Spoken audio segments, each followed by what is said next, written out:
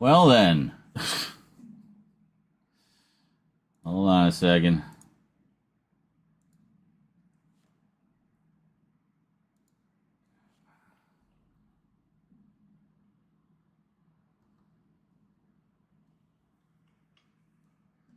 Come on.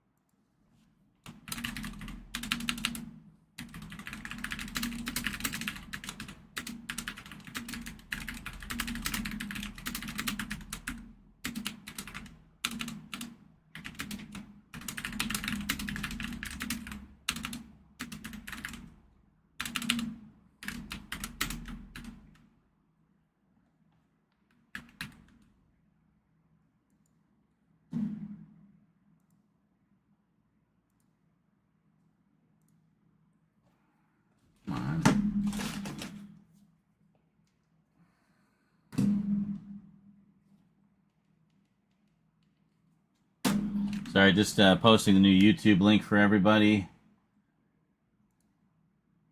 We'll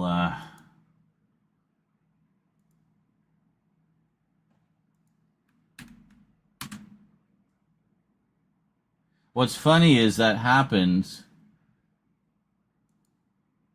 literally the second I turned the camera on to film. Like the same split second. Ridiculous.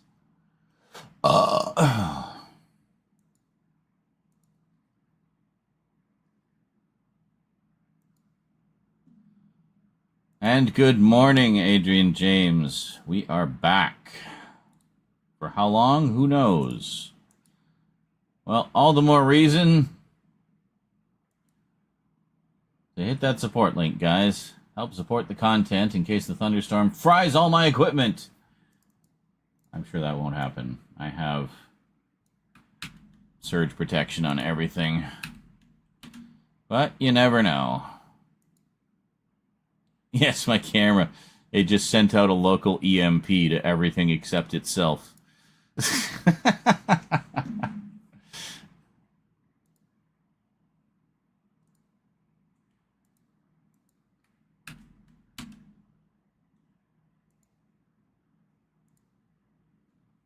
Oh, come on.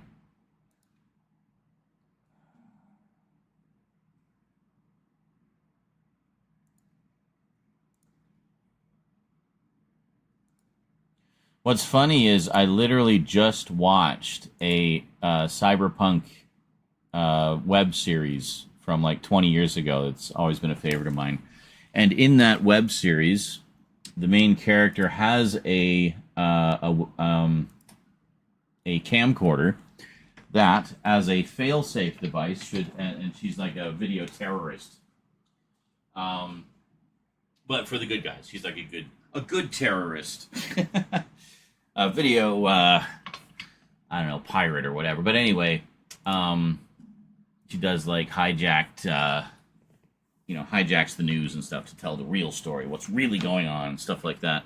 But anyway, as a failsafe, because there's a lot of incriminating evidence on the camera. Hey, thank you, Devin. Appreciate that. Hopefully this gets the ball rolling. Hell yeah, that's what I'm talking about. Get a $5 train going, guys. $5. As a failsafe, should anyone capture her camera and try to extract the evidence within, there is an EMP feature that it has that just knocks out everything in the vicinity. So, pretty cool series. If you're wondering what it was called Amanda Hades. It was 12 episodes, about 10 minutes apiece. Absolutely brilliant. Very low budget, but just a great, great story. Very well done. And pre YouTube.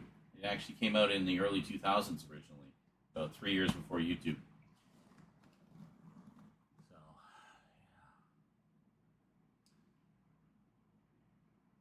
the camera switch turned off everybody's power. I know. Dare I turn it on again? Okay, we're good. Alright, well, let's get this going before we completely crap out, shall we?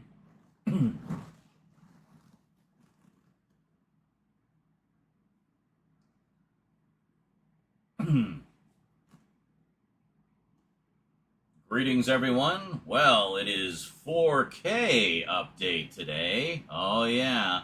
You were wondering when the Z-Man was going 4K? Well, I've gone 4K. No, they're already going to know that because they'll have seen all that in the fucking Halloween videos. It's called Amanda Hades. There is a version of it on YouTube, but it's really low quality. I actually bought the DVDs from the people who made the show, so we will screen it on Discord very soon. The whole thing is like the length of a movie, basically. So we'll just have an Amanda Hades night at one point, and we'll watch the whole damn thing in beautiful, perfect quality. So, all right.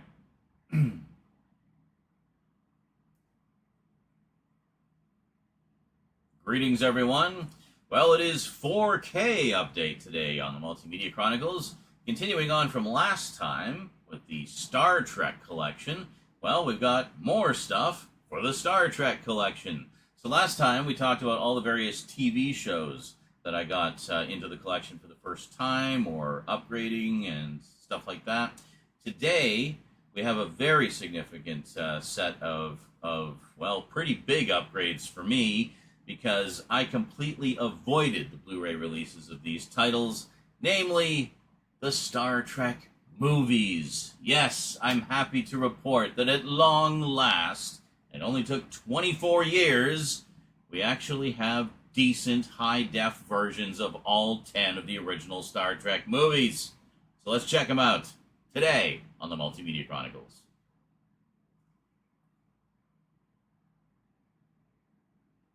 Welcome back. So, as most of you who've been viewers of mine for a long time will know, I was not thrilled with the Blu-rays of the Star Trek movies that we've had over the years. Yeah, I think it was 2009, they put all 10 of them out on Blu-ray, and I was all excited. It's like, oh yeah, great, because all I'd had previously, and still have, is the 10 Deluxe Edition DVDs that came out in the early 2000s. Now, those are great sets for the early 2000s on DVD, but you know, I love those movies. I've watched the Star Trek movies, the original crew ones especially, over and over again, so many times over the years. They're longtime favorites. I love them all. I just wanted to have a decent high-def version. Is that so much to ask? So, 2009, the new Star Trek movie, the first of the Kelvin-verse trilogy, as it's come to be known, came out, and I guess to cross-promote and cash in with that, Paramount put out the original 10 movies on Blu-ray for the first time. And then we saw them. And they basically became the poster children for how not to do Blu-rays of old movies. To say they were DNR smearfest is an understatement. I was so pissed off. I was just absolutely outraged by just the laziness of these releases, because it became really obvious right off the bat that these were not new transfers. These were not new masters. They had just taken the old-ass masters that had been done for the DVDs, which had been mastered in 1080p, but DNR'd to hell because DVD, they have to DNR them for DVD because MPEG-2 compression at 480p resolution cannot handle all the grain and fine detail, so they smear them out of existence. They look good on 480p, like on DVD, but you can't just take those and slap them on a Blu-ray. Well, at least you shouldn't, but that's what they did. So, since 2009, we have had awful Blu-rays. and they've just been endlessly re-released and repackaged, release after release after release. It's like, oh, look, we got some new extras on there. Yeah, I don't care. I don't care. I want the movies in nice quality. Well, it took forever and a day, but around the time of the 40th anniversary, I guess a couple years after the 40th anniversary of the motion picture, let's check the date on this here. What is the date on this? 2022. So, in 2022, at long last, Paramount revisited the original movies and gave us full... Oh, wait a minute. Hold on a second.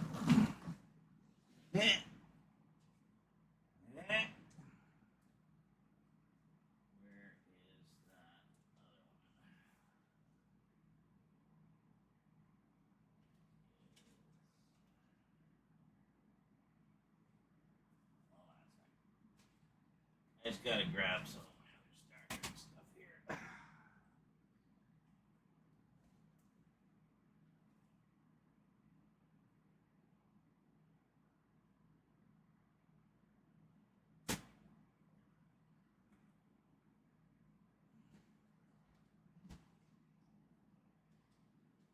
Should have pulled these out before, but whatever.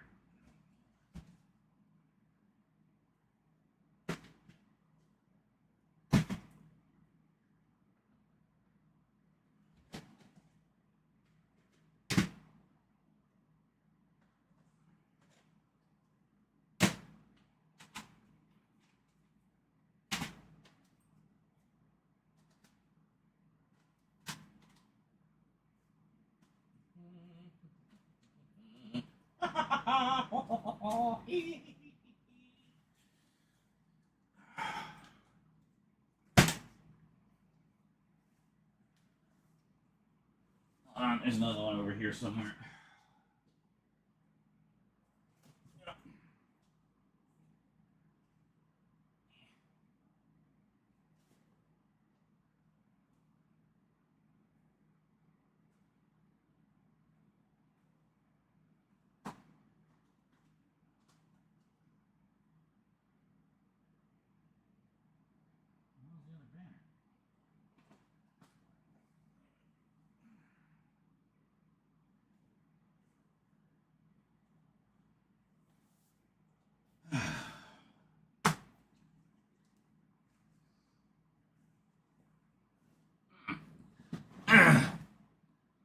I'm back.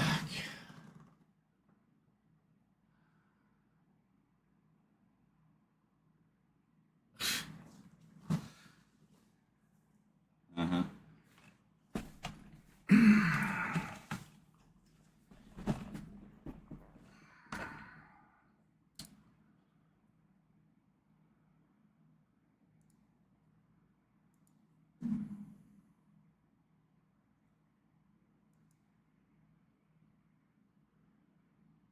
You need to get a life, dude.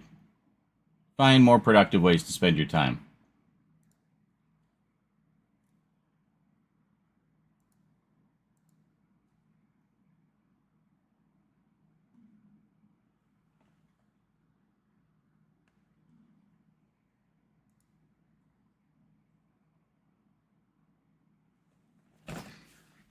All right.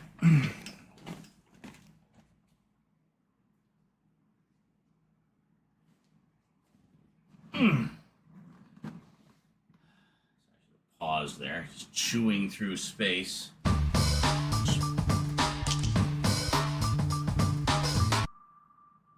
Subba dub dub. Hey, wanna be newfie? Dub dub. Thanks for the sub.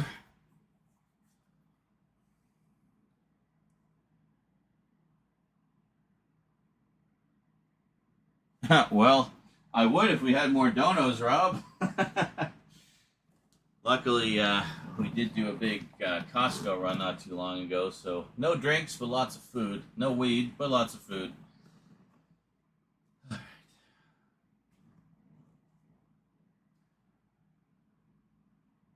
So, it's been a long... Oh, fuck. Where was I? Yeah. Now, for the 50th anniversary of Star Trek in 2016, we did get a nice remaster of... Was I not recording? Oh, it just shut off. Hold on.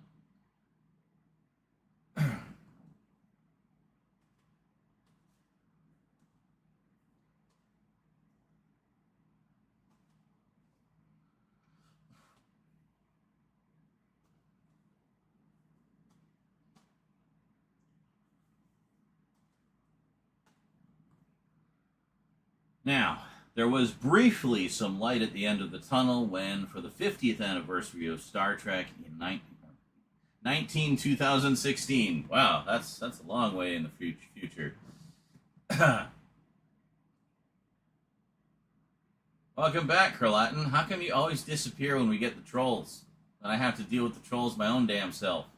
I'm busy!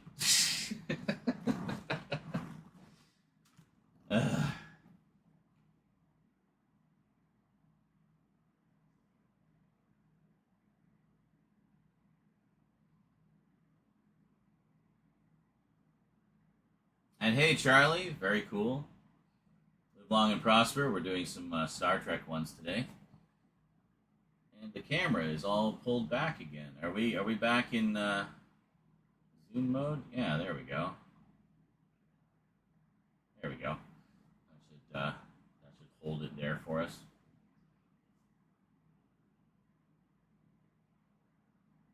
Now, in 2016, there was some light at the end of the tunnel when we got this for the 50th anniversary.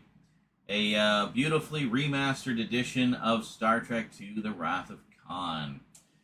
And, whoops, it's falling out of the slipcover, yeah. So it has the slipcover, same artwork inside, not really big deal. And this 50th anniversary banner, which you can take off if you want, but I like to leave it on because, well, it's just part of the collectibleness.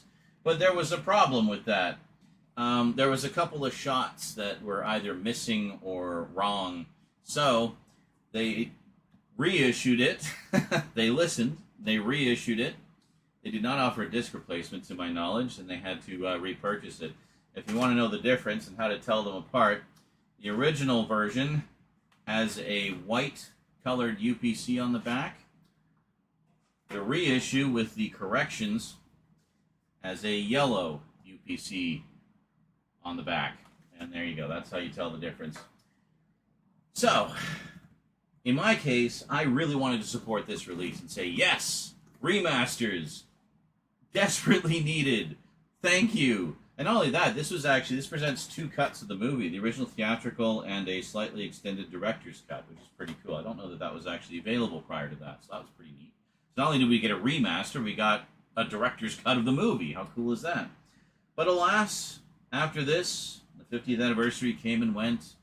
We just got yet more re-releases of the same garbage transfers. The difference being Star Trek II was the new transfer and looked great, but everything else still looked like ass. It wouldn't be for another 6 years until we finally got wind that they were doing new transfers of all 10 movies. And yes, at long last, we finally got proper transfers of all 10 movies. And not only on Blu-ray, but in 4K. This is the Next Generation set. We, of course, also got original crew collection, all 6 movies. Now, I should mention also, the 2009 transfers have been 100% retired. We will never see them again, God willing.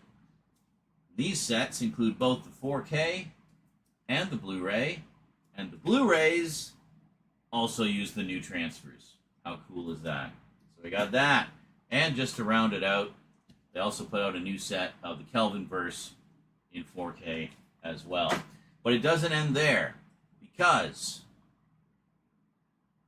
the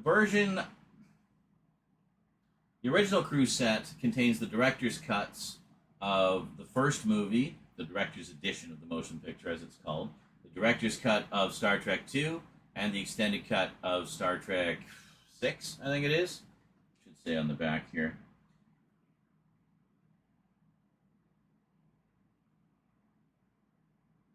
Yeah, Star Trek VI had an extended cut.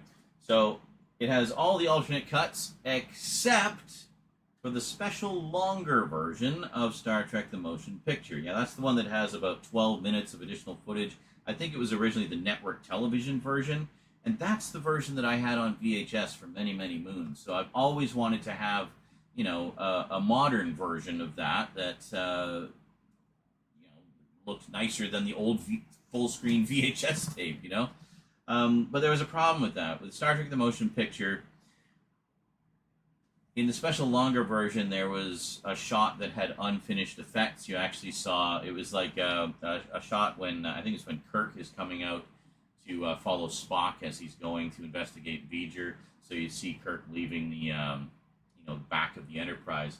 So all around him is just like the scaffolding and unfinished set in that shot. So that was a problem. And then the director's edition, which came out in 2001? Yeah, 2001, was a DVD exclusive. So all the special effects had only been done in 480p. Also, I'm not crazy about the director's edition, to be perfectly honest. I mean, it's nice to have the beefed up special effects in a few shots, but I just don't like that version of the movie. Like, it changes a lot of the sound effects, it changes a lot of the sort of beats of the, you know, some of the dramatic scenes, and I don't know. I mean, as much as I love Robert Wise, I just wasn't wild about this cut of the movie. So I really just wanted to have the special longer version, which is the version that I saw the most growing up. It's got the most footage of the movie. I know a lot of people are like, oh God, it's so boring to begin with. Why would you want it even longer? Well, because I'm one of the crazy people who actually loves the motion picture. So, thankfully, a lot of other people love the motion picture as well, and they put out this big deluxe edition of the motion picture. And this is the only place you can get all three cuts in high definition. And more specifically, you can only get all three cuts on the 4K discs. For whatever reason, the Blu-ray only has the theatrical and director's edition. The 4K has the theatrical director's edition and the special longer version. Not only did they fix the erroneous shot that I mentioned, but they actually went back and re-rendered all of the special effects that they'd done for the director's edition and put them back in 4K. So this was like a ground-up restoration rebuild just to create the ultimate edition of Star Trek the Motion Picture. If you're a fan of the motion picture like I am, get this edition. It's so good. Unfortunately, it was also very limited. So, yeah, I had to get it on the aftermarket. It didn't cost me much more than it did originally, so no big deal there. I just really wanted it in the collection. But it's kind of puzzling how, for whatever reason, the special longer version is only on the 4K discs, whereas all the other cuts are available on the regular sets. So, I don't know what to tell you. I think these box set editions, like these collections, are out of print. I think they were limited as well. But they have put out standalone editions of all 10 movies in 4K and Blu-ray as well.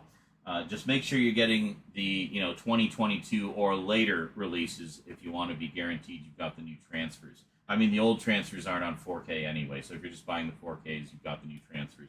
But if you're going for the Blu-rays, make sure they're the later releases and not the old 2009 ones or one of the umpteen repackages.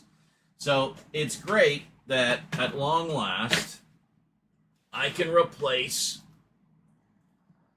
the DVD sets. Although I'm not going to replace them. I'm still going to hang on to them because they're actually really cool sets. But it's nice that we finally have properly done high-def versions of the original movies.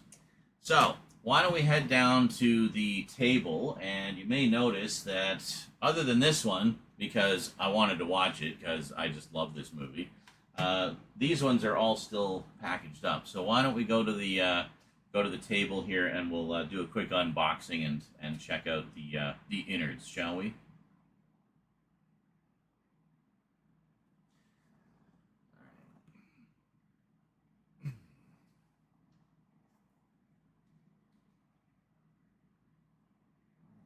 And we'll just do the outro as well.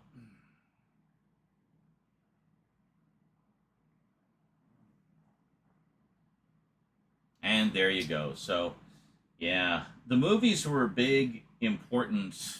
Yeah. And there you go. Yeah, the movies were always really important to me in terms of my personal Trek fandom because they were my main introduction to Star Trek. Yeah, Star Trek the motion picture I saw in theaters. Star Trek II I saw in theaters. The first time I saw Star Trek the motion picture, I was bored out of my mind because I was 7. It was very much part of the Star Wars generation, so the lack of action was, uninteresting to me. But as I got older, I came to appreciate Star Trek for what it brings to the science fiction table, which is, quite a bit different than Star Wars. Star Wars is a lot more mythology-based and more action-oriented, whereas Star Trek, well, sure, it has its fair share of action as well, is a little bit more intellectual and, gets into politics and social commentary and things like that. And, not generally stuff the typical 7-year-old is into. But Star Trek II I thought was great because that was, a lot more action. Star Trek III was more action. Star Trek IV was, had the comedy aspect when they went back in time. And Star Trek V was Star Trek V. Star Trek VI was just a brilliant political thriller. Star Trek VII I saw in the theaters with friends when I was briefly in university, and it was all right. It had its moments. I don't think it's the strongest one. Star Trek 8, First Contact, absolutely one of my favorites. Love that movie so much, despite its little continuity gaps with established Star Trek canon at the time. Zefram Cochrane is a little bit different than he was in the original series, but it's just such a great movie that I really had no problem with that, and it's absolutely the best of the Next Generation movies. What was it? Insurrection, I thought was okay. But it didn't feel like a movie to me, per se. You know what I mean? Like, it just felt like a 2-hour-long Star Trek The Next Generation episode. Like, it didn't feel like there was anything special about it where it needed to be a big screen movie. Nemesis felt more movie-like. It just wasn't a very great story. And that was my introduction to Tom Hardy as well, who I absolutely love as an actor, and I think he's amazing. But that was the first thing I saw him in, and I really just did not like him or that character in that movie. So, I know now that's the movie's fault. It's not Tom Hardy's fault, because Tom Hardy is freaking awesome. Love him as Mad Max in Fury Road. I still need to see the Venom movies, actually. I should get on that. But yeah, I've enjoyed him in pretty much everything. Bane, obviously, and even though I'm not a big fan of the character of Bane, I thought he was terrific in it, in the third Dark Knight movie. And and then that was the last we had of sort of classic Trek for a long time until we got the new shows, which we talked about last time. And then, of course, we have the Kelvinverse trilogy. Just briefly, most of you who have been viewers of my channel for a long time will know that I actually really liked the first one, flaws and all. But I thought the cast was terrific. I enjoy a good alternate universe story, so that was interesting to me, sort of seeing how things could go in a different direction if this one key event had happened differently, right? I like stuff like that, and but unfortunately a lot of fans didn't, and they felt that it was destroying the established canon. No, it didn't destroy anything. It's an alternate universe, people. You're watching Star Trek. How can you not be familiar with alternate universes? They go into them all the time. So, anyway, that aside, I enjoyed the first one. Into Darkness had some good moments. I love Benedict Cumberbatch, but he's no Khan. Come on. And why the frick were they doing Khan again, anyway? Khan was done. You cannot touch the original Wrath of Khan, or Space Seed, or just generally Ricardo Montalban as Khan. You can't touch it. Leave it alone. I mean, it's a universe of characters and aliens and planets and people and places, and why do you just have to go back with Khan again, And they went back to it in a way that I felt kind of shat on the original legacy. Like, how fucking dare you try to redo the iconic Kirk and Spock scene from the end of Wrath of Khan with the roles reversed and doing a little flip-flop? Oh, we're doing it the same but different. Isn't that cool, kids? No! It's not. It's stupid, pointless, and completely unnecessary. Why? So I don't understand why they did that. Like, there were so many other things they could have done. So, yeah, not thrilled with Into Darkness. Beyond, however, much improved. That felt like a frickin' Star Trek story. So, yeah. Anyway, there's my mini reviews of all the Star Trek movies.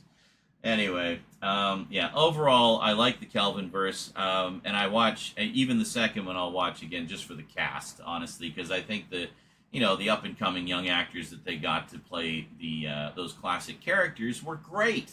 Zachary Quinto as young Spock. Oh, what a revelation. Amazing.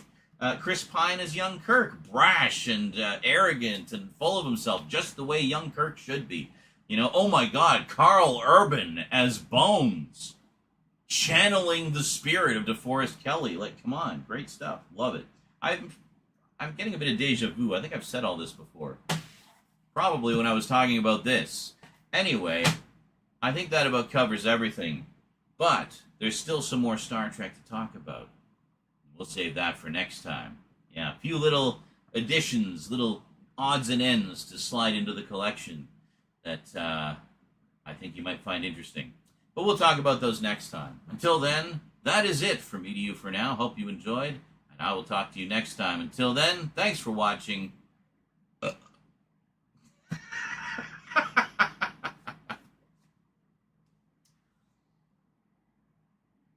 Well, that is it from me to you for now, so I will see you next time. Until then, thanks for watching, and sayonara. Almost had it in one, but that burp just couldn't wait. Okay, so there's that. We'll do the table segments after. Hopefully people won't notice that everything's still wrapped on the shelf. Yeah. You guys will know because you were here. But I figure we'll do the tabletop segments first, and then... the talking segment. I think this will work better, honestly, because it gives me the opportunity to babble the way, everyone likes to watch me babble.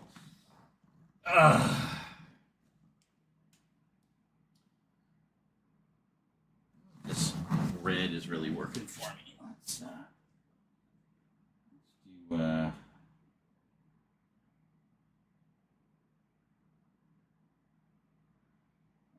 maybe a green. How's that look? I don't know. The camera just shut off.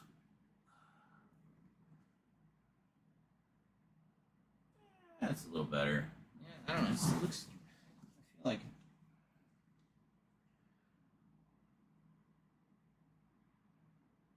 It goes well with blue.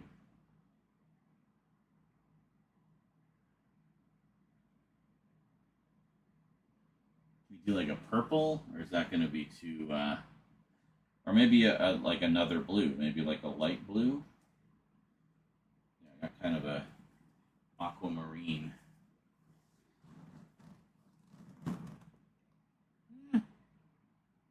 It doesn't really show up too well, like the, I don't know. Maybe try a purple.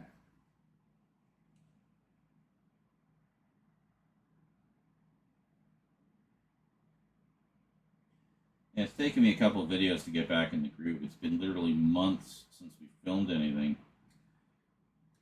There, purple.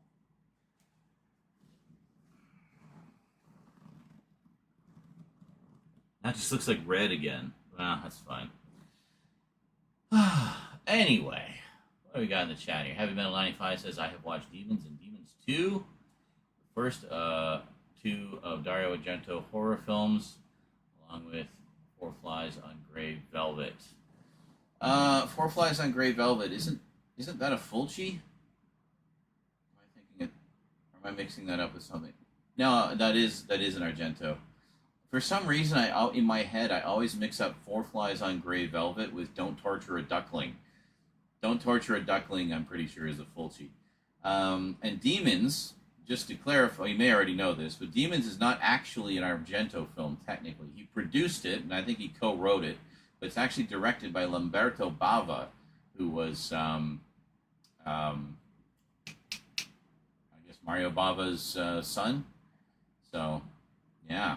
Argento, I think, kind of took him under his wing for a little bit. I have seen Demons, and that one is so much fun. I love it. I've not seen the second one. I actually just got 4Ks of both of them, so I'm looking forward to revisiting and, seeing the second one for the first time. That's not a stack of a private collection. It looks more like goddamn 4K Blu-ray DVD warehouse. Animated series of Star Trek? Yes. Yes, it is. It's so good. One of the main reasons being almost all the writers on that were writers on the original series. In some cases, they just did sequels to their own stories, like there's a sequel to Trouble with Triples. In other cases, they did all new stories, and having almost the entire original cast as well, which is pretty cool. I forget which cast member is missing. It's like all but one. So I think it was Chekhov. I think Chekhov is missing, and they have like an alien on his station instead. But yeah, pretty cool. I mean, I've always thought of that as year 4 of the 5-year mission. There's not really anything in it I can think of that is sort of blatantly contradictory to the established canon up to that point. So I just watch it as year 4, and it's good. It's like surprisingly well written, especially for what was essentially a Saturday morning show at the time. But yeah, there's some terrific fan films out there that are done in the style of the animated series as well. There's one that's quite a lengthy series, actually, that's all about it's Spock teaching logical thinking, and it's very well done. So it's just these short little, 3 to 5 minute segments meant to be educational, but it's all done in the style of the old animated series, and they've done like a ton of them.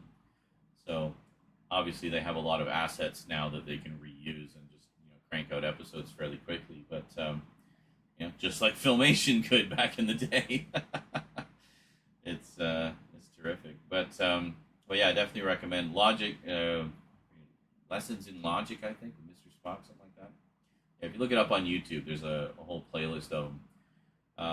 And the same group has done some episodes as well, like new episodes and stuff. They're very well done. They really capture the look and feel of the show, pretty much bang on. There's a few others I've seen where they did adaptations of stories from other Star Trek shows like Voyager or Next Generation, but done them in the style of the Filmation animated series. So it's like, what if they did an animated series based on the other shows as well? And those are really good too. Like, it's just amazing what dedicated fans can do, I read somewhere that Koenig was running for some office when they made the cartoon, but he did do a couple guest spots voicing of you. Oh, really? I didn't actually know that. That's cool. I know James Doohan did a ton of voices for that. Not just Scotty, but a lot of the aliens and stuff as well. He did that in the show as well, the original show. He played the voices of some of the aliens, or the ethereal beings and whatnot. But yeah, great stuff.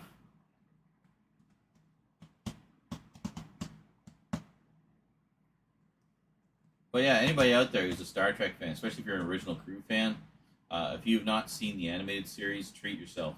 You won't regret it. It's really, really good. And it's short. There's only 22 episodes, which they aired across two seasons. So I guess technically it's years 4 and 5, but I mean it's basically the length of one season.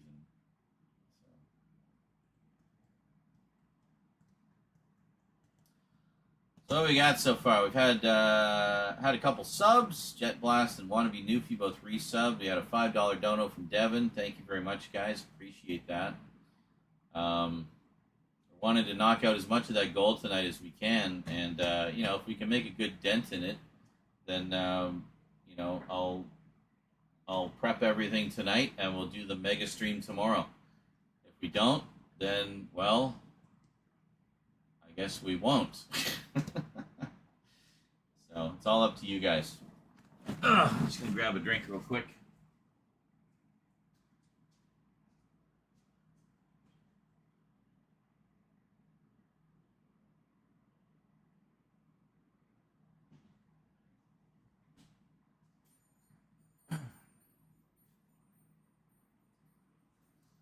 Mm-hmm.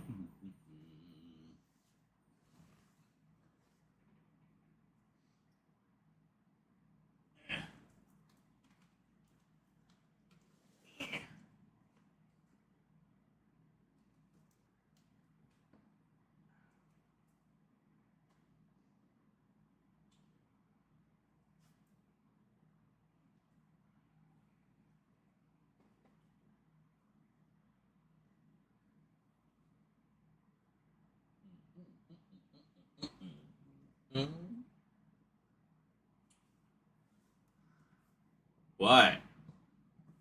This is for something unrelated to Star Trek. I don't know what it could be. Well, actually, I do know what it could be.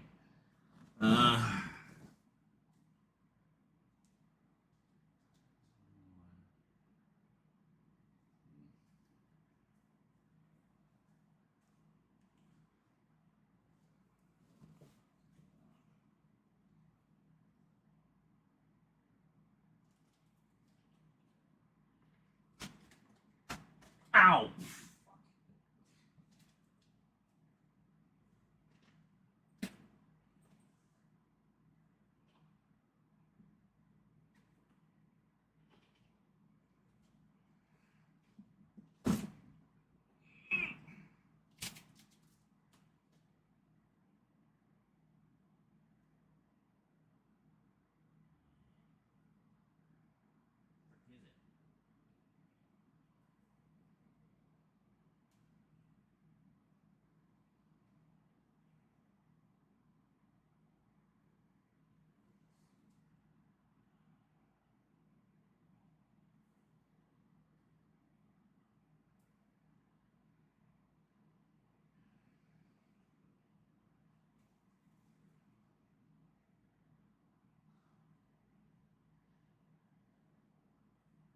Sorry, just trying to find something over here.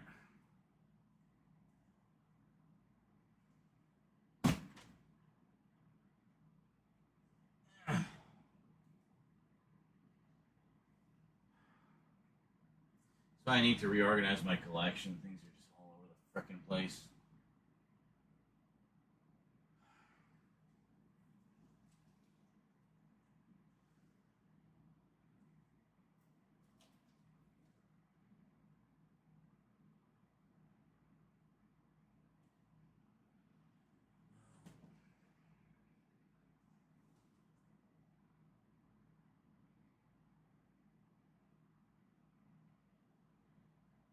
Where the frick is it?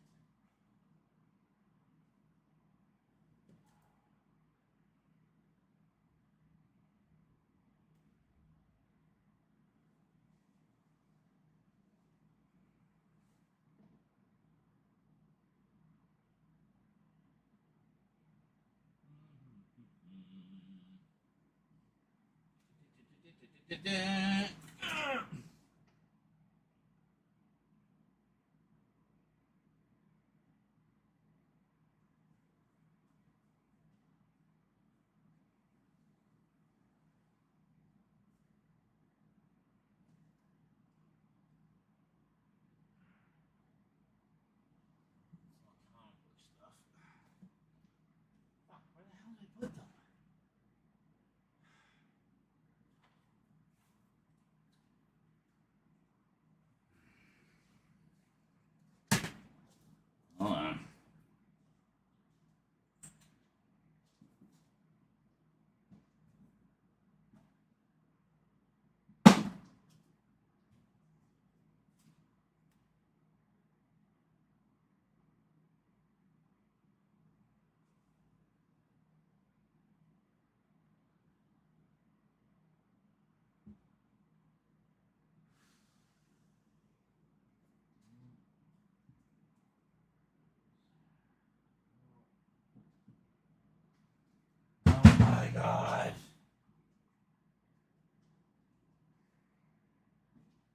I desperately need to reorganize my collection.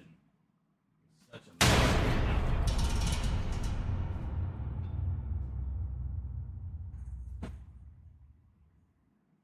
Thumbs up emoji.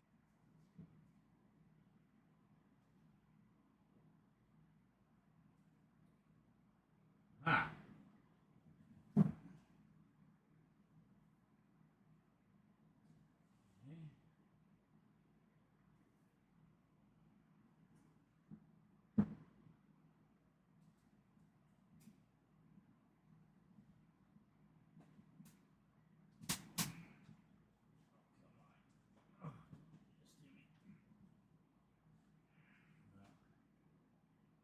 Ow!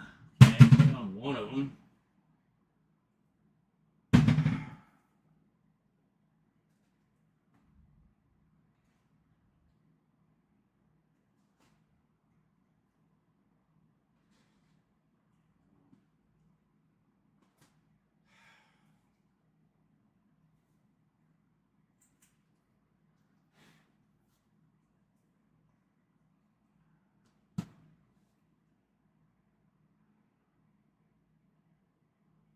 Where is the rest? Where did you put it, Croatan? I know you hid it on me somewhere.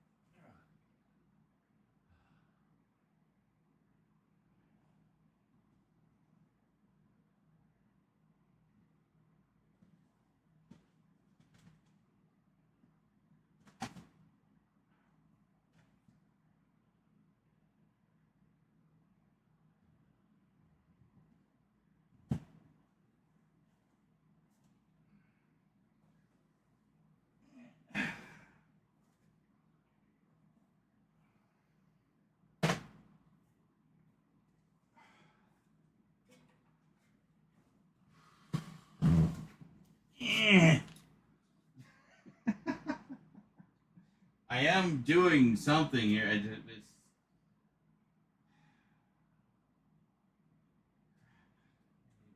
that from here.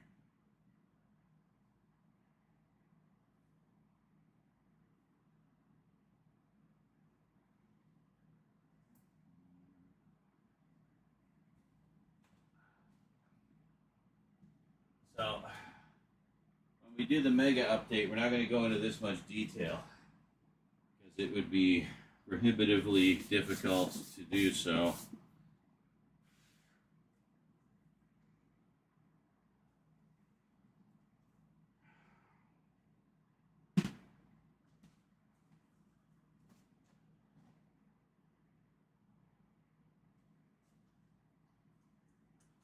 Oh yeah, that's worth mentioning. Huh.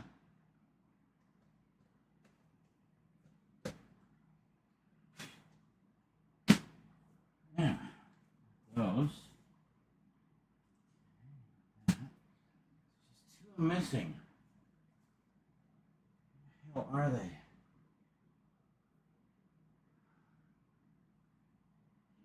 somewhere? See, I was doing like closer looks freaking 3 years ago. No, 4 years ago. Pulled a whole bunch of stuff out. Filmed some of it. Finished some of them. Posted them. Didn't finish the rest. And now the stuff that I pulled out is just scattered all over the frickin' place. Okay,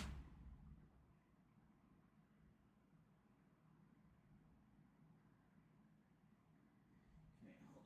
I swear I put it over here somewhere.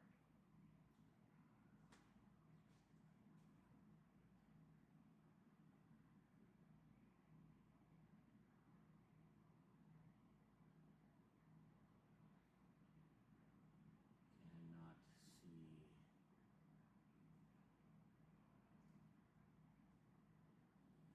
Oh, wait a sec. Oh my god. Right at the top of the stack over here. For fuck's sake. What was I looking for, you're wondering? Well, I'll show you in a sec. Okay. The entire collection has been accounted for. God. And even an item I almost forgot, which is kind of cool. And we'll be sure to show it and mention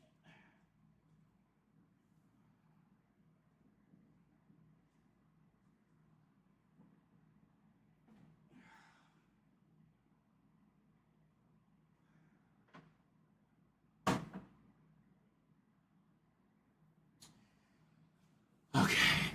So, the thing that I was struggling to find, as we mentioned earlier, I got a bunch of new Babylon 5 stuff. So, wanted to just kind of give a little overview of the collection as it has been over the years. So, there's a few things that are not in the new Babylon 5 releases, such as the movies. So I have the old movie collection. Has all 5, the original 5 movies, yeah. I have the 6th movie, Legend of the Rangers. Falling out of the, yeah, and given Warner's track record lately with shit, I should probably rip all of these. And then finally, got the short-lived sequel series, Crusade. Ooh, shiny. So obviously wanted to mention those. Also have, I used to have the original big box versions, but long since got rid of those. I have the slimmed down re-release versions of the original DVD releases. Well, the first 3 seasons anyway. For whatever reason, I never got around to replacing the last 2. So, not going to bother with that now because we've got the vastly superior Blu-ray release. But other thing I wanted to mention is Columbia House briefly offered Babylon 5 on VHS. And I have the first 2 volumes of that. This is the original broadcast versions. This is the original broadcast version of The Gathering, not the special edition version that's on the movie collection. So kind of cool. Anyway. And there we go. Hey, I just noticed Anonymous dropped a $5. Thank you. Thank you, thank you, thank you. We're getting a little bit, getting there. Country. I missed a whole bunch of chat here. What's going on here? What do we got here? So.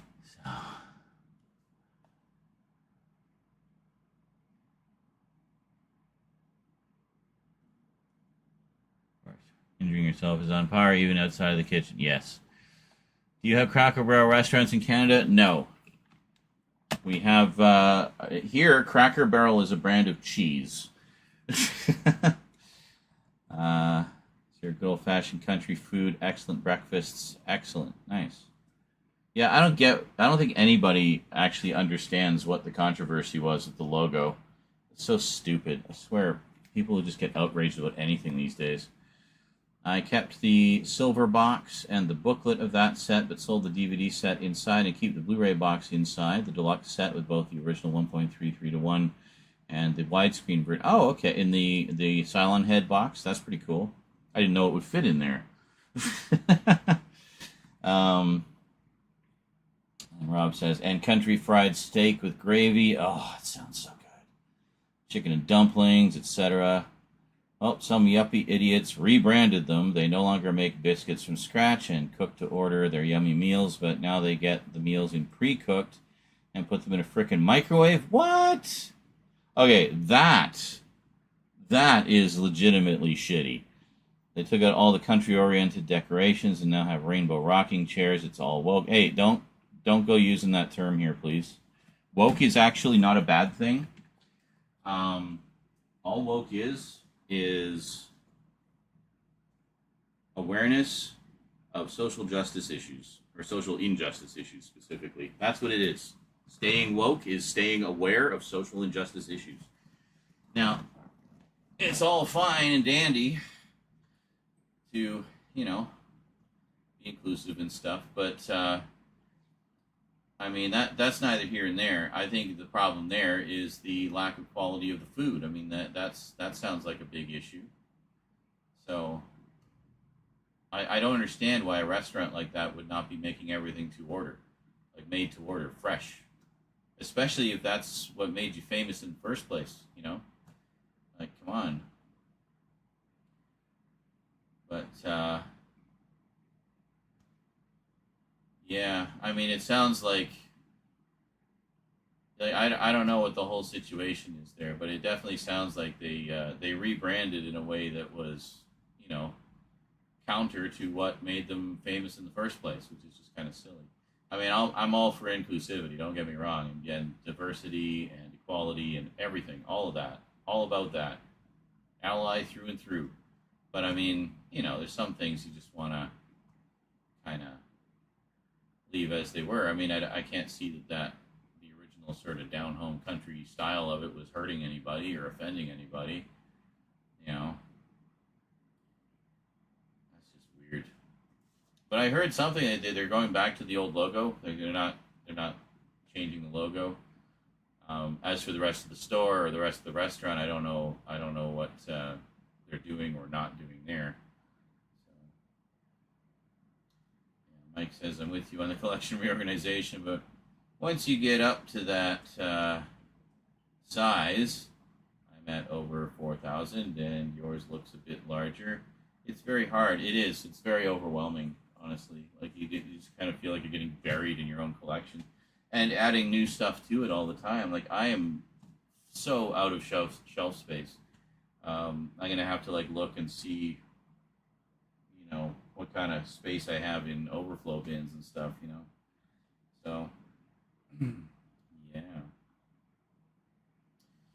So, yeah, the next two big ones in terms of sci-fi updates, we have The Last of the Star Trek, just a little stack of stuff here, and then we got Babylon 5, and then, of course, Battlestar Galactica, as you probably guessed. I'll just tell you guys, because you're here, so you're the super fans, at long last, pulled the trigger on the new series, the newer series, the 2004 series. Yes, I've not watched any of it yet. But I got everything. I got the show, I got the movies, I got the whole works. So, good to go on Battlestar Galactica. And I figured while I'm talking about that, I might as well pull out the old stuff and say, hey, here we go.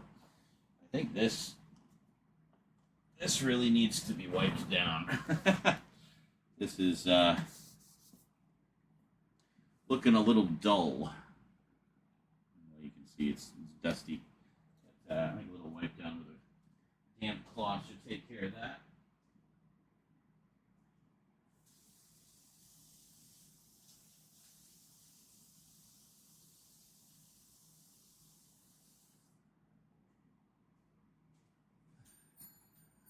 It's all plastic anyway, right? So. Oh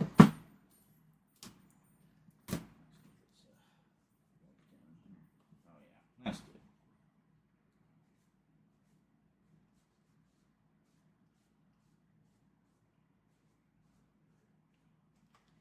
Get it all shined up again. You don't know shit from Shinola.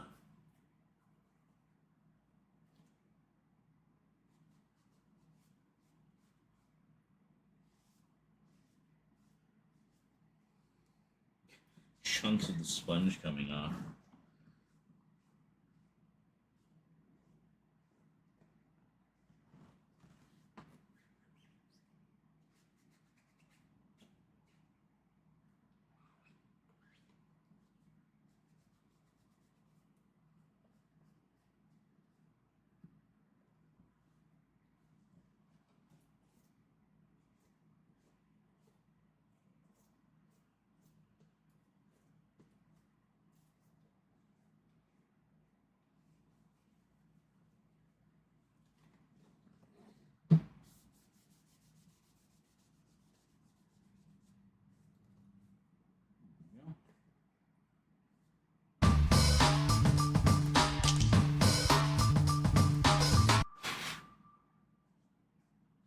Large 6,502. Hey! Duncan, thank you so much for the resub. Good to see you, dude.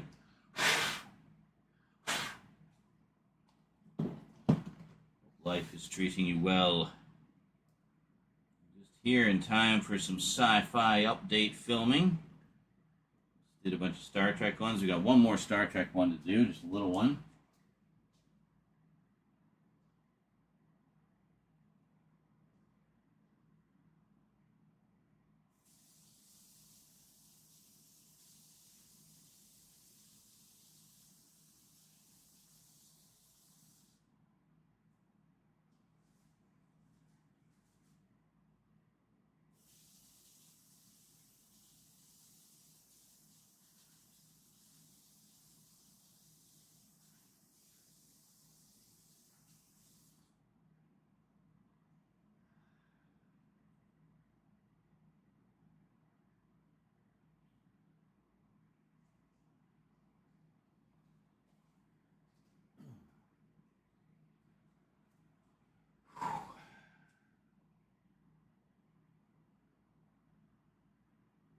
Was that? No, that's one alert. Yeah, one alert across both platforms, right? Okay. Oh, that looks much better.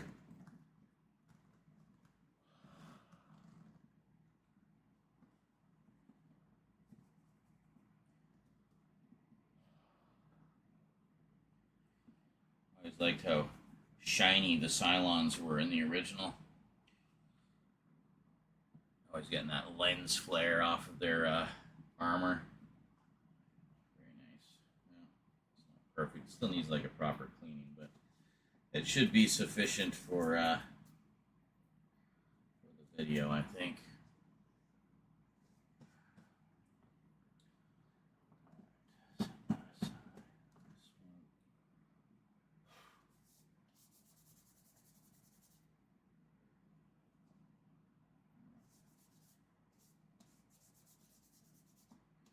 Another thing I need to do is dust.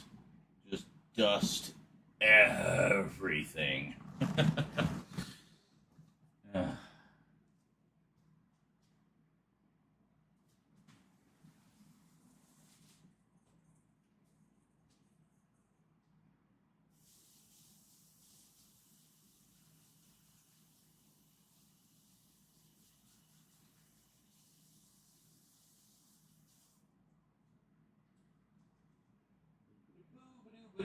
Boop.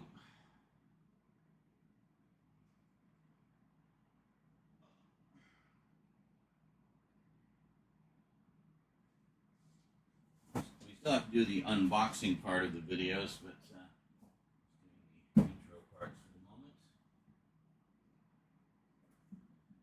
The intro / babble / ranty parts. Whew.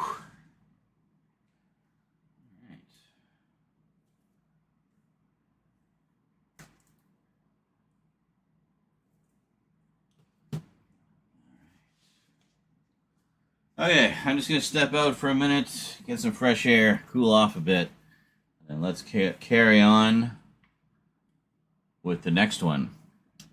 Just finishing up the Star Trek. That thunder seems to be getting a little louder. Hopefully we don't get knocked out again. Alright, fingers crossed. Enjoy some clips. I'll be back shortly. First, I direct you to my Blue Sky, where I actually watched it yesterday and gave my thoughts. Well, damn, I haven't been this stoked for a Superman movie since I was 10 years old. This looks spectacular. In other words, I think it looks... marvelous! Yes, so... Perfect timing, JL. Perfect timing. Oh my god, thank you.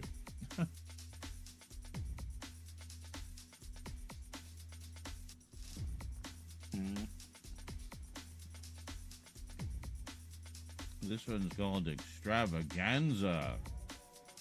I know which one. He told me. Thank you.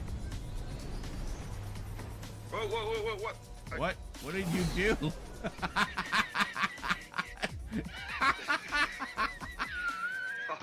I saw you rush into the X-Wing and then immediately fly into a tree. There we go. Okay, hold on. Now, for fuck's sake.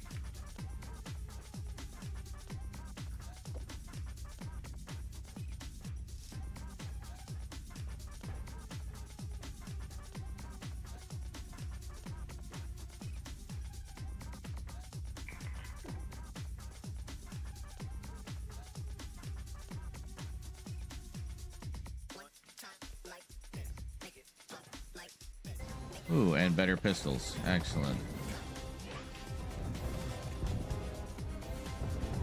And there are no lightsabers. It's great. You can't even, you can barely even see the Star Destroyer from it. Are you serious? I just saw that. I just saw your silhouette. Oh my god. I was trying to jump for the launch pad. Uh-huh. Oh, that's funny.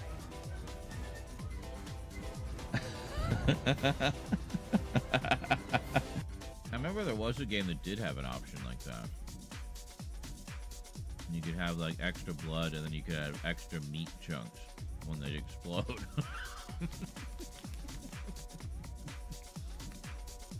So naturally, I just cranked everything up.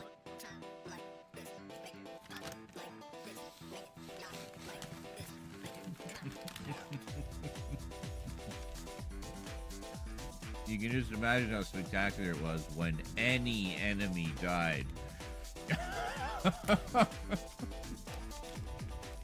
Just an explosion of blood and meat chunks.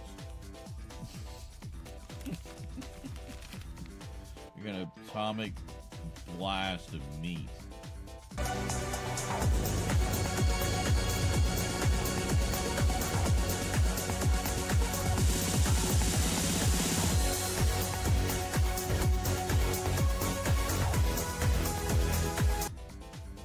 That's the captions for Twitch.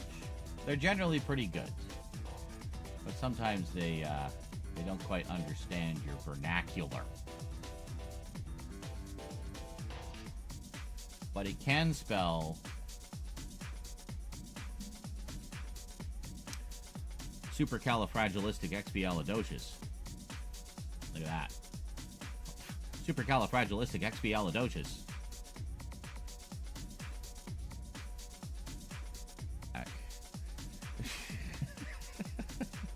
You can relax now. Daddy's got you.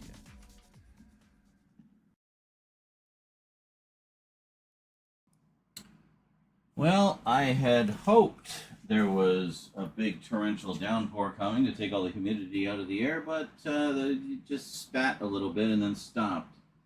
Still a lot of thunder and lightning out there, though.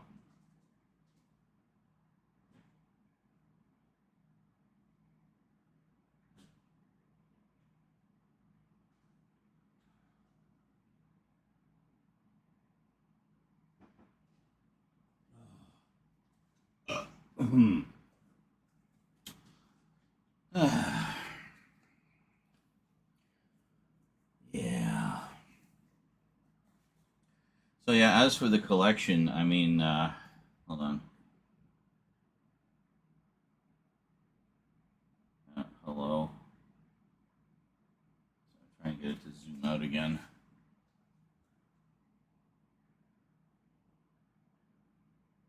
Recognize the gesture. Oh my god.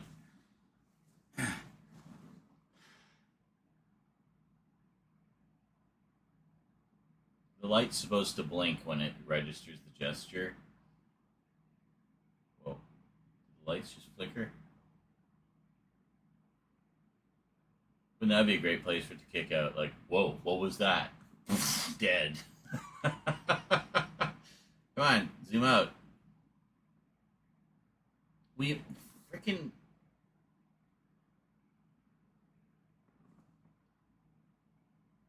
Oh my god, this thing is just driving me nuts. Come on. Where does it want me to do it? Over here? Here?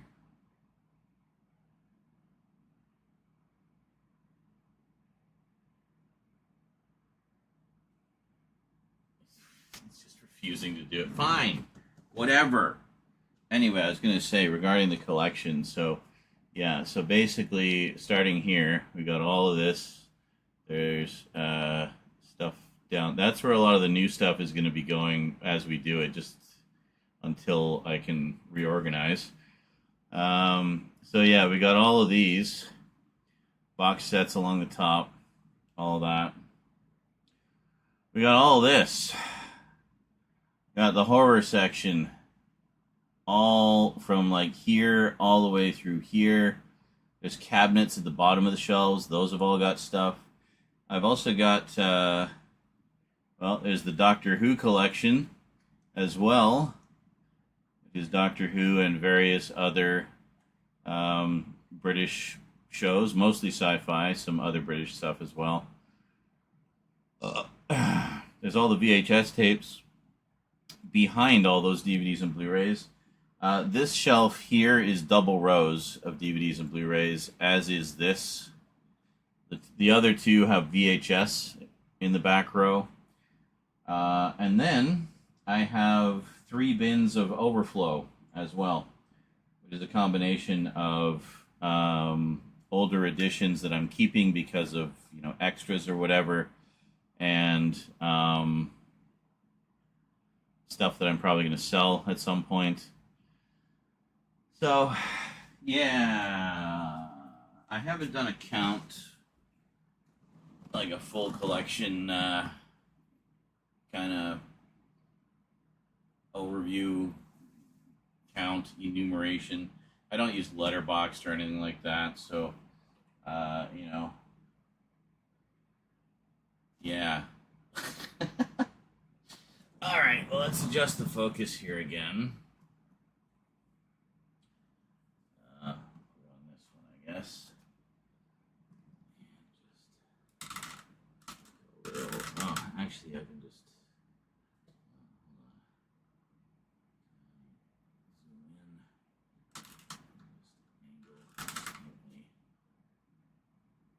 Move the positioning thing. It's actually pretty close.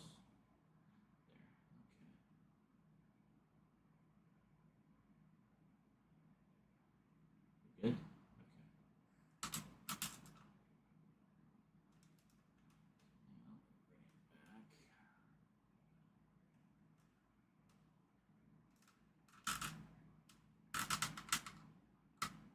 Good. Okay, there we go. Oh, I'm getting hungry. I might need to make some food in a bit. All I've had to eat today was, I made Rose and I a couple of breakfast burritos. It's quite tasty.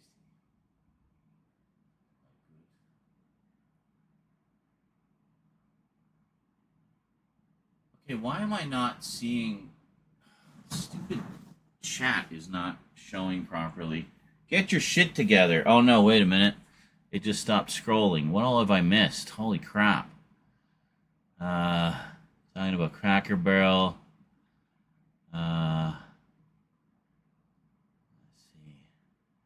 Charlie says, off topic, would you ever reviewed Stargate, the movie? I have not. I also still need to watch the show. I've seen a little bit of the show. A good chunk of the first season. I hear it gets better and better as it goes. I really need to. That would be sort of one of the next big sci-fi purchases. I think is Stargate. There's a box set they have that has all 3 of the main shows and some of the movies. I don't think it has all of them, but yeah, I saw the original when it was in theaters, like the original movie. I thought it was okay. But then the director's cut came out, and I thought that was much better. I thought it really added. I mean, it's not like a huge difference, but it's enough that it fixed some of the issues I had with the story and the characterizations and stuff. I think it's very good. But yeah, I've never actually reviewed it per se. And Mike Crawford says the B5 Blu-rays did not port over the extras from the DVDs. I kept the last disc of each season as they had all the extras but the commentary. Okay, that's good to know. Thank you for letting me know, because I'm probably going to sell those sets But if there are additional extras, I'll rip those discs that have the extras on them. Nickelodeon says Paramount pissed off the Blu-ray owners of Into Darkness and Beyond. Yeah, well, by doing the retailer exclusive shit again. Yeah, they've since put all those out on the re-releases, thankfully. The Battlestar Blu-ray case kind of fits. It's just the case looks a tiny bit fatter. Okay.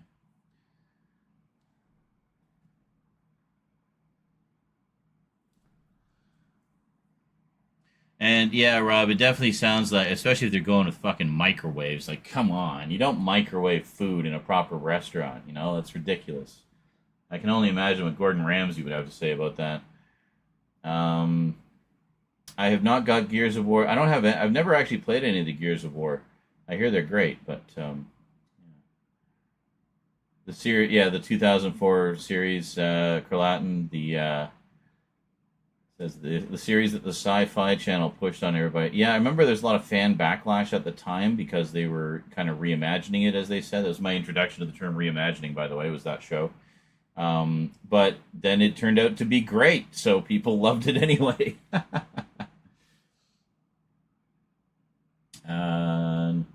Melina Wins Nudality says, oh, Melina Wins Nudality, I get it now. I may be slow, but I get there in the end. Says Battlestar Galactica 2004 is one of my fave shows of all time. Very nice. And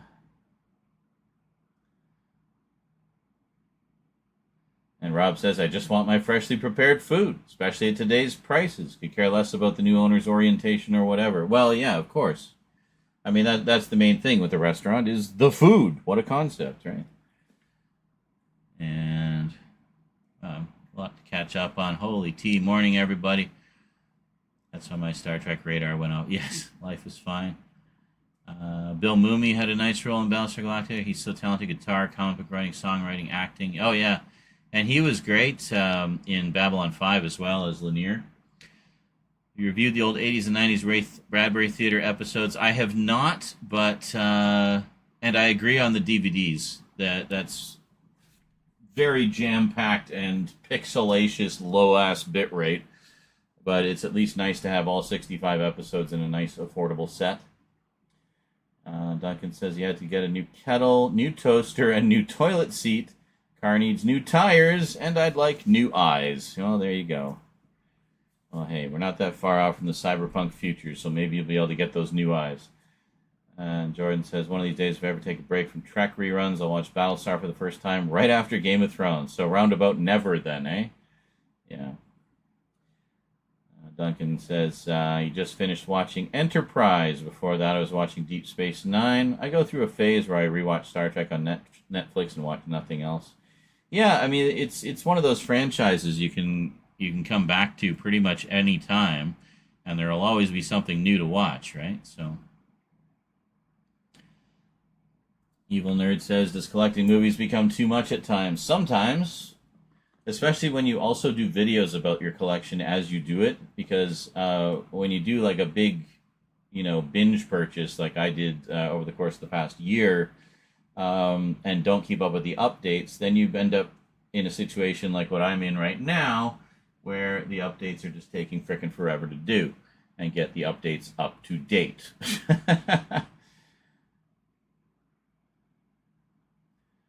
Rotten says, no matter how much you try, you can't use the Force. Oh, the rumble outside. That thunder's getting closer. Duncan says his Doctor Who collection is growing. Hopefully every series will get a Blu-ray release. Yes, if you're talking about the classic series, yes, it will. That is the plan. And when they finish doing the animated reconstructions, we'll start getting season sets of the 60s shows as well. Rob says, nerd, not if you love it like Z does. I have maybe 800, 850, all sci-fi and horror, but Z has everything, and he knows a lot about all those movies. I think he should be teaching films at a university. Yeah, or at the very least writing books or something. Had to downsize my movies, have too much already. Hey, Rob, I love you. As Duncan says, the original movie went to VHS here in the UK. Of which movie? Stargate. Right. And I saw it as a random present at Christmas. I'm hoping they make the original Stargate movie sequels. I don't know. Yeah, I think it was intended to be a series of movies, but I think with the show, they probably set aside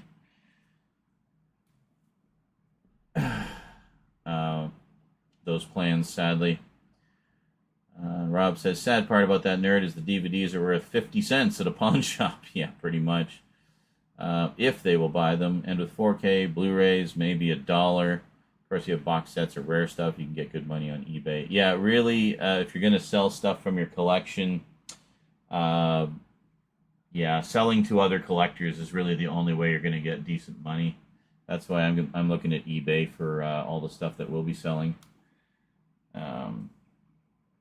SKR Imaging, how's it going? Says Superman 2025 Blu-ray is one I was looking forward to, but will not buy it because they are pulling a digital-only special features fiasco like Into Darkness. Voting with my wallet. Well, Into Darkness and Beyond. They did the same damn thing with Beyond after they went and corrected the error by putting out the compendium of the first two movies and including all the extras that were previously retailer exclusives. That's this set here. Compendium has both movies with all the extras that were previously exclusives. You know, not even a year later, they come out with Beyond and do the same fucking thing over again. But now with the re-release, the Kelvin verse trilogy set, I'm pretty sure that includes everything. Finally, it's like the compendium again, but for all three. Rob says, I love Game of Thrones, but House of Dragons just isn't the same. Kind of like the newer Harry Potter movies, hit or miss. Your mileage may vary. Yeah, I am so done with Harry Potter after J.K. Rowling turned out to be such a raging piece of shit hate monger. So fuck that entire franchise and all of its iterations. She will never see a single red cent from me. Yeah. As for House of Dragons, I haven't seen it yet. I need to get on that. There's so much lore in the Game of Thrones universe. Like, George Martin really went all out with that. There's so many time periods of stories that you can dive into with that. And, I mean, I think the Targaryens have a really interesting history and certainly important to the whole kingdom and of Westeros. And, you know, I'd love to see that. I just haven't got around to it yet.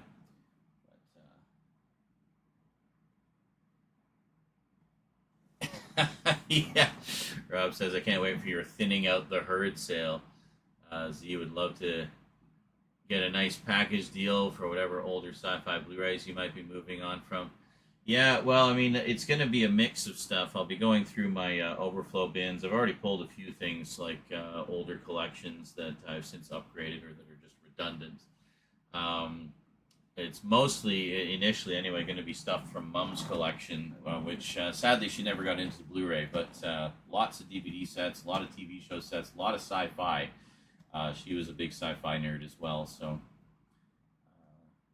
Duncan says Stargate was supposed to have three sequels, so 4 movies, and go in a different direction to the way the series went. Interesting. As the actors have aged enough, they said the second movie would work as they would have to age up the actors. Oh, they would have had to age up the actors originally, so it's supposed to take place like 30 years later or whatever.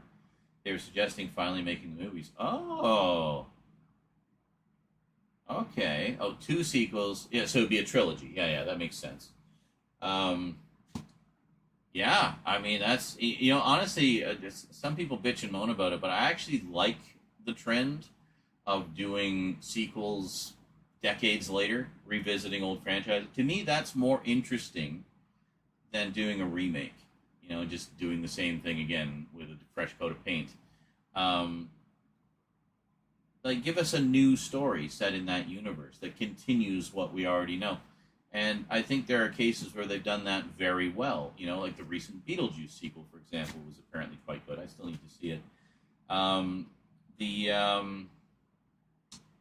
was another one? I just had it in my head, too, was... Oh, Tron. The Tron sequels. Like, holy shit, those are good. The new one looks amazing. And we had that fantastic, criminally underrated animated series that I would love to get a Blu-ray release, but Disney just never wants to put any of their TV show stuff on Blu-ray. But that, I mean, that's an example of, well, Blade Runner 2049, and now we got all this spin-off stuff, the comics and everything, and games that just expand the universe further and are doing it really, really well, you know? So I think it can be good, and honestly, I prefer that to just doing a remake. Like, don't just tell the same story again. Expand that universe. Continue the story. Give us, let's check in with those characters and see how they're doing.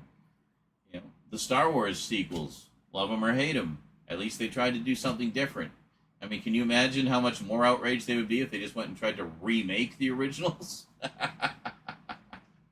No, don't do that. But,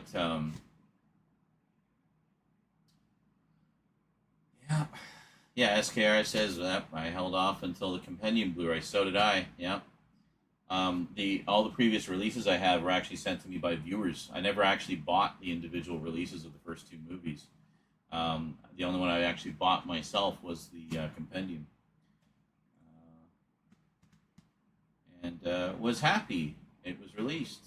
Beyond, I will see what they have in that new set you mentioned. Maybe Warner can do a similar thing for Suits. Yeah, here's hoping. Thing about a Stargate sequel movie, Kurt Russell has officially retired from acting. Well, yeah, but I mean, he did Monarch with his son Whaaat, and that was great. They obviously had a blast with that. So, I mean, they might entice him to come back for one or two. I mean, I've heard that before. Say never. If the paycheck's enough. Glad the directors of Back to the Future will not allow any reboots till they are dead. Well, and hopefully there won't be any after they're dead. Just some things should just be left well enough alone, And I mean, with Back to the Future, we essentially got a sequel in the form of the Telltale game, which was quite good. Well, what I played of it anyway. And we got the animated series, which again is a sequel. It takes place after the trilogy. And we got some fantastic comic books from IDW, which told more stories, The Adventures of Doc and Marty. And, that's fine. Like, do more side media like that, expand the story that way, but don't even think about rebooting those. So the price of the...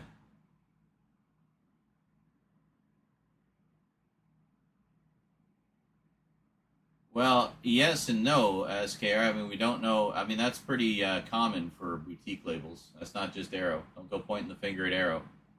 That is boutique label pricing, and you can thank the big studios for that. How much they have to pay for the licenses, how limited they are. I mean, they're also doing their own transfers. Like, Arrow does their own transfers. That is not a cheap process. So they got to pay for the license. They got to pay for the transfer. Then they got to do all the restoration work. Then they got to license all the extras. I mean, come on, $100 for that level of attention and the absolute royal treatment for all three movies, even the third one. I'd say $100 is a bargain. I buy a lot of stuff from boutique labels, and we're looking at like old school Laserdisc pricing for those, like in terms of the price, like comparatively. So for me, it's not unreasonable. I mean, there's some titles I paid like $60-$70 for one movie, but it's a big deluxe box set of something loaded with extras and behind the scenes content that you will never see anywhere else. Or sometimes there, like I got Umbrella's Caligula set. There's like 5 cuts of the movie in there and oceans of extras. A book that has the complete screenplay. Tons of stuff. Like those sets are not inconsiderable in terms of contents, both in terms of the disc contents and the extras. Now, if it was just a bare bones set of the 3 movies like we've got for fucking years, with all the studio releases of the Ninja Turtles movies, then yeah, that would absolutely be outrageous. But dude, that set is going to be worth it. Mark my words. That is going to be the one we've been waiting for. I've already got my pre-order in. Sure as fuck couldn't afford it. But, you know, I'm not going to miss out on that because I'm a Turtles fan and I've been waiting for a proper deluxe set of those movies forever. So, yeah. It is what it is. But a lot of that is because, you know, they're not big studios. So they can't afford to offer them cheaper because they just don't get the numbers. You know, big studio releases, they sell tens of thousands, if not hundreds of thousands of copies. So just through the sheer bulk mass of it all, they're able to offer them for less. The boutique labels, a lot of those sets are like, you know, 5,000, if that, each. And the reason they do that is so they don't have to pay for a longer time period of license. So it's a little bit cheaper for them to get the license. And yeah, so there's a lot of reasons for why those titles are so expensive. But it's not just Arrow. I mean, look at any boutique label, and you will see comparable pricing on all of them. So it's up to you. In my case, I vote with my wallet because the boutique labels are actually preserving film in a way that the big studios are not. So they get my money. You know. As well, Rick Moranis came back, and Spaceball 2, The Search for More Money is happening. That's true. Another example, yeah. I'm sure Kurt could make an appearance for the right price. Yeah. Or, I mean, do they have to have his character in it, you know? I mean, if it's 30 years later, I mean, I don't know. It depends what the story is, I guess. So, yeah, Mike says, then the studios get those transfers from them to use on later releases if they want. Correct. Like Arrow's transfer of The Thing has been used on at least like 3 releases that I know of, including their own.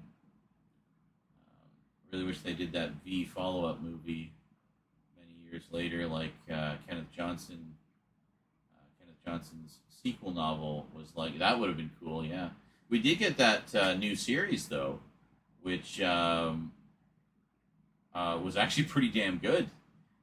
I liked that one. Sadly, it only lasted 2 seasons, but yeah.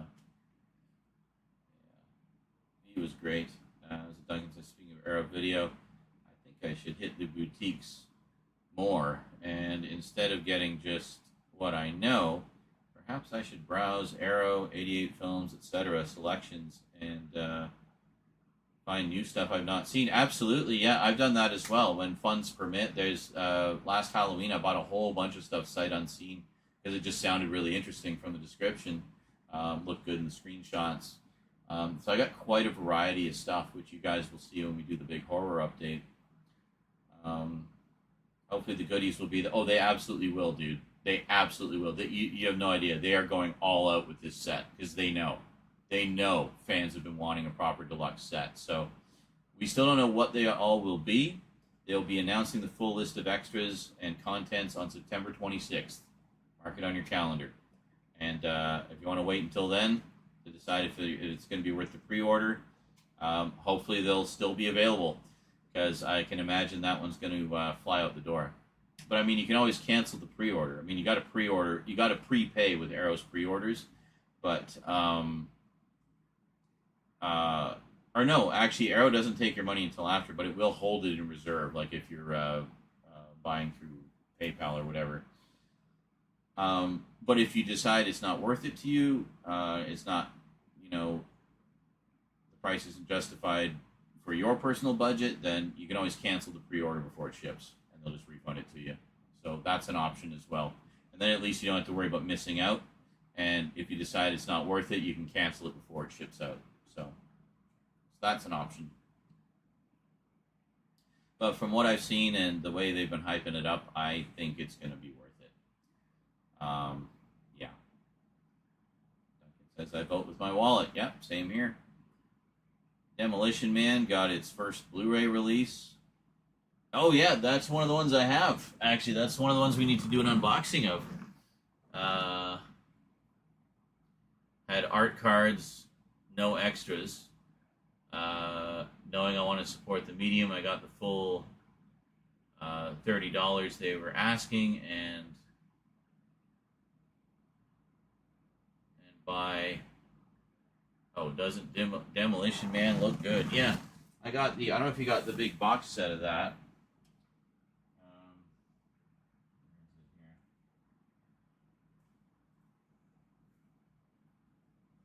There it is. Of course, right on the bottom.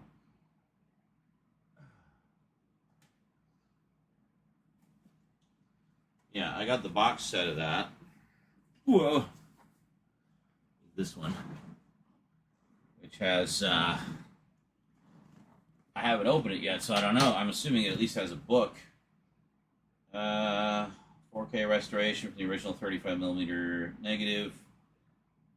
Includes both the Taco Bell and International Pizza Hut versions of the films, presented via seamless branching. That's pretty cool. Lossless audio, subtitles, audio commentary, archive audio commentary, designs. Okay, here we are. Yeah, so in terms of the pack-ins, 60-page perfect bound collector's book featuring new writing by film critics Clem Basta, William Bibbiani, Priscilla Page, and Martin Pedler. Limited edition packaging featuring newly commissioned artwork by Laurie Greasley. Double-sided fold-out poster featuring original and newly commissioned artwork by Laurie Greasley. 6 postcard-sized art cards, 3 seashells, and Edgar-friendly graffiti stickers, and reversible sleeve featuring original and newly commissioned artwork. There you go. So yeah, so it's got art cards and a book and a poster. That's pretty standard for Arrow in terms of like the physical pack-ins. So. Yeah. Yeah, I vaguely remember this had kind of a shitty snapper case DVD, didn't it? And isn't that like all we've had forever? So, yeah, there's been a few titles like that. Like, I remember we talked quite a bit about the Daryl release, which not only was, you know, its high-def debut, but just a gorgeous deluxe set, you know, so it is Arrow. Yeah, it's an Arrow set.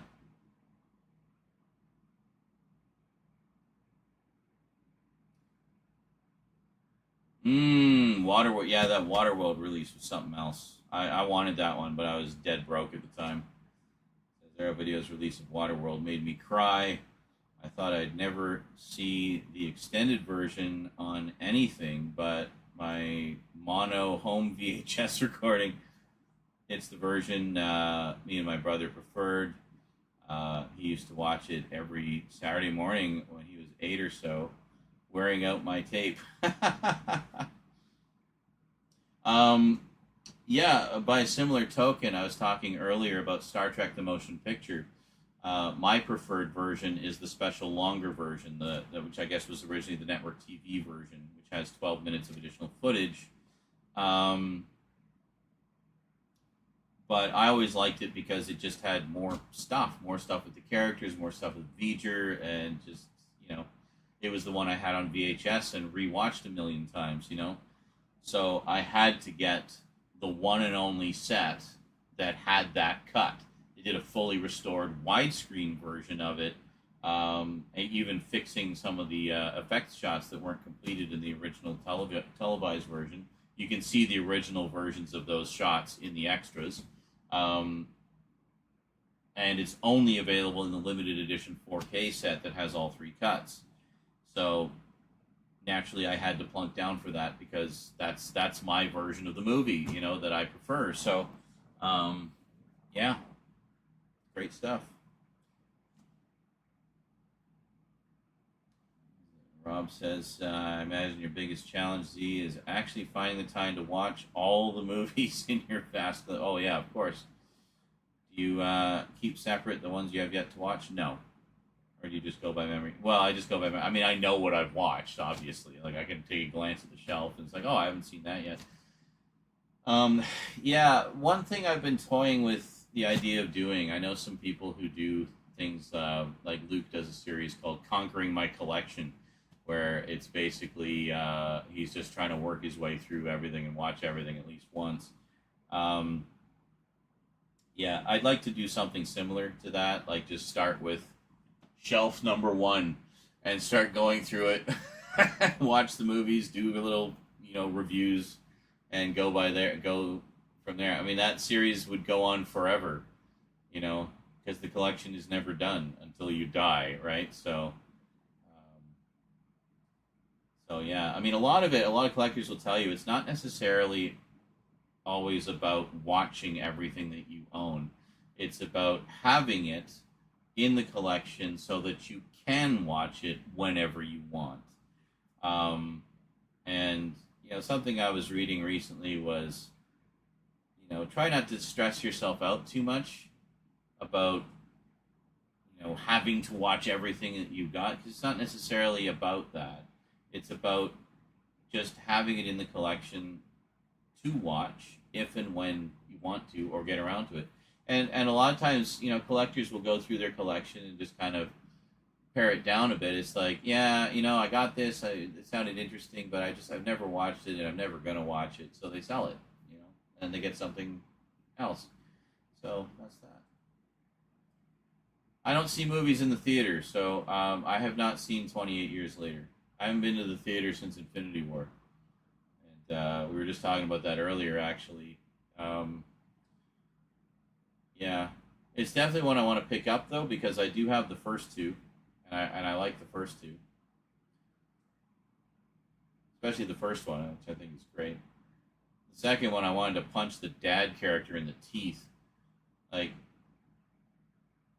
worst father ever.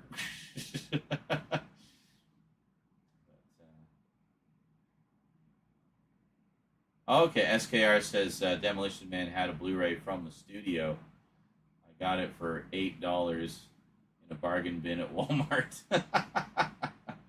Probably not quite on the same level as the Arrow edition, I'm wagering. Yeah, the Arrow edition, the limited edition, sold out really fast. So that was one I'm glad I was able to jump on the pre-order. They have since put out a standard edition, though, I'm pretty sure. So all the same disc contents, as far as I'm aware. You just don't get the hard box and the book and the other packings, obviously. So yeah. But that's the thing, and that's why I go with the boutique labels, is because they really do like everything. They just give everything the royal treatment, and not even that. They do the transfers properly. There have been a few that they just go with. They don't do their own transfers, and they go with whatever the studio sends them. And a trend that has appeared recently is some studios are starting to use AI upscaling for things on film. Like, what are you upscaling? All the details there. There's nothing to upscale. What the fuck are you doing? So start to be a little more vigilant about that, guys. Pay attention to reviews and and also fan forums, because film fan forums will be very adamant about making sure everyone is aware when that has happened.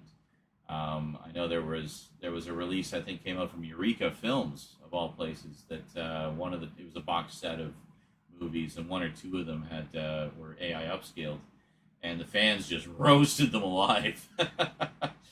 So, I mean, because the boutique labels are supposed to be our last line of defense for film preservation and, representing everything properly, right? So if they fall down the fucking AI rabbit hole, where do we go from there? But fortunately, companies like Arrow and Vinegar Syndrome and, Umbrella and stuff like that, all the bigger boutique labels, have not gone down that rabbit hole and hopefully never will. Are you watching Alien Earth yet? I have not seen it yet, but I will probably check it out when all the episodes are out. I've heard it's really good. A lot of people are just losing their minds over it. So nice, yeah. Duncan says HMV has whole shelves dedicated to each boutique label. Yeah, it was kind of like that here when HMV was still in Canada. Sunrise Records now does that here. They're the only chain in Canada that does that, actually. And I try to, again, last Halloween, I did, I went and did a pretty big shopping trip there and just loaded up on whatever they had that looked interesting or that I was looking for. Actually, I got some of Arrow's Argento sets. They put out some very nice box sets of early Dario Argento films we were talking about earlier. So I got a bunch of those, and some of which they had the hard box editions, so I grabbed them there, which was nice.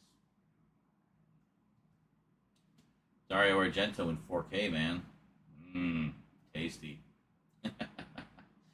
All that wonderful Vittorio Storaro cinematography.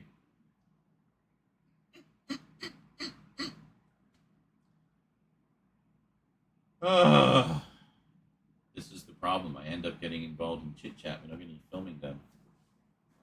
Let me grab a drink real quick.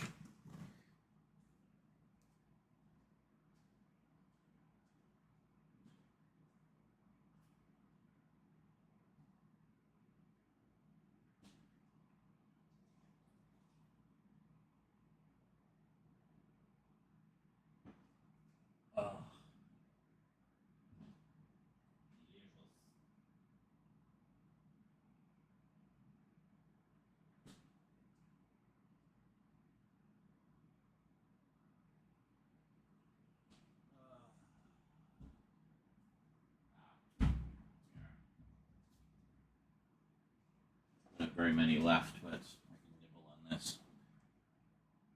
Cheese nibs.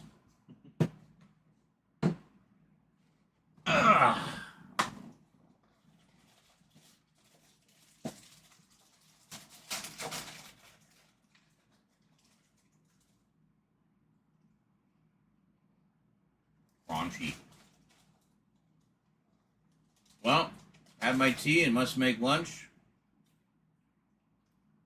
Catch you guys next time. All right. Thanks for stopping by, Duncan. Thanks for the resub.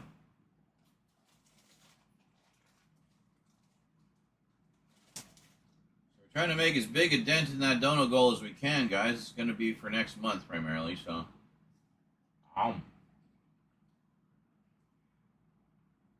They are. They're really good. The only reason I got them was I was trying to get 2 boxes of the regular cheese Ritz crackers, like the round ones. I like to put cheese on them. But they didn't have any left. They only had 1 box. So I wanted 2, so I got this as an alternative.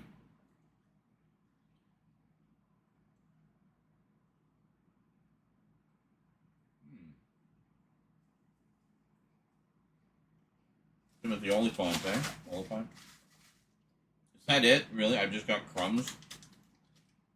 Great. I thought I had more left than that.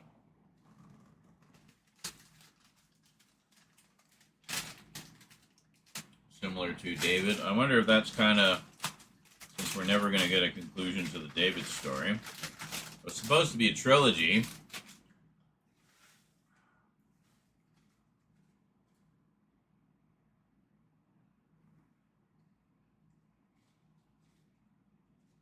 Maybe that's sort of the trade-off.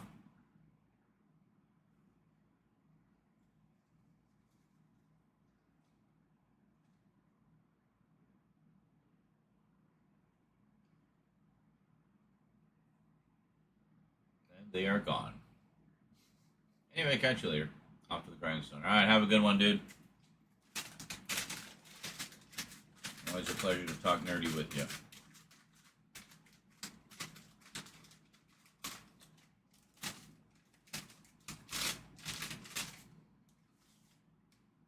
Good to see Duncan again. I haven't seen him here for a while. He's a busy bee.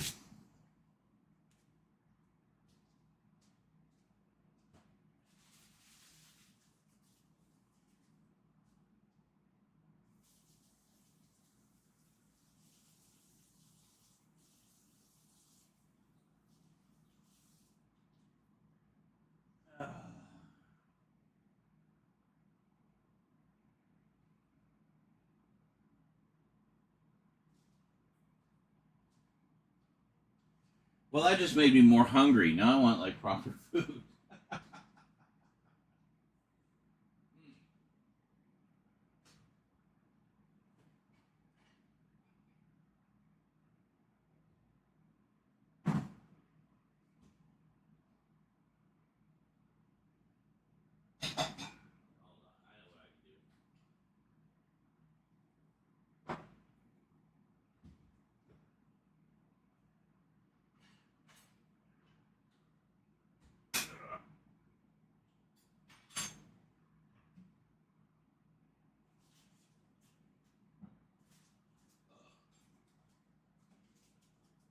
right there.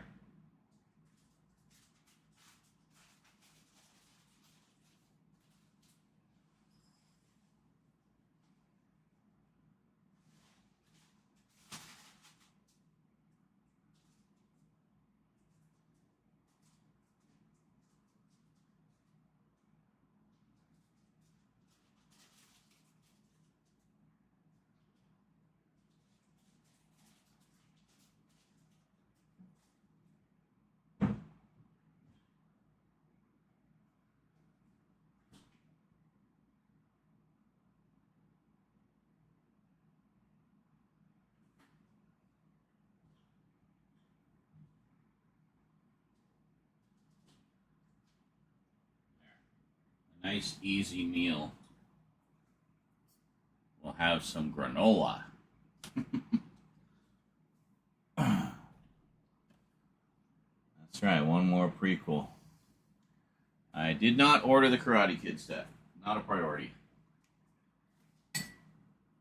I haven't actually touched any studio stuff. I've been focusing on boutique labels. And that's where all the budget went. In fact, I'm over budget. Because there were some that were really limited that I didn't want to miss out on. So keep those donos coming, guys. Please and thank you. This is some cranberry almond granola.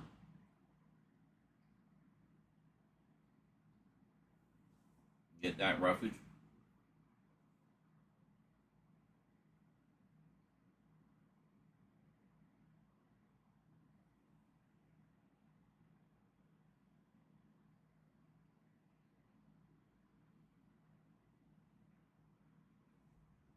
Includes the Karate Kid cartoon as well. I actually forgot there was one.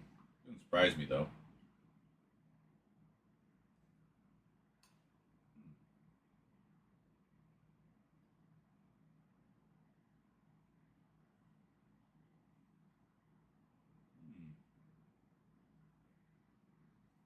I love making homemade hash browns.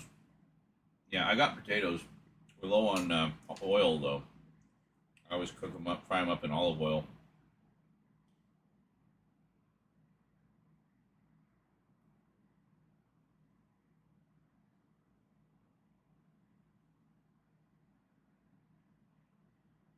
Thing is, though, you don't want me to go disappear in the kitchen for 20 minutes making food.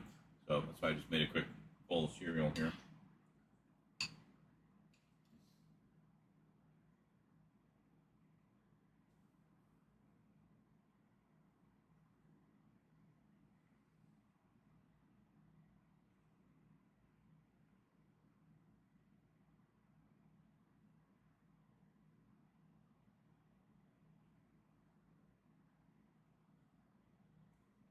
Ripley's daughter isn't even mentioned in the theatrical cut.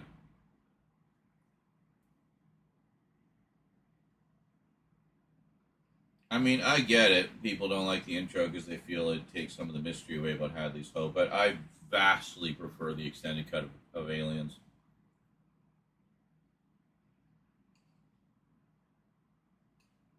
The big one being that it expands a lot more on Ripley's daughter,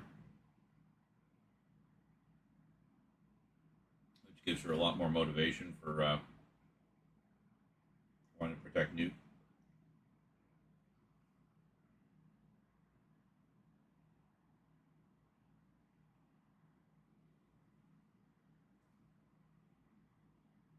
Just butter, like to fry it. Yeah, I can do that too. I've done that before. I use margarine, olive oil based margarine. As you can tell, I'm all about the olive oil. And that gives it a nice salty flavor too.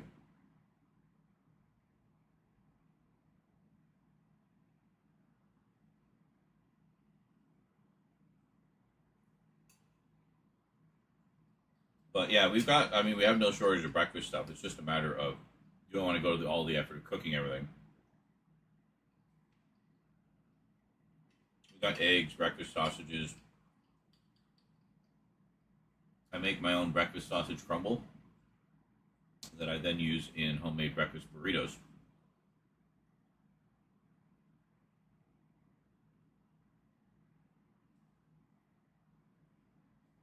Well, yeah.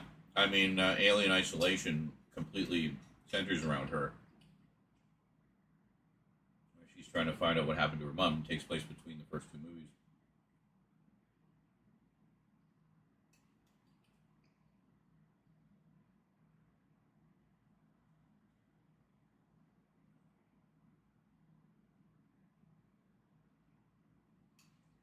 But yeah, all those scenes mentioning Ripley's daughter are not in the theatrical version.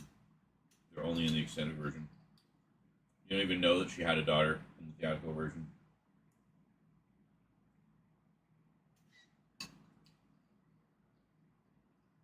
Never mentioned or even alluded to.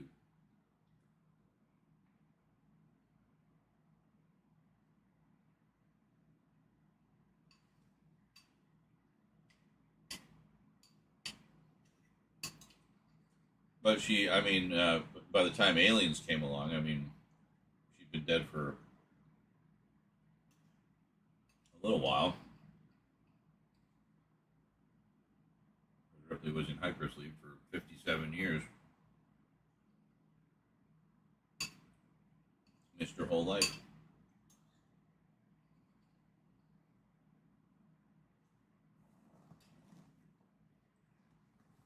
I'll tell you what really sold me on that was when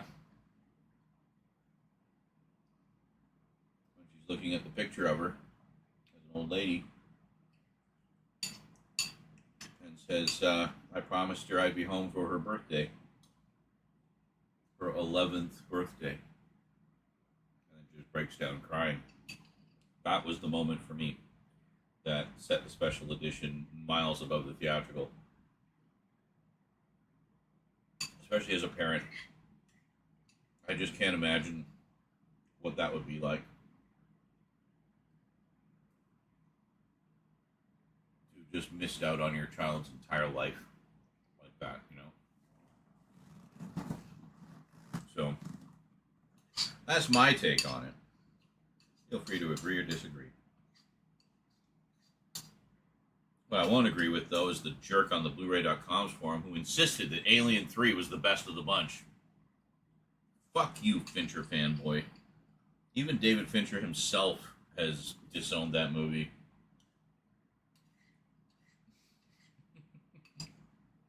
That one, assembly cut all the way.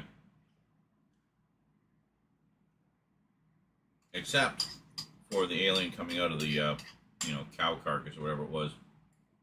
I think it works better logically and thematically with it being the dog.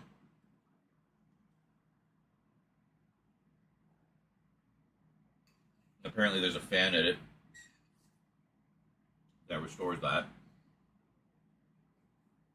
and fixes some of the other little errors with the effects and stuff. That is good granola.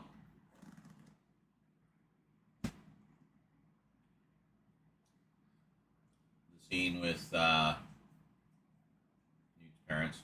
Yeah, well, see, that's what Charlie was saying though. That and I've heard that from a few fans. They feel seeing Hadley's Hope before the alien outbreak and stuff kind of takes some of the mystery out of it, and I can see that. Whereas in the theatrical, when they just show up, they don't know what happened. They're there in the aftermath, and they got to put the pieces together, so you never really know the extent. But I mean, at the same time, it is a nice little scene and carries its own weight. But yeah, I mean, I think compelling arguments can be made for both. Myself, I like seeing all that stuff, and you have the captain of Red Dwarf, by the way, in that scene. I think I'm still in sync. Anyway, that's kind of cool. But it does take some of the mystery out of it, for sure. The other scenes I like, though, I mean, I like, as I said, all the expansions about Ripley's daughter and how that plays into her relationship with Newt.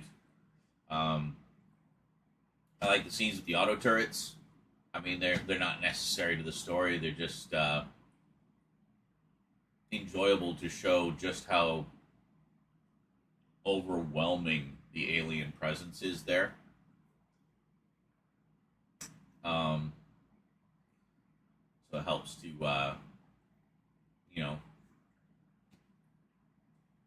give you a sense of the scale of the infestation, and the level of danger that they're in. So I like that. And then there's a couple scenes where they get false positives while they're looking around and stuff like that. There's a scene where they're all kind of speculating about the possibility of a queen or something. There's a little bit more there and stuff like that. There's just a whole bunch of little additions that I feel add to the overall experience.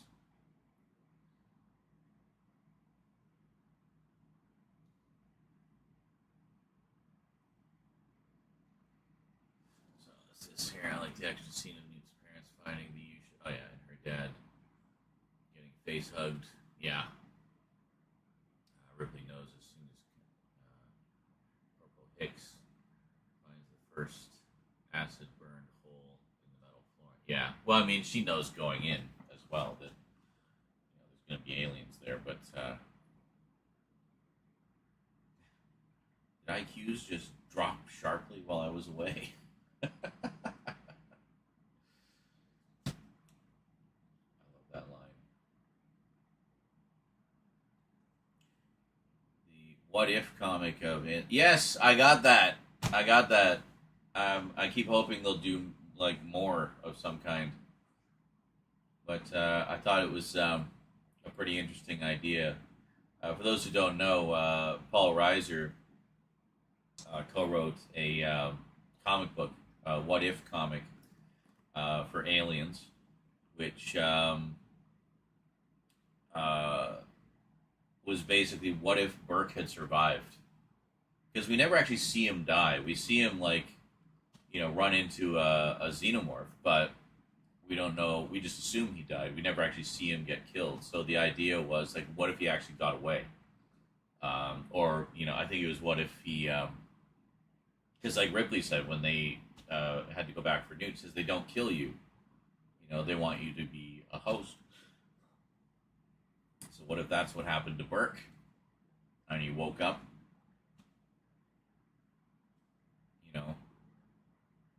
trapped to become a host for a facehugger. What the hell was that? I never get alerts on my phone.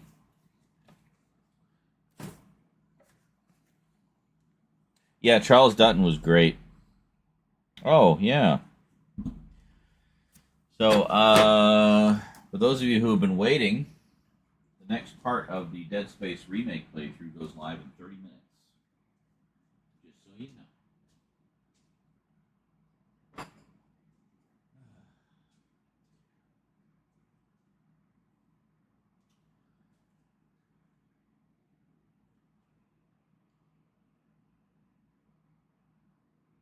No, actually, I haven't. I think I watched the first teaser trailer ages ago, but I haven't watched any of the other trailers. So, yeah, I prefer to go in cold and stuff like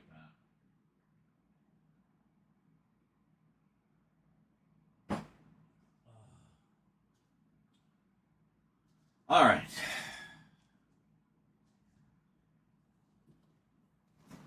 We have had some semblance of food. We've got a little bit of food still. Yeah. So I'm really hoping that when we do the biggest horror update ever, it brings in a shit ton of donos, because we have jack shit coming in for September, guys. Seriously, it's going to be really rough unless we get some donos happening. I had planned ahead about a year and a bit, because I thought we'd be getting the rest of the inheritance money well before now, and I don't have a solid ETA on that, so it's all up to you guys. Oh, perfect timing. Thank you, Streamlabs. A little scary there. So yeah, it's entirely up to you guys for September. at the very least. October, we got a little bit of money coming in, but again, not tons. So, all right, I will be back. Enjoy some clips. Pretty much be guaranteed you'll find me right at the end. So just go until you hit the end, and you should find me there. Everybody wants to be at the top with the A's. They want to all name themselves Aaron Aardvark, so they'll appear right at the top. And just to be safe, Aaron Aardvark 001, so they'll appear right at the top. But no, motherfuckers. I think in the opposite direction. Z. Go right to the end, because nobody wants to be there. But you know what? It's just as easy to find as A. Just takes one extra step. So, do I want a bunch of people who are just going to crap out at A and call it a day there? Or do I want the people who will do that one extra step to find me? You know? To see what's in the Z section. Yeah. Those are my people. The Z people. That, I may have some few questions about that. So cows drinking milk, like drinking their own milk?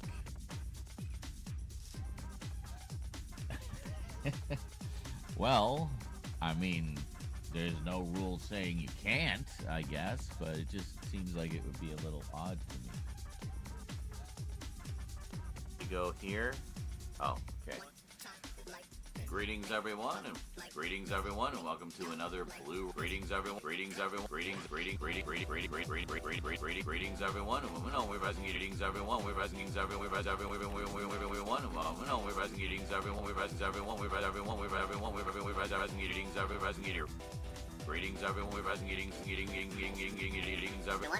we're passing greetings everyone.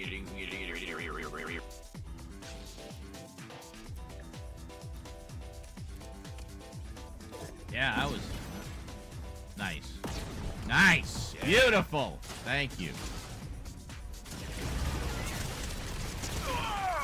Oh! You hit him for 150 with that boulder rain. The most important thing is you destroyed their Cybertruck. Good job. Yep. Mission accomplished. Absolutely. Fuck the swastika.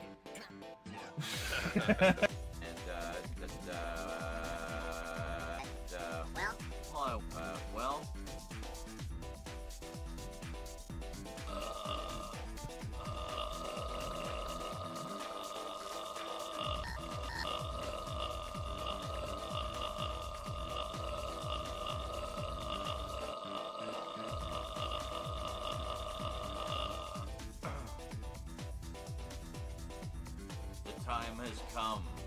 Again. Well, there was another reboot. I just heard another reboot. Yep, I heard. We got a car coming in. All I have is a stinky. Oh, fuck you. I'm down. I'm down. You're down. She's We're down. both Jail. down. We're both Save down. all of Watch us. out. Save us all. Save us, Oh my Jail. god, Oh. he was about to drive away. Oh my god.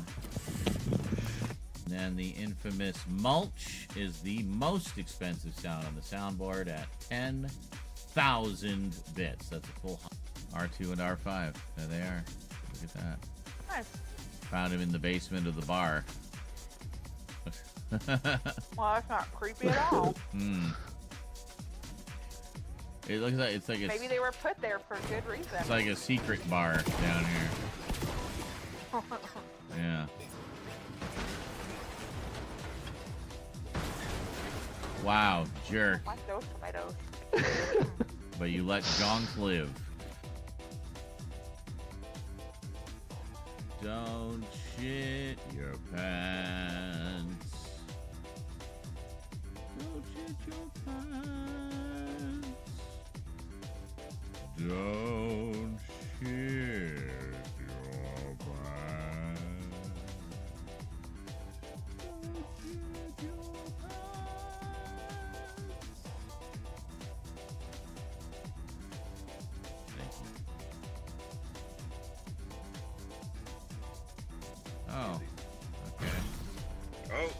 play out. No. This will superimpose you. Yeah, no, I know which one he told me. Thank you. What? What? What did you do?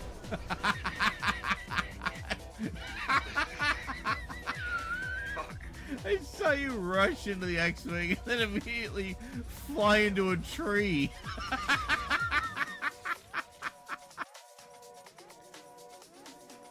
God, it's just nothing. Like, is that it? Do I just have to do everything myself? Like, seriously. Anybody can do clips. Anybody. Just clip the little... You just click the little clapper board, and you can make a clip anytime. I'm sure we'll be fine.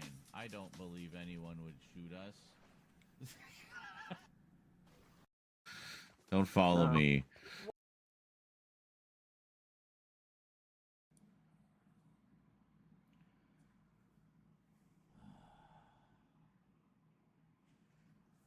Huh. How is it looking for MMC content? Well, as I've been trying to hype up all night, couple things. I do these streams for money. This is how my primary source of income as a content creator. Yeah, we get a little bit of ad revenue for the videos, but it's really about the direct donations and whatnot in the streams. So I've been saying all night, I have so much horror stuff that I've picked up over the course of the past year, and I have held off doing the updates because I wanted to do them for Halloween specifically. It will quite literally be, well, and what I want to do is do it all as one big all-in-one update, and then I'll chop it up later into smaller segments for those for shorter videos. But when I talk epic, I'm guesstimating that the all-in-one horror update will be at minimum about 6 hours in length, just going like gangbusters through everything.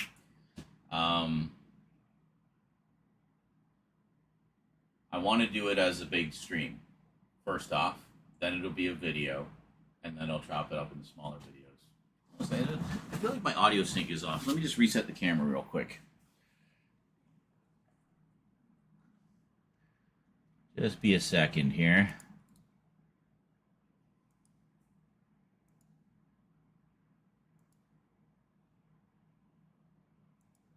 There.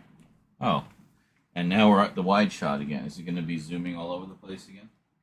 That's okay. That's fine. So I want to do it as an all-in-one. As just an epic stream to kick things off. And then...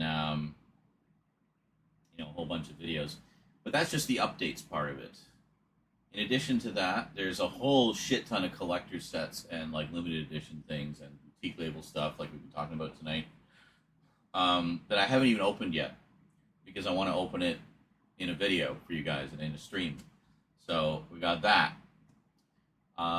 So there'll be biggest update ever.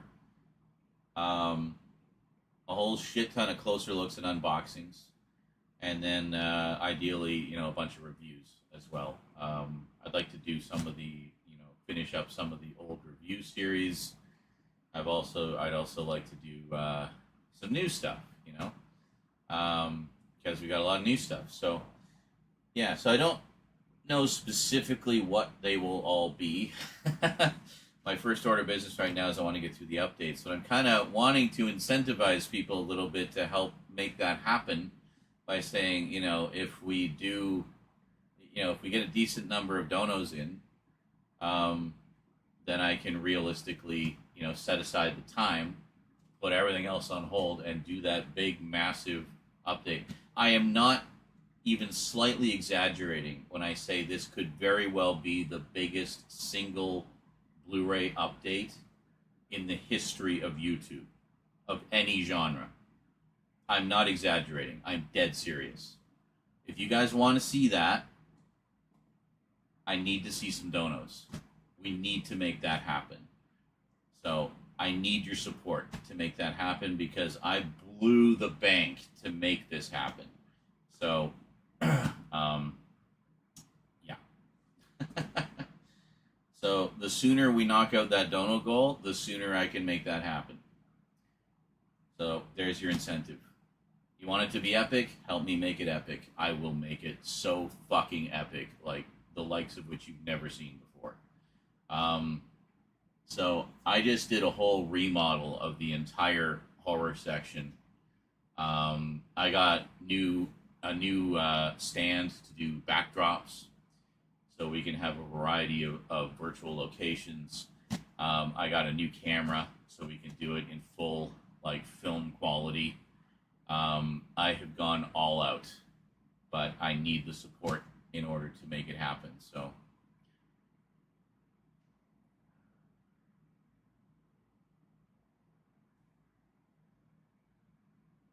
Okay, I didn't know about the shared universe thing, but that's kind of neat. And all as continuations. So we were just talking about that earlier tonight. I much prefer continuations over remakes. So anyway, if you guys want to help support the show and make Halloween as epic as possible, links at the top of the chat. So thank you in advance for making the epicness happen. And the sooner we knock out that goal, the sooner I can do it. So let's make it happen.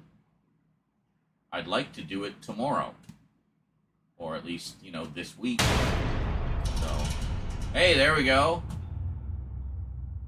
Getting it started. Charlie kicks in for Halloween greatness. Hell yeah. That's the spirit. Let's keep it going, guys. That's great. We got $20 in donos so far tonight. That's a good start. That's a very good start. Thank you so much, Charlie. Appreciate that. But, yeah, I was, this week I actually was clearing off hard drive space because basically what the plan is I'm going to film the whole thing in 8K to save time. So basically I don't have to move the camera for the updates. I can just do digital zooms on everything. I'll just make sure I put everything in the right focal range. But and for the stream and the video, we just kind of keep going, one after the other, and then yeah, it's gonna be crazy, man. Crazy. You can see, I guess, you can see it like a sliver of them just beside the boxes there. That's just a few box sets. That's not even the tip of the iceberg. So we got box sets, we got singles, we got DVDs, Blu-rays, 4Ks, graphic novels, and even a board game. So there's a lot. Hoping in advance the cats don't interfere. The cats will be fine. The cats will not be a problem. They've been really good. Since we took care of the flea problem, honestly, it's been like night and day. They've been so much more chill. Church was literally like rubbing up against me and purring earlier. Like he's been like super lovey, which is so unusual for him. Usually it's Eclipse that's the lovey one, but yeah, it's all good, man. It's all good. All right, we gotta go. I'm starting to get tired here. Let's make another one.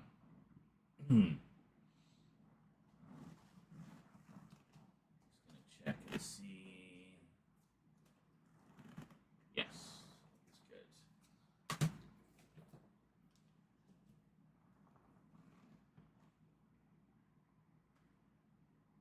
Greetings, everyone. Well, it is Blu-ray update time again on the Multimedia Chronicles. Today, we are finishing up our trio of Star Trek updates. Yes, so first we did the TV shows, then we did the movies. Today, what's left?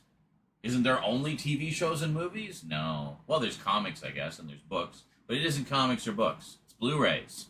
So what else Star Trek is on Blu-ray that isn't a TV show or movie? Well, as it turns out, quite a few things. So let's check them out today on the Multimedia Chronicles. start here. We'll start with this one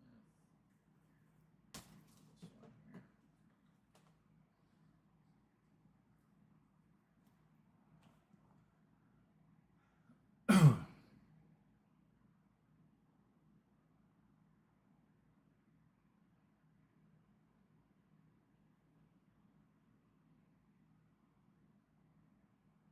Welcome back.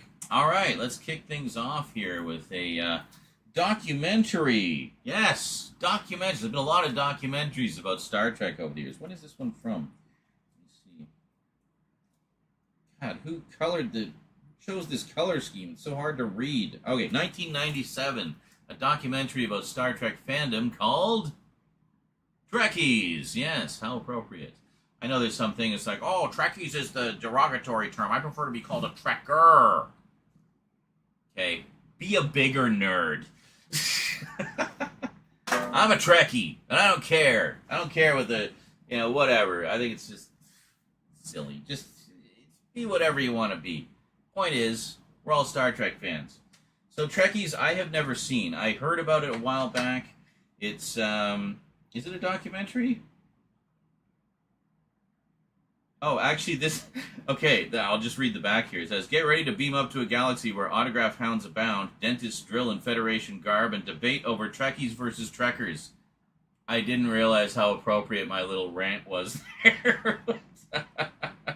The debate over Trekkies versus Trekkers rages on. Denise Crosby of Star Trek The Next Generation hosts this often hilarious documentary about the Star Trek phenomenon, featuring interviews with hundreds of devoted fans and such Star Trek cast members as Leonard Nimoy, DeForest Kelley, Nichelle Nichols, Walter Koenig, Kate Mulgrew, and Brent Spiner. The film creates an entertaining and endearing portrait of the landmark series that has touched the lives of people around the world. Special features, got A Trek Back. Director Roger Nygaard and producer Denise Crosby revisit the making of Trekkies, and we get the theatrical trailer as well. Wow, a theatrical documentary, eh? How cool is that?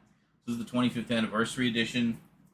Yeah, I remember hearing about this ages ago. I've never seen it, so I thought, well, since we're loading up on Star Trek stuff, we got to get Trekkies because it's one of the big documentaries about the fandom and such. Next up, we got, let's see, from the new series actually, we have Short Treks, which is a series of short films. I don't even know how long they're. Not very long. Well, there's 9 short films on here with a total running time of 118 minutes. So, yeah, they're like about 10 minutes or so a piece, typically. I've seen a few of these back when they first put them out. And I thought they were really good, actually. They were nice little sort of, snack food bite stories of the different parts of the timeline that each show takes place on. So we've got 9 movies. And about an hour of special features, including a making of. So that's pretty cool. We'll take closer looks at all of these in just a minute here. I just kind of wanted to go through everything quickly. Next up, we have... Yeah, this is one I wanted to get for a while. This is all about the original series and includes all kinds of cool rarities. We have Star Trek, the original series, the Roddenberry Vault. Yeah, so this is a nice little supplement for fans of the original series. It includes 12 episodes from the original series. Says chosen for their relevance to the previously unseen material. So we have the Corbomite Maneuver, Arena, Space Seed, This Side of Paradise with a new commentary track by Gabriel Stanton and Dorothy D.C. Fontana, Star Trek writer. The Devil in the Dark, which was one of the first episodes I ever saw of the original series. One where Spock mind melds with a giant sentient meatball. Okay, there's a little more to it than that, but come on. The City on the Edge of Forever, great episode. That was the one that Harlan Ellison wanted to sue their pants off because that was originally his story, apparently. And he didn't like how they adapted it. New audio commentary by Roger Lay Jr., Scott Mance, and Mark A. Altman. Operation Annihilate, Metamorphosis, Who Mourns for Adonis, Mirror Mirror. Oh, that's a great episode. You know which one is the evil Spock because he has a beard. Beard means evil. Just ask any Doctor Who fan about the Master. Yeah. The Trouble with Tribbles, classic new audio commentary with a new audio commentary by David A. Goodman and David Gerald, who was the original writer of that one episode, and Return to Tomorrow. And then you got 3 newly produced special feature documentaries. We got Inside the Roddenberry Vault, which is a multi-part glimpse at classic episodes from new angles and perspectives. Star Trek Revisiting a Classic, which explores the origins and early days of production for the original series. And Strange New Worlds, Visualizing the Fantastic, the groundbreaking work of the series designers and visual effects artists. So it says 3 newly produced special feature documentaries that incorporate the Vault materials and feature all new interviews with cast and production personnel, including new insights from Captain Kirk himself, William Shatner.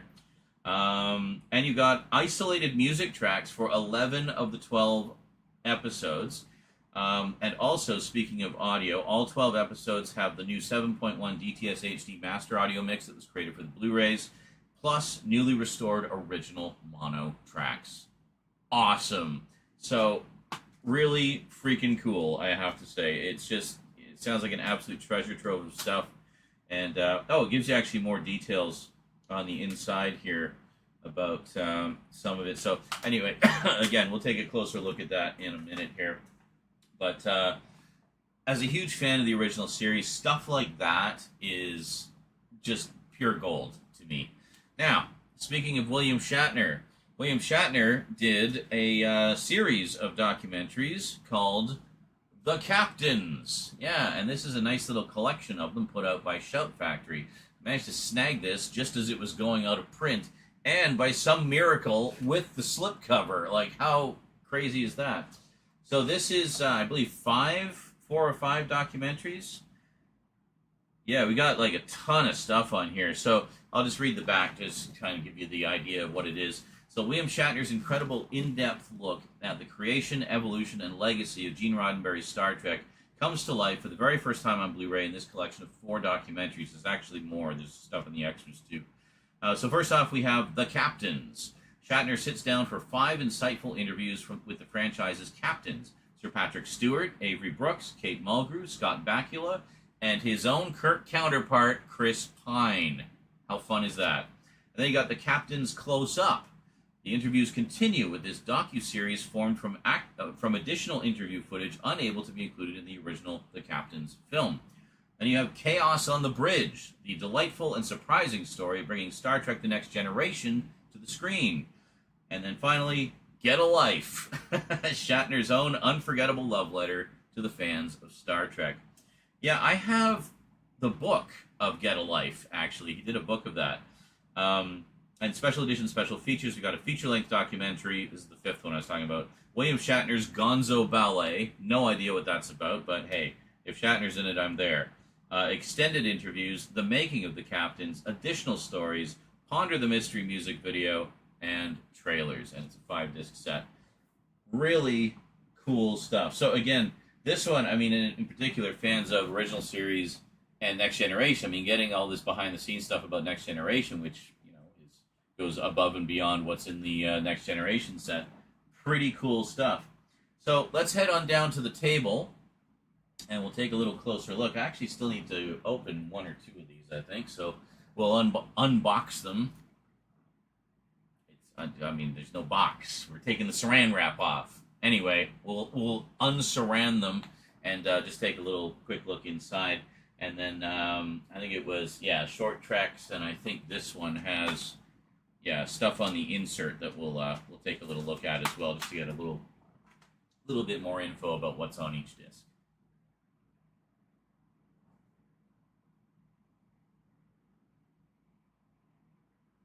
And there you go. So a nice little collection of supplemental, behind-the-scenes, and celebratory material all about Star Trek. Mostly about the original series, touching on Next Generation, some of the other stuff, and some fun little short subjects that tie into the new shows. Alrighty, folks, that is it from me to you for now, and that is it for the Star Trek updates for now. I know there's still more Star Trek stuff I need to get for the collection. We'll get all that in due course. I'll update you when that happens. Meanwhile, hope you enjoyed. Thanks for watching. And until next time, live long and prosper. But But can you do it with both hands?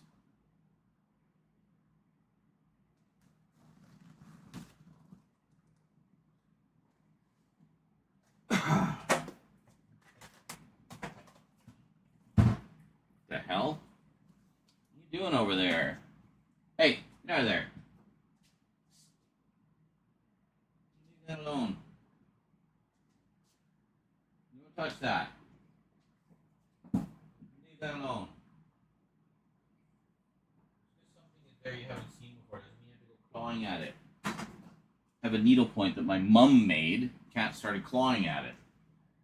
It's like, get the fuck away from there.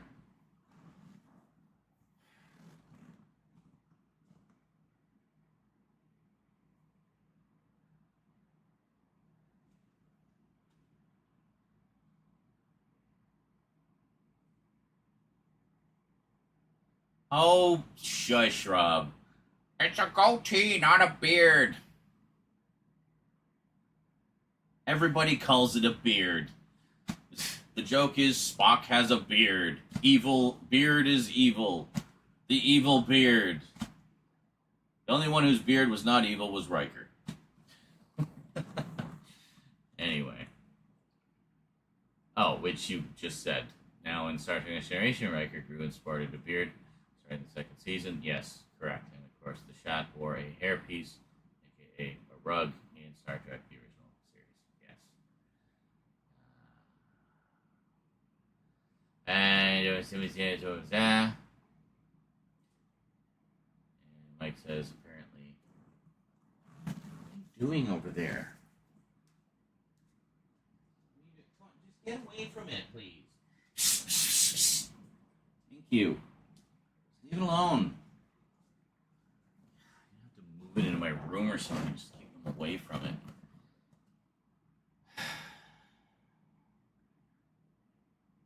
Sorry to hear they're jerking around with what your mother led to. Well, no, that's not the situation at all. It's just taking longer than was anticipated. Just dealing with lawyers and legal shit, and it's just all a bunch of crap that hopefully is almost done.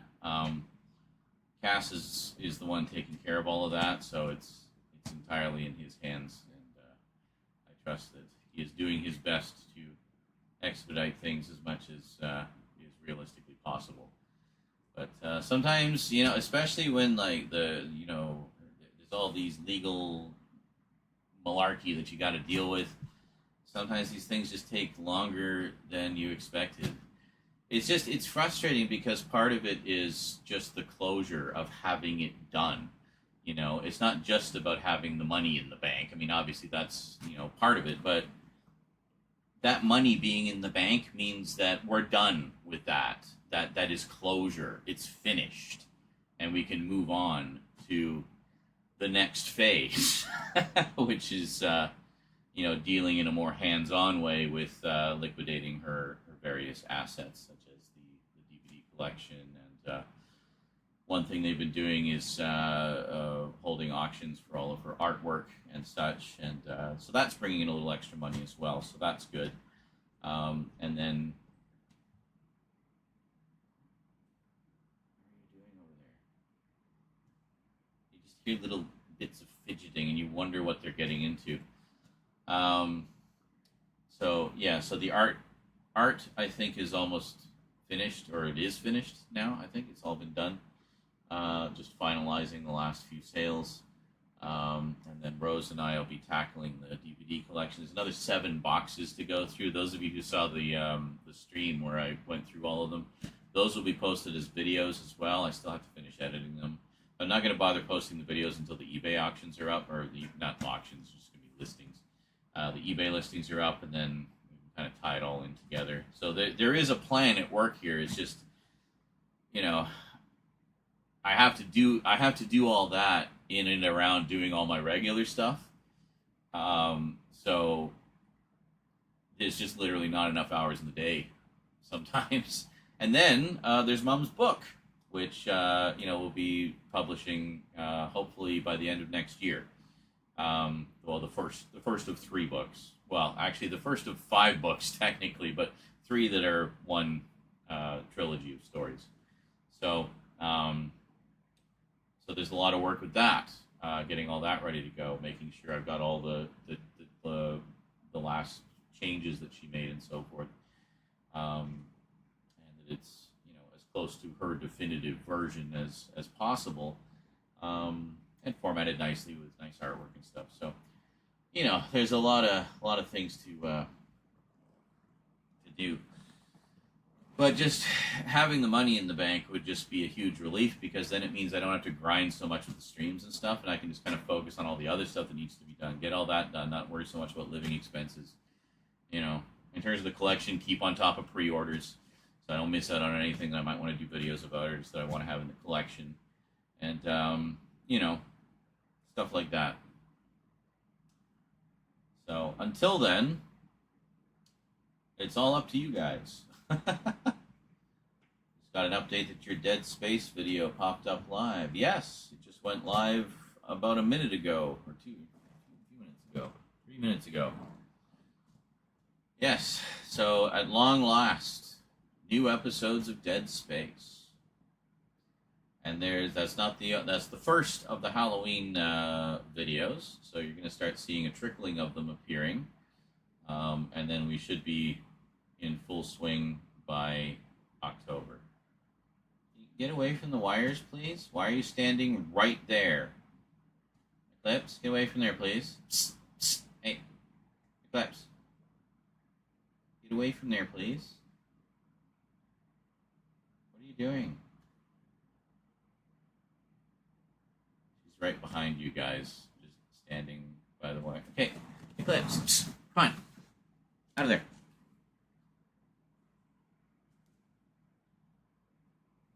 You just go over to the needle pointing. For fuck's sake, Cat, can you just knock it off, please? Get away from my feet.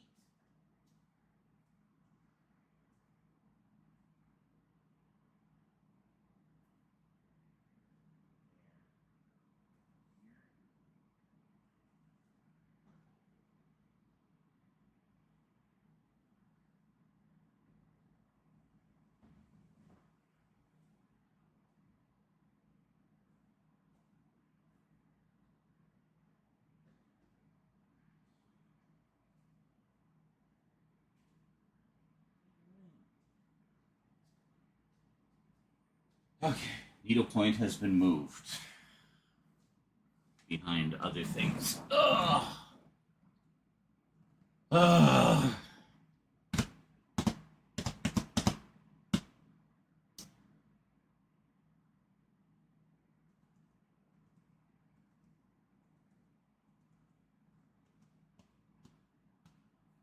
But no, there's not like a ton of lawyers holding things up. It's just the process itself. Certain parts of the process just take for fucking ever to sort through, apparently.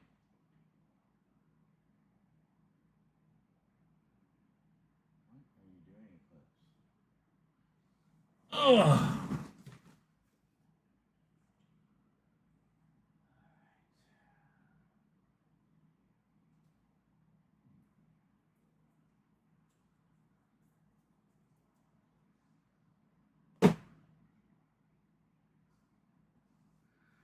What could this be that we've been talking about all night? I wonder.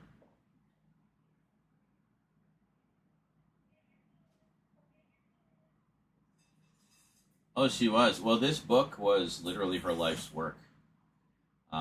She started writing it in the early 90s and was doing revisions to it almost like right up to her death. So so I have some of the revisions that she sent me, but I don't know if I have the most current ones. So I have literally like a dozen boxes of notes and research and just other material related to the book that I've skimmed through, but I need to go through more thoroughly and actually scan everything into the computer, and so I have it all accessible digitally. and it's a lot. It's overwhelming. Like there's just so much to go through that like I don't even know where to begin with some of it. You know, it's just so much. But so I think I'm just going to end up going just box by box. Now some of those boxes are just multiple copies of the manuscript, so it's not like it's a big deal.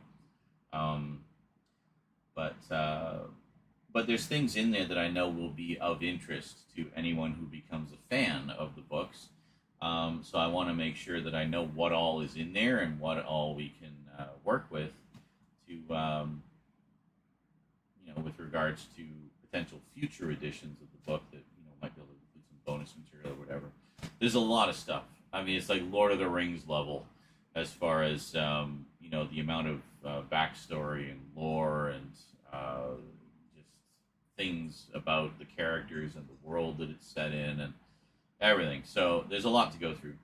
But the main sort of immediate concern is just making sure that I've found all of the revisions, all of the changes, that I've incorporated all of them into the published version of the manuscript or of the book, and then so I want it to be as definitive as possible. I want it to be her,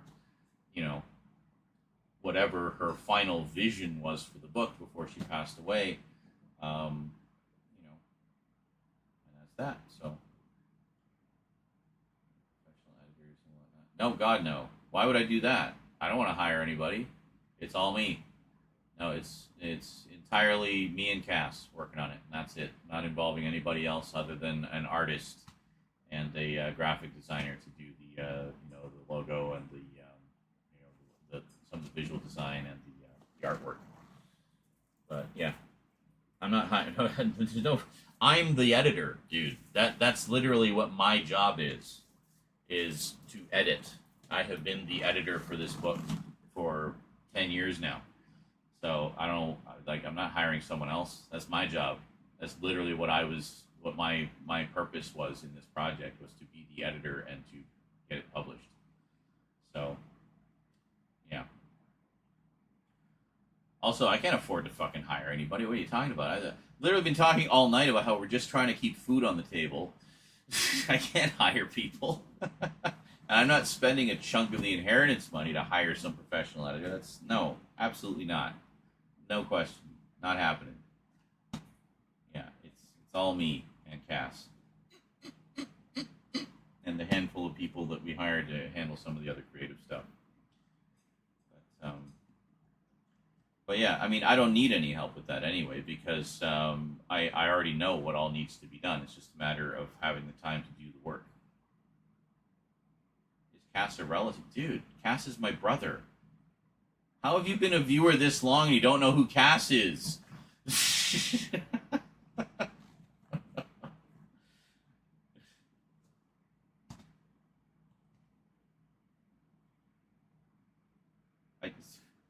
I'm stunned. Haven't you been a viewer since 2009 or thereabouts? How do you not know who Cass is? He's been in. I have a series of videos called Visits with Cass. It's me and him. I don't even know what to say about that. But yeah, he's handling the business side of things. All the legal mumbo jumbo and the copyrights and the stuff like that. 12 boxes just sounded like a lot. Well, yeah, but I mean it is what it is. It's 30 years worth of work. But I mean, there's at least 1 or 2 boxes of that is just multiple copies of the manuscript. So I mean, obviously, I don't need to go through that too much. It's just finding the changes and whatnot. So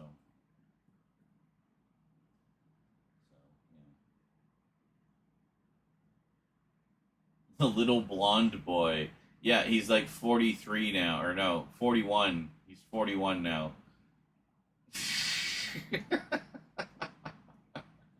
But yes, if you're talking about the retro videos when he was like 8, yes, that was him. We're 12 years apart, so there's definitely an age gap there. But no, he's my bro.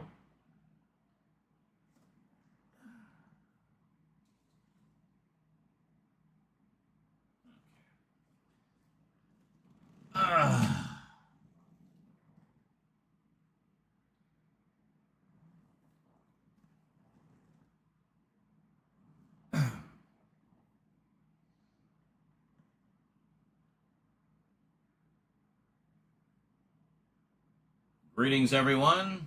Well, as longtime viewers will know, I have been a fan since I was a wee lad of Battlestar Galactica. Yeah. You guys might remember one of my very first closer look review videos was of this bad boy right here. Yeah. In fact, I think I did 2 closer look videos of this one. Of course, the Cylon headset, the complete, epic, classic, original series of Battlestar Galactica. Wonderful collection, although, you know, double-sided DVDs and whatnot. Then a few years later, we had the Blu-ray collection, the definitive set, which includes the horribly cropped DNR to hell widescreen version and the beautiful untampered with 4:3 version, which looks so much better than the widescreen version, not just because it's uncropped, but it's also un-DNR'd and just looks beautiful. So, I got these, talked about them, and I swear every other comment on those videos is, "Hey, Sean, have you checked out the new series from 2004? Like, it's not that new anymore. It's 21 years old now. Wow, 21 years. Well, it's been 21 years, and no, I still haven't checked it out. Until now. Well, okay, I still haven't checked it out, but I may have finally picked it up. Or did I? Well, of course, no, we're just going to talk about these again. Battlestar Galactica. Yes, the other one. Today on the Multimedia Chronicles. Actually, hold on.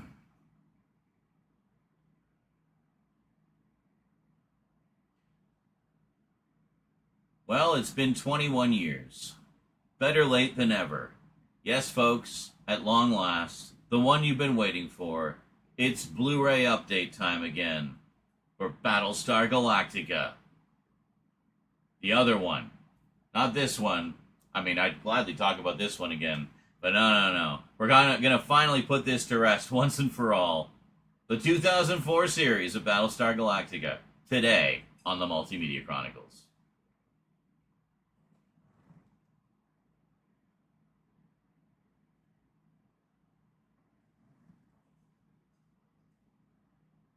Welcome back. Well, we've talked about these enough. And I still say, if you want to get the best version of the classic series, get this set. The red box is where it's at. And if you just want a really nice display piece, get the Cylon head of the DVDs. So, first things first. Honestly, there's not a lot to talk about because I haven't watched them yet, but this is just the update video. I'm sure we'll talk about it again more later. So first up, there's been a few different editions of this out there, a few different releases.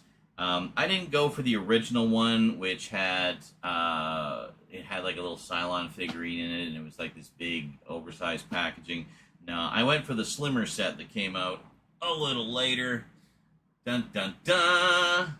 Yes, at long last, folks, the Z-Man has got the Battlestar Galactica series from 2004. So, as near as I can figure, it's basically just the season sets in a box, and includes The Plan, which is one of the TV movies that they did. I don't know, is that focus? Yeah, no, that looks good. Okay. So, we'll take a little closer look at that in a moment, but there's a few other titles that aren't included in here that, of course, we want to get. So, first up, we have Razor, which is one of the TV movies that they did, and this is the unrated extended edition. And I think it's actually in the set. So we may have a couple of little redundancies here. Let's just move this over.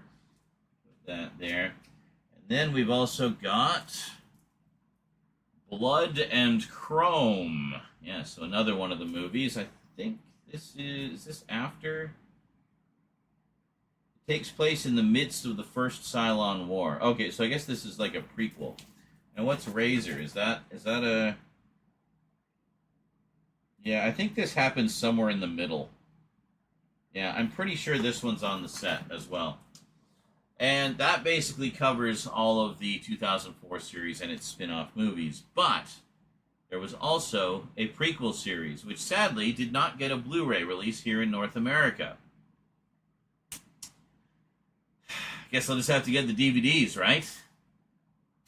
No, because it did get a Blu-ray release in Germany. I'm, of course, talking about Caprica. Yes, the one-season wonder prequel series.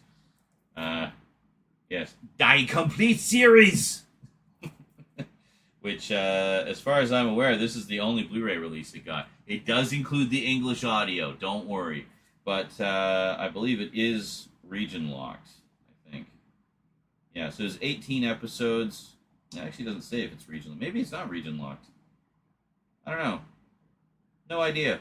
But it doesn't matter, because I have both a region-free Blu-ray player and a Blu-ray drive where I can just rip the discs to my computer if region coding is a problem. So, let's head on down to the table. We'll take a brief, closer look at everything here and check out the box set. And we got, it looks like these haven't even been opened yet, so we'll do a little unboxing of the movies as well. I did unbox this one already. Say unbox. I hate that term so much. I took the saran wrap off this one already because I just wanted to kind of check it out. But we'll take a little closer look at everything now. So let's head on down to the table.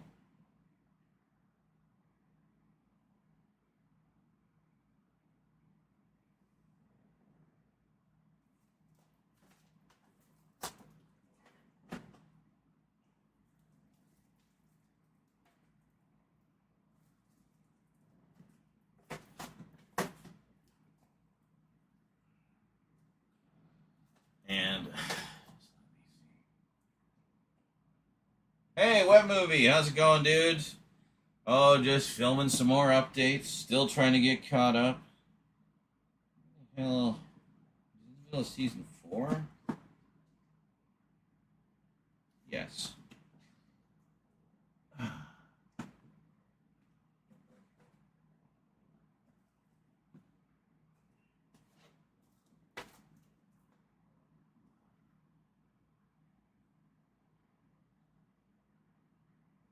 Alrighty, well, as it turns out,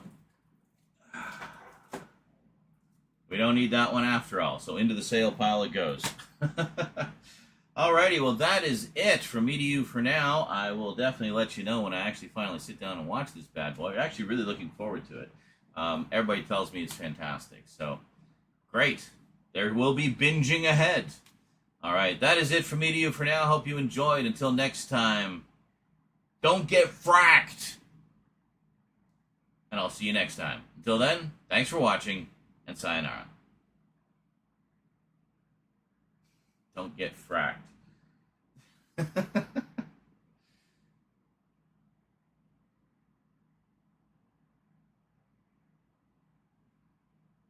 have missed all of the other videos.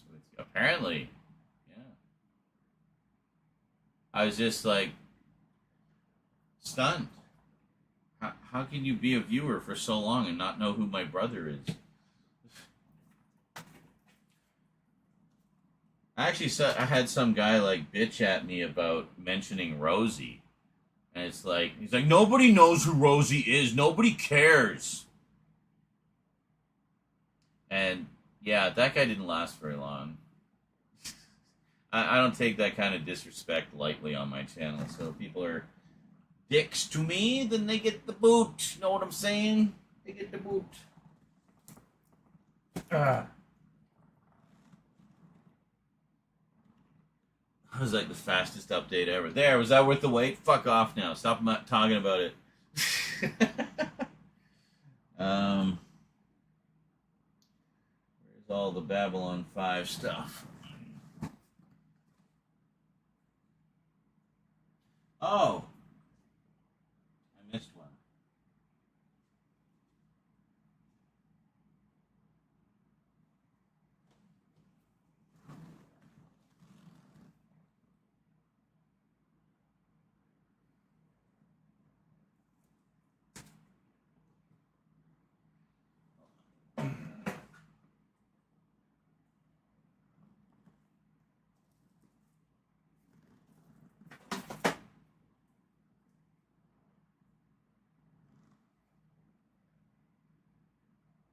What are you sniffing?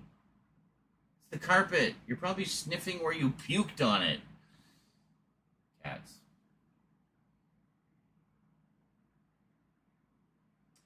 Ah, yes. Just before we go, we actually do have a little something related to the classic show. And that is the recently released 4K edition of the theatrical version of the pilot movie. Check that out. Very nice.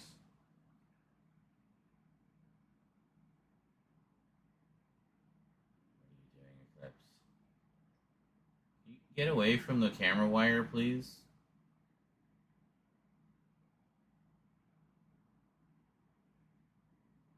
What are you freaking out about?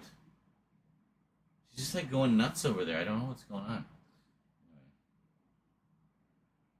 So let's just dive bong. So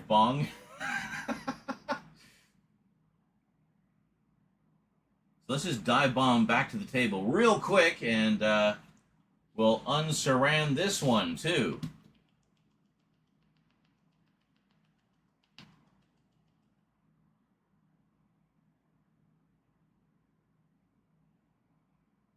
Eclipse, what are you doing?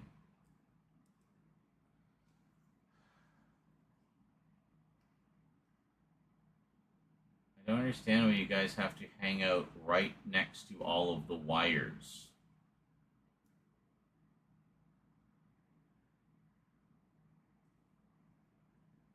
Why are you scratching so much? What's going on?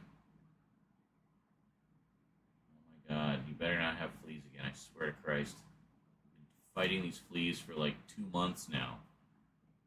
Eclipse, psst, stop. Stop scratching so much.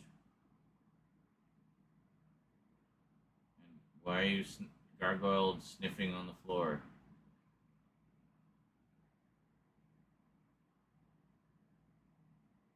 She's just like... I don't know why she's like freaking out like this.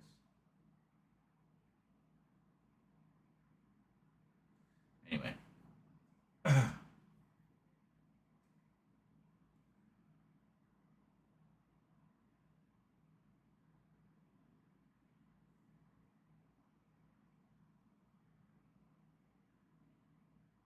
And there we go. Very nice. I obviously haven't watched it yet because we just opened it up, but definitely looking forward to checking this out. I used to watch the movie version of this quite a bit on my mom's VHS tape. She had the actual store-bought VHS of it. Very cool, because for the longest time we didn't have the complete series of Battlestar Galactica until the days of DVD and, well, now Blu-ray. So, yeah, so it'd be really cool to see this in 4K. Great movie. I honestly prefer the full-length 3-hour cut from the TV show, but this is a really cool alternate cut and does feature a bunch of alternate scenes, a little bit of extra violence, an alternate ending, very different fate for Baltar in this from the movie or from the show. And, yeah, and kind of a nice little piece of television history, because it was one of only 2 cases I can think of where Universal took the pilot movie for one of their new TV shows and put it in theaters. Pretty cool. Hell of a way to promote a new show. Anyway.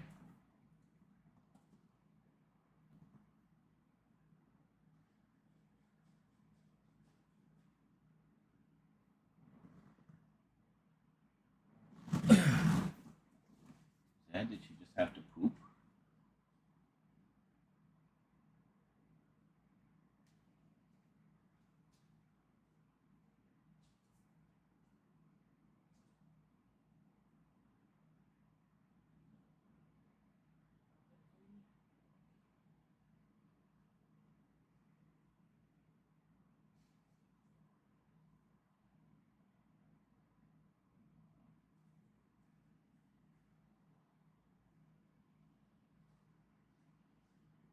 I think she just had to take a dump and didn't know what to do with herself.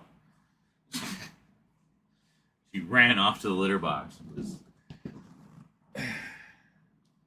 digging around in there. Alright. That's Battlestar Galactica. I think I had more to say about the pilot movie than I did about the show, but that's okay. So remember, we still need to do all our closer looks at all these, but we'll get to those.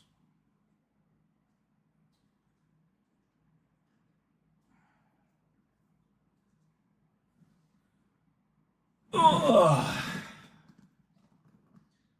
Well, I really hope my Lost Tales disc is okay. I guess we'll find out. Sadly, it's never had a Blu-ray release. It's only ever been released on this DVD. Wow, it's only 72 minutes. It's 2 stories.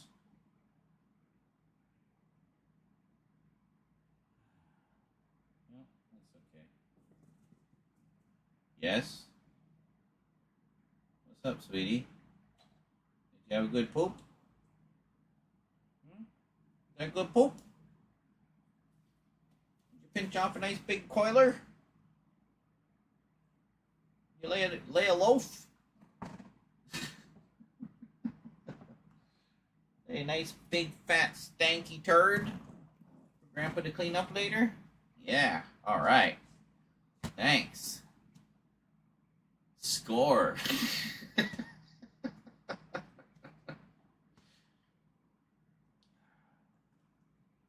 So when I went out earlier, the rain had stopped. It's like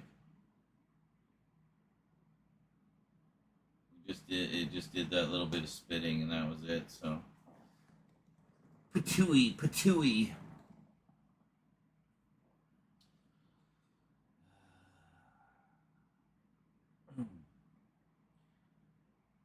Anyone else hear the MMC theme playing in the back of your head when Z starts a new video?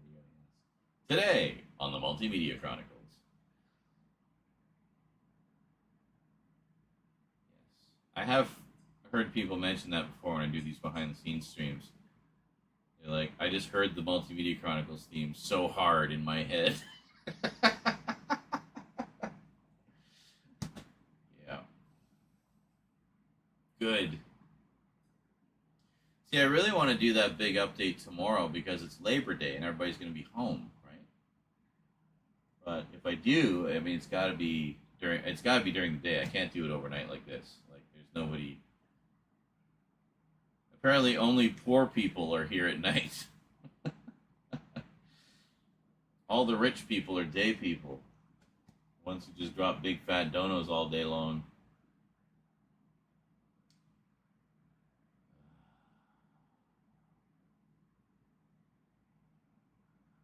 Hey, Thomas, how's it going? See, I told you I'd do more behind-the-scenes streams from time to time. And here we are. Care Avon. We have someone... What? Bird across from us? Oh. Where it shouts, fuck off, you muppet. What? Late at night, the owner thinks that it was funny teaching the bird to say it all the time. Oh, that sounds lovely.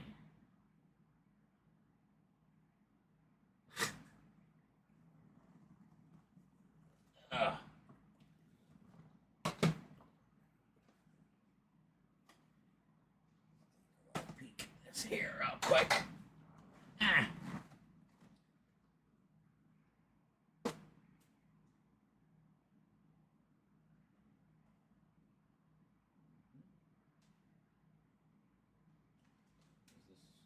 Ah, yes, it's one of those.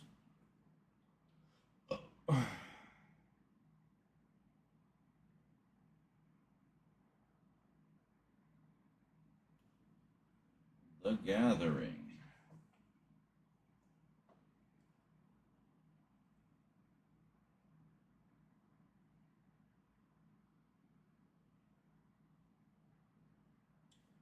I don't know which version of The Gathering this is.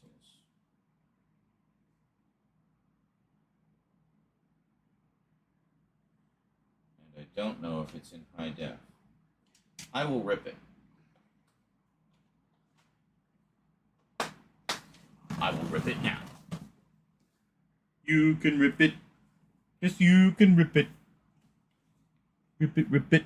Hey, Solid Snake. Wow, we're getting a lot of late night fun. Let me guess, it's because the Dead Space video went up, isn't it? Which reminds me, I should post that on Discord. Just give me a sec here. I gotta see how many I have scheduled. I got more to go up. I think I've got I've got a bunch of episodes. I got about a week's worth. So. There we go. I always post the latest links for my stuff on the Discord. I used to post them all over social media too, but it doesn't really seem to make a big difference, honestly. So I just kind of go with, preaching it to the choir. So waiting for the imprint release, the new release for the Dune Sandbox Edition, for the 4K and Blu-ray release, the new version of the Special Edition. That, I was just drooling over that set literally yesterday. I know the one you mean. It's quite lovely.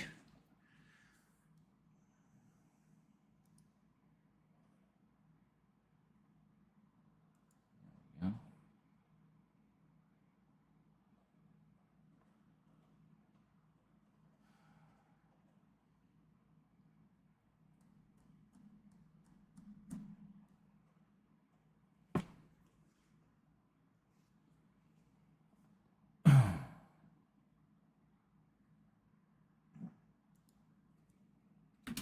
You've heard nothing.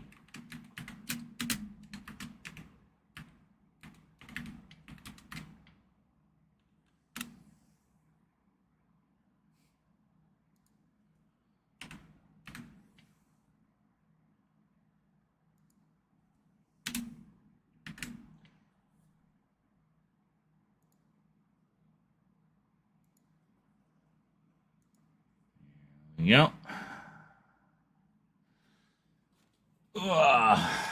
But yeah, that's a very nice set. The only one I'd say beats it a little bit is the German set that came out a few years ago, around the same time as the Arrow set. The Arrow set is garbage, honestly. Lovely transfer of the movie, don't get me wrong, but all it's got is the theatrical cut. And there was supposed to be a feature-length documentary on there that they did not include because it wasn't ready yet for the time of release. And, yeah.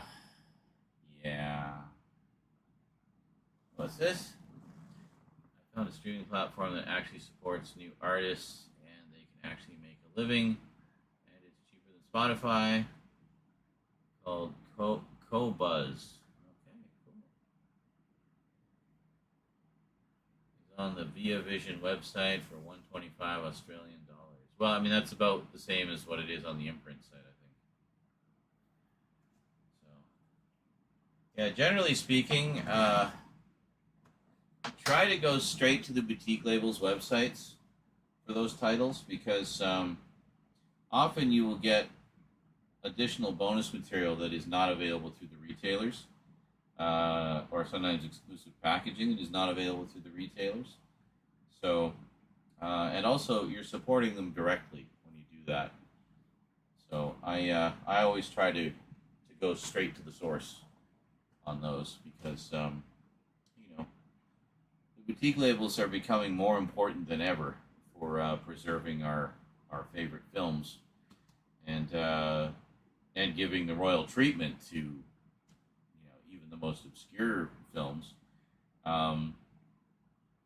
I think it's important now more than ever, especially with the studios just fucking around with AI upscaling and other bullshit. It's more important than ever to support those boutique labels in any way we can. I'm not meaning to imply they get no money if you buy through a third party. No, that's fine. I'm just saying, like, chances are you probably get the same price direct from them, and you might get some other goodies. So.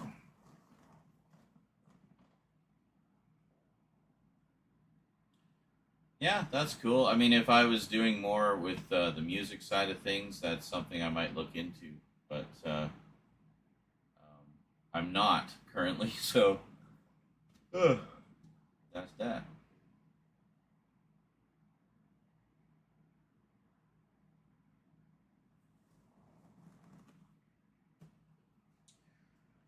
I think this will be a slightly long-winded intro.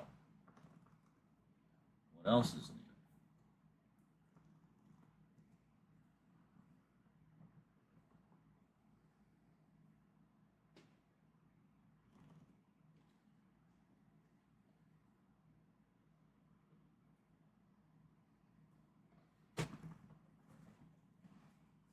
Yarr.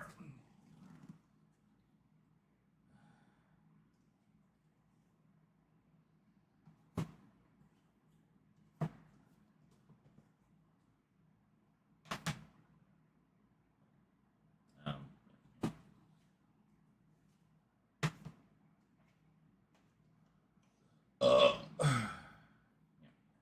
think.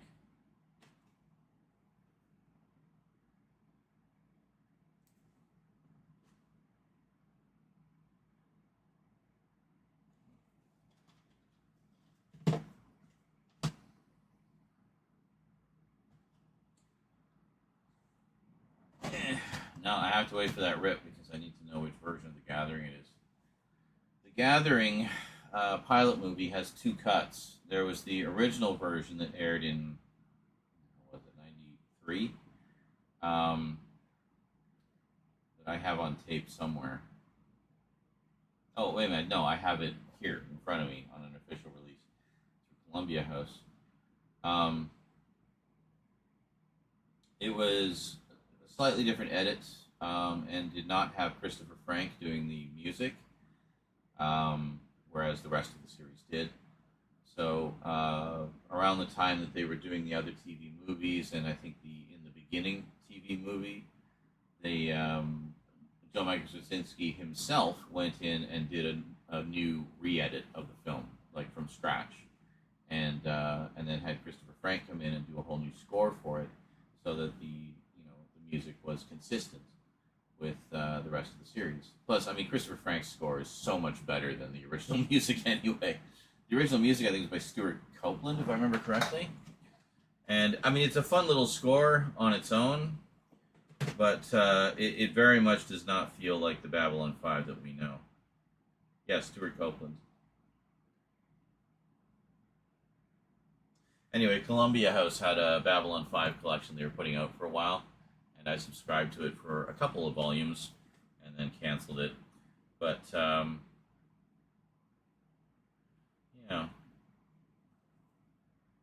But it was cool to me because it included the original broadcast version of The Gathering, not the special edition version. So I've always kept this because it's kind of an interesting rarity.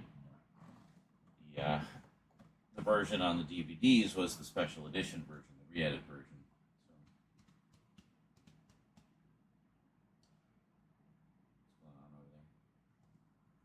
What's going on?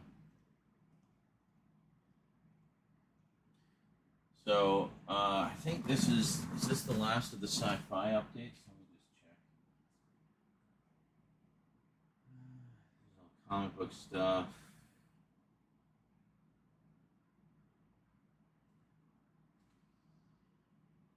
Games, anime.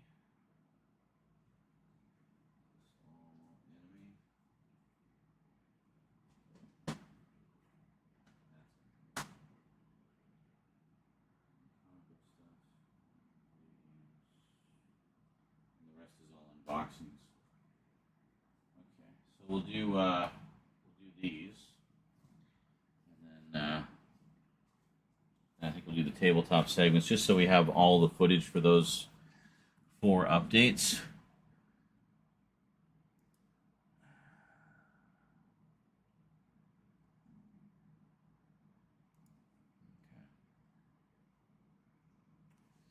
I just wish they put out the rest of the movies on Blu-ray as well.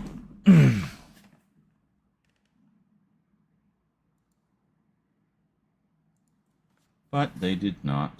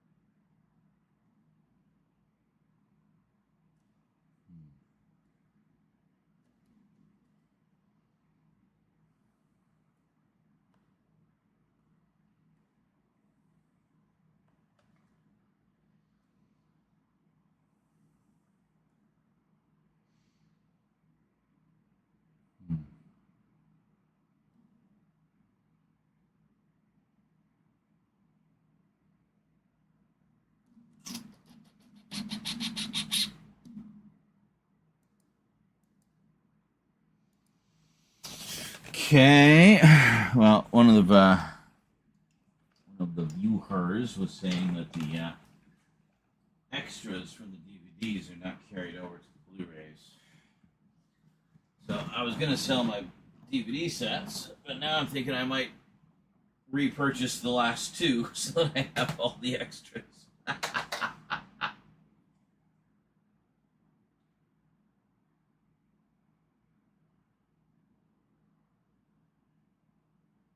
In fact, is this whole set just bare bones? I think it is.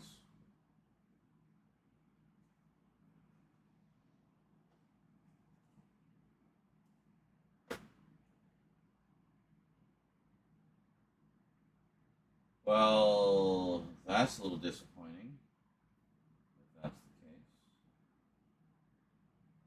I mean, the only bonus is they have the pilot movie, which is really, that shouldn't be a bonus, that's another episode, you know? And then it has a trailer for The Road Home, which was the recent animated movie they did. Well, that's disappointing. What do we got here?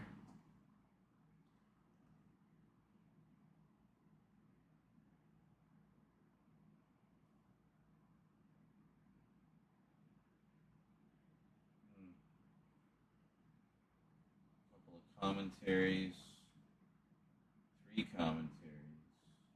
Yeah, and these all have featurettes about the making. Why the hell didn't they include those on the Blu-ray? They could have literally put them all on one disc. You know?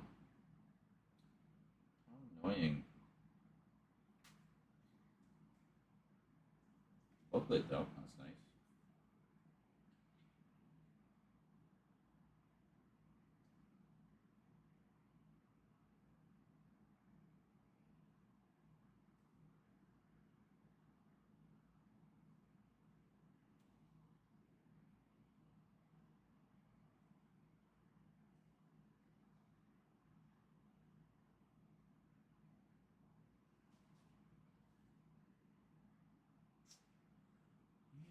Commentaries and stuff too.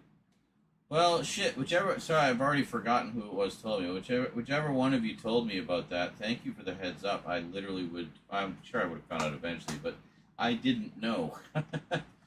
So I definitely appreciate you pointing that out to me.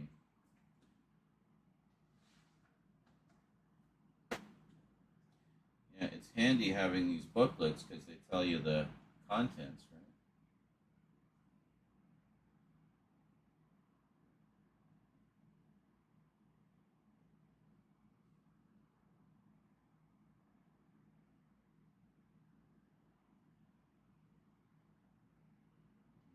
Commentaries. Very nice.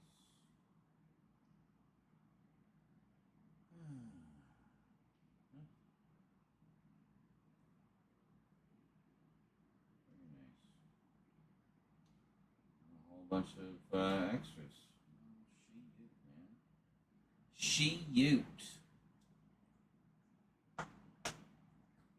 It's been so long since I watched the DVDs that I honestly forgot about all that stuff. All right. Well, clearly, I'm just gonna have to get the last two seasons, and honestly, these books are really nice as well.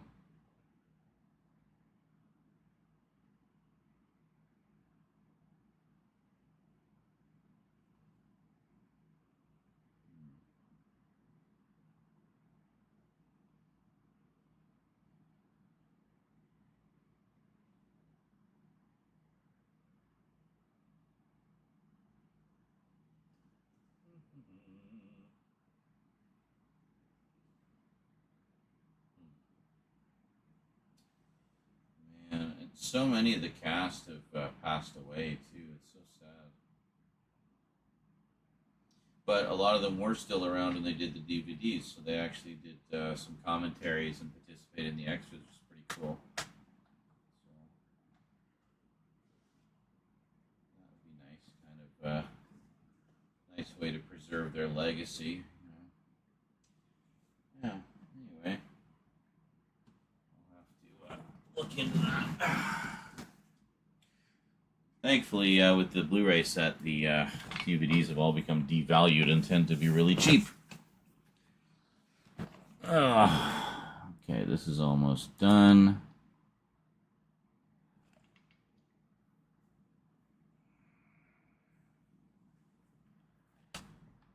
Two minutes left, eh?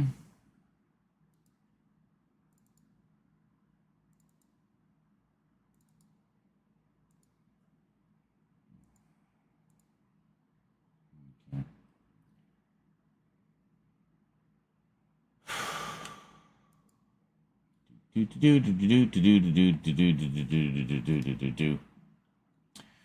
DVD version for the Babylon 5 pilot was the original that was included in our complete series set. The special edition, for some reason, has been badly cropped on the Blu-ray release, which is a shame. Well, it's yeah. I mean, I'm going to check here. It might just be the DVD version.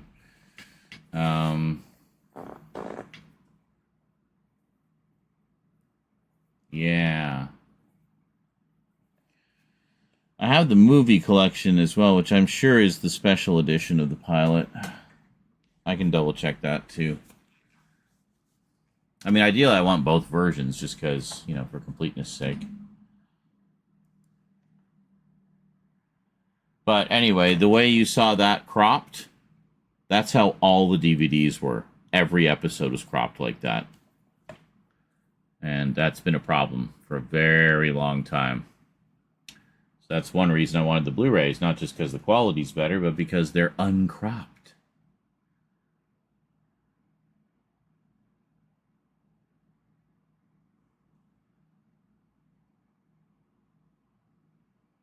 Almost done.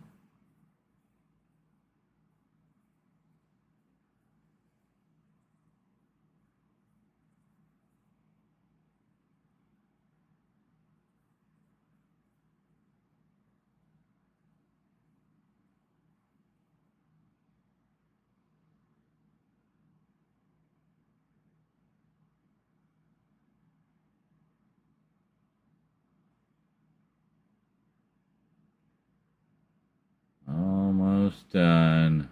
Like 15 seconds left. I obviously can't show you or, you know, let you hear any of this because fucking Warner Brothers, but yeah, just give me a moment here. Okay, we good? Oh, come on, you gotta be done. What are you doing? How much? There's not that much stuff. Okay, there we go. Thank you. Alright, so just gonna have to mute the audio. I will know immediately which version it is. Actually, it looks like it's the special edition already, just from the thumbnail. Let me see.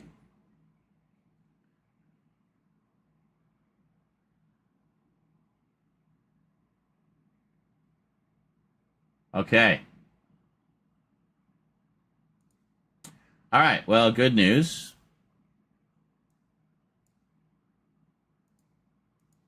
Hold on a second here.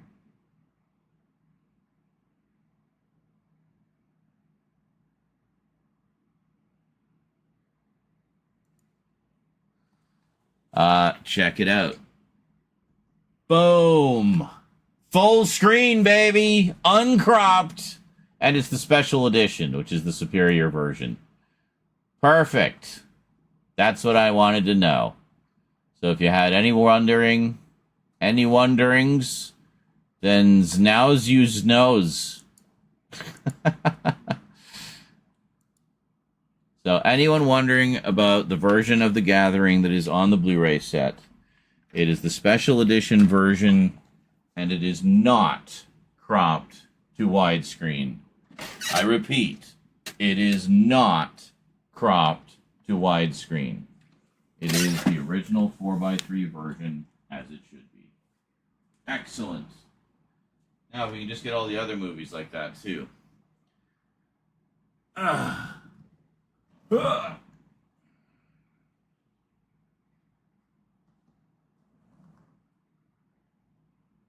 copy those discs as the Babylon 5 DVDs are some of the most made by the infamous Disc Rock Factory. Oh, great. All right, I'll get started on that tonight. Now hold on a second. There's been a few releases of it. The version that I currently have is the re-release version.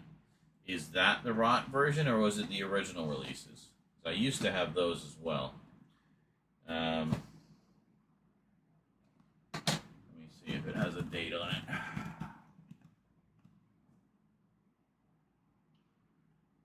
It doesn't say. It says 2008, but I think that's when the originals came out. Actually, did they? Hold on a second, because the movie collection.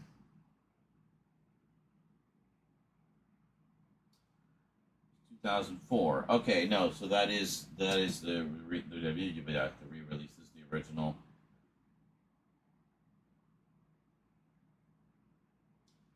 Yeah, so this one I believe has the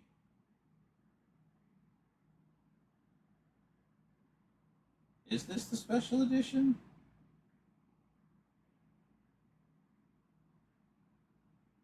Wait a minute, standard. No, well, wait a minute. I think this is actually the non-special edition. All right, well, I'm gonna have to rip this too. Yeah, I will rip this.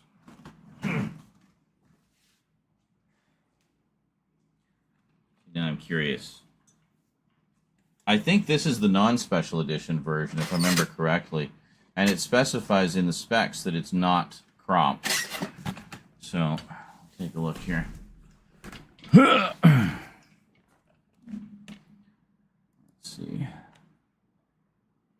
If I can get it straight from... Nope.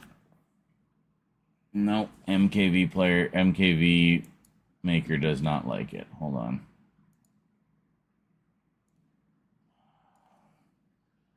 Alright. Spit it out. Oh, come on. Piece of shit. DVD decryptor. Go.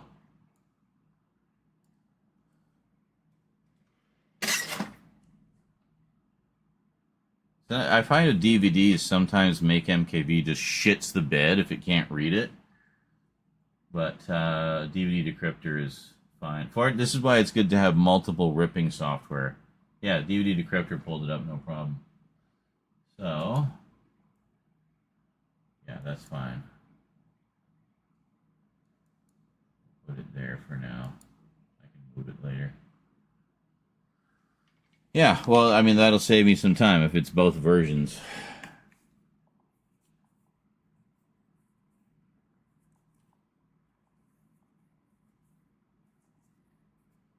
So, what are you talking about, Avon? It is. I literally just ripped it. It's 4:3 on the Blu-ray. What are you talking about? All the episodes are 4:3. That was the whole reason I got it. In fact, the Gathering, the version of The Gathering that's on the movie collection is also 4:3. I think I don't know if it's ever been released cropped. least not that I've seen. Like, the version on the movie collection is uncropped, and I'm pretty sure it's the original, which would be why I never ripped the tape. No point. Because the DVD would be off the master tape, which would be higher quality than the VHS release, right? So, good to know these things.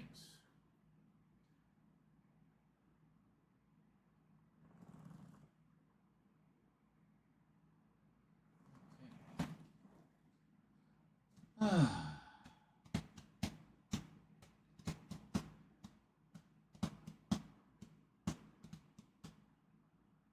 reason I'm doing this now is because this is information that would be useful in the video for anyone wondering which is which.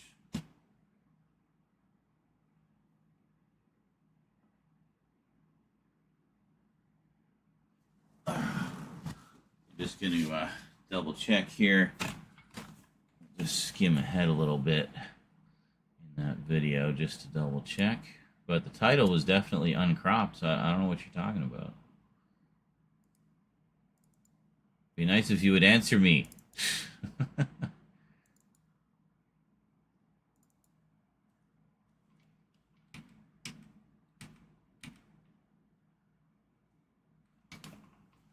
Oh, wait a second.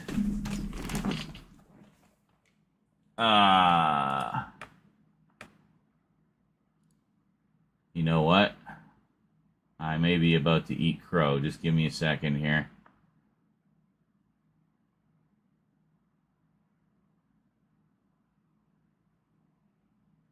Oh, for fuck's sake.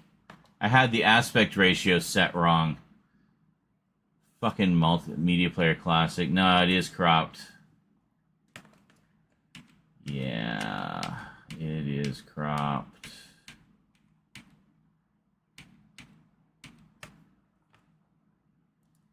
Oh, that's annoying. Yeah, never mind. You are correct.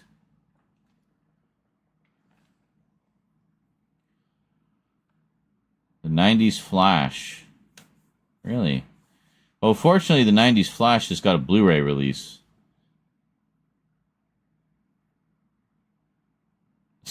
Gilligan's Island, so I don't know. They're just it's actually a bathing suit, and the only reason I'm wearing it is because I don't have any shorts that fit. So, yeah. No, I skimmed ahead a little bit on the video, and I saw that. Yeah, no, you were right, Avon. It was my bad. I forgot. I was watching some 4x3 content that had the aspect ratio incorrectly flagged in the file. So it was coming up as 16:9, and everything looked all wonky.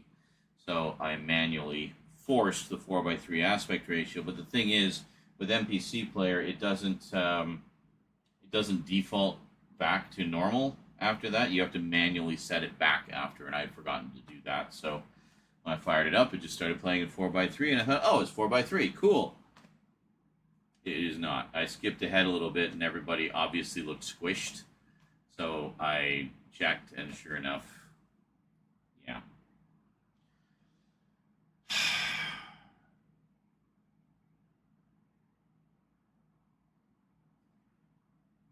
But, okay, it was the so you're saying, Mike, it was the original, like the big brick ones, the ones that were all like this, like the books. Yeah. I got rid of all my brick sets. The only one I still have is this one, the movie collection, and that's it. The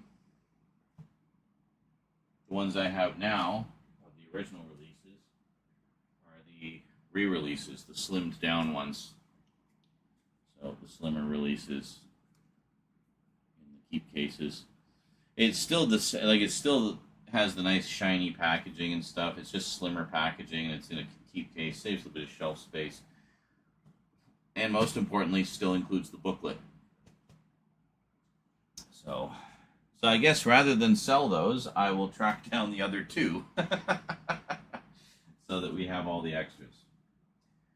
I gotta say that is disappointing that they didn't carry any of the extras over for the Blu-ray set. I mean, it's like, how hard would it be to just port them over? You know? I don't know. Anyway. So those releases are from a few years later, like 2008, I think. Yeah, 2008. And the others were, I think, 2004.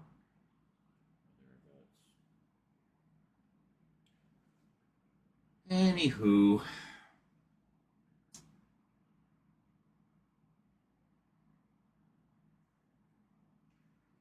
Yeah, I've been wanting to do a full series rewatch for a while.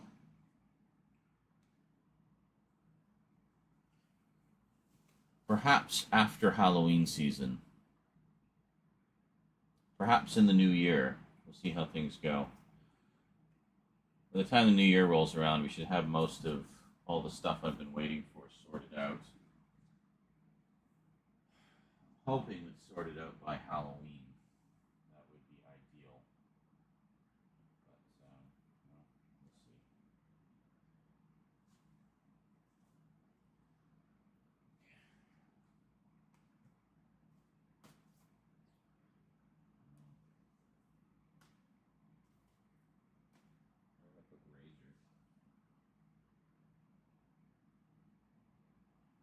Where did I put razor? Where the hell did I put razor? Oh, there it is.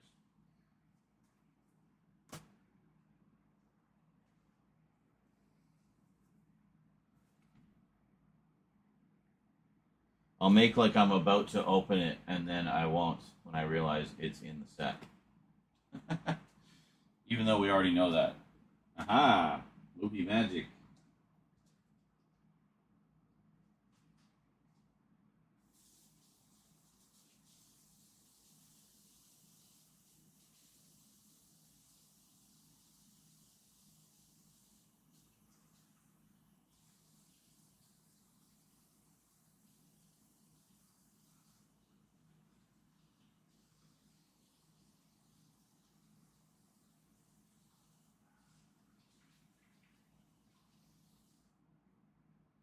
Whew.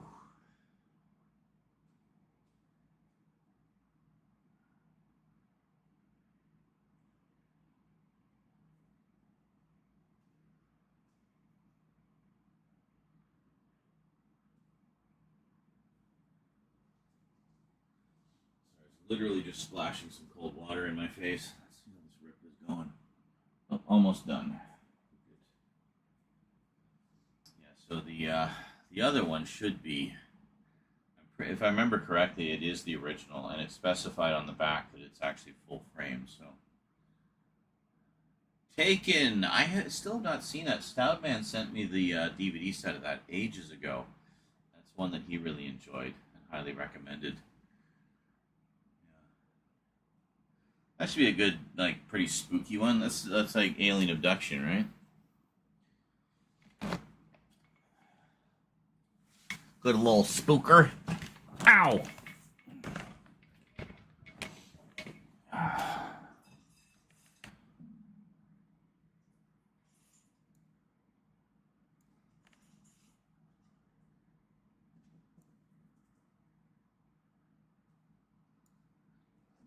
Yeah, the brick ones. If you go over here, you can see. Yeah.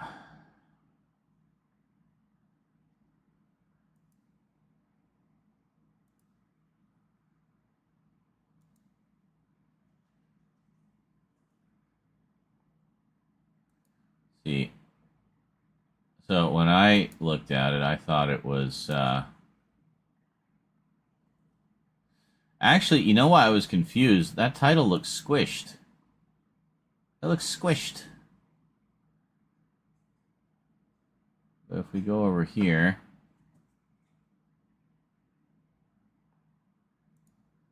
see, then that looks normal. I think that's how it's supposed to look. I think they literally squished it for the title. But then if you go into the meat of the episode, well, hold on. You can tell everybody's like, you know, squished. And then if you put it here, it's a bit janky to get into it here. Go to video frame, aspect ratio, default. There. So, I mean, it's, yeah. The cropping's really bad for The Gathering because it was absolutely filmed and framed for 4:3.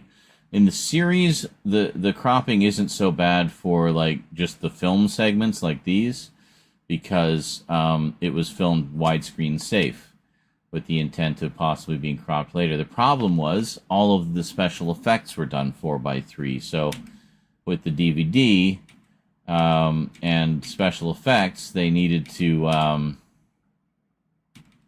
you know, hold on. They basically, to make it fit the 16:9 frame, they zoomed in and cropped them, and it looked awful. Just awful.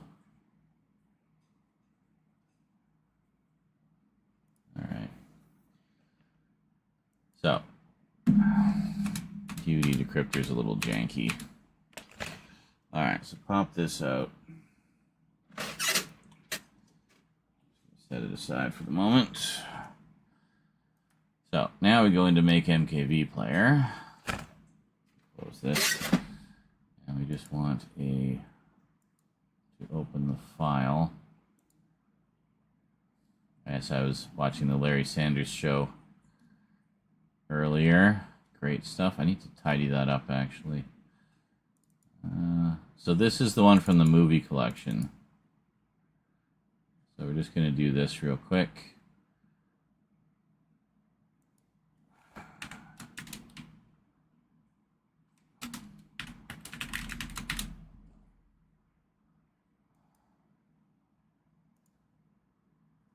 See, once you have the files on the hard drive, it doesn't take too long to convert everything.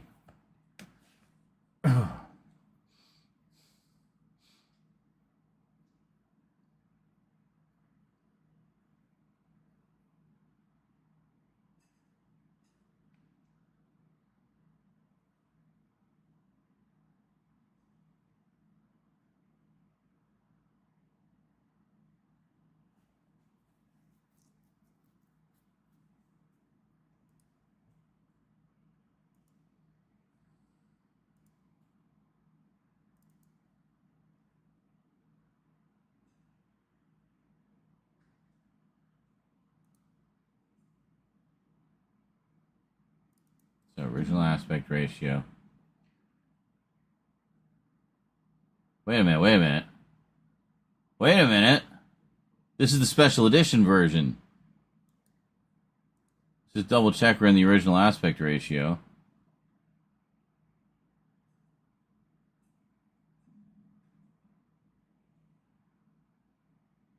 Holy shit.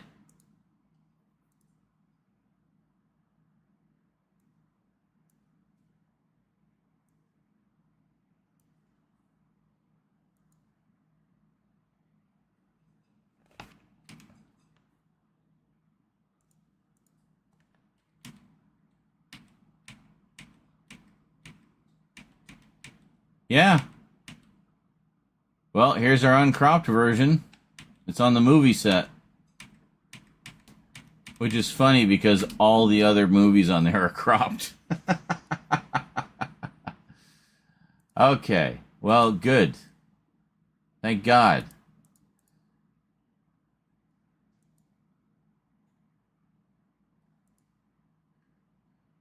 A little disappointing because, I mean, it would have been nice to have the bump up in quality, but...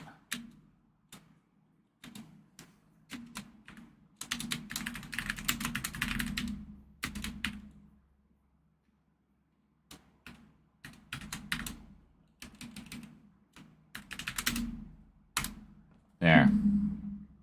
Well, there we go. Done. Good. Well, that answers that question.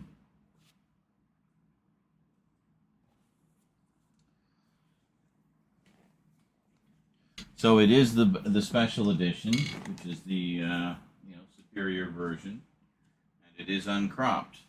So, I guess I still need to capture my tape. I don't think there was has been any other home video release of the original that I know of. In my set, I have In the Beginning first, and then The Gathering. Yeah. Which, for the most part, works pretty well, except for Delen's makeup. Her makeup in the pilot was a little less feminine, more sort of androgynous and almost lizard-like. Her makeup in the show was a lot more pleasing to the eye, shall we say.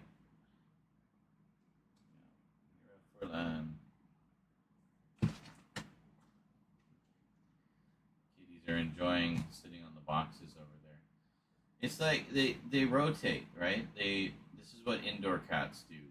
They'll decide on a spot that will be their spot, and they'll stay and they'll like always go to that spot for like a week or two, and you'll always find them in that spot.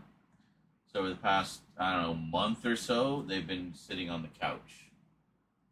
Eclipse will sit on the back of the couch. Church will sit on the arm of the couch, and that's their preferred spots. Church is alternated between that and sitting inside the Hot Topic bag that Rose has on the floor. But I notice it'll generally be wherever one of them decides to go, the other will soon follow. So Eclipse started laying and sleeping on one of the boxes in the hallway. It's one of the Rubbermaid containers. It's got some clothes on it, so it's nice and soft and comfy. And then it took about a day, but then Church started going over there as well. And at first Eclipse was like, like fuck off, this is my spot. But eventually, they worked it out amongst themselves, so now you can see them both kind of curled up on other ends of the box. Sometimes together, they fight and complain, but they generally get along. So anyway, that's pretty funny. Cats are funny. Funny cats. Oh. Yeah. So, anyway, I guess I'm not going to panic too much about getting everything done for September 1st because, well, it is now September 1st. So we're going to, put the main Halloween focus on October and just make sure we got, lots of stuff done for October. But in the meantime, we're going to basically, okay, the plan is get everything going no later than October 1st. But if we can get started a little earlier, even better. I really want to do the mega update, but we got to get all these other updates done first. So, not too bad. 3 down today, 2 down the other day. Let's keep going. We're making good progress. I think this Babylon 5 one is the last of the really sort of big ones that I have a lot to talk about. So, yeah. Anyway, that info about the pilot is definitely worth knowing about. So, that's something people will want to know, I think. So, if there are aliens aboard the 3i Atlas Comet spaceship, I wonder if they've watched any of the MMCs. I always think about these kinds of things when I get to beer 4 of a 6-pack. You're having a little late night rager, are you there, Rob? Excellent. Sadly, even being a holiday weekend, I have no, no party favors, as it were. Make sure that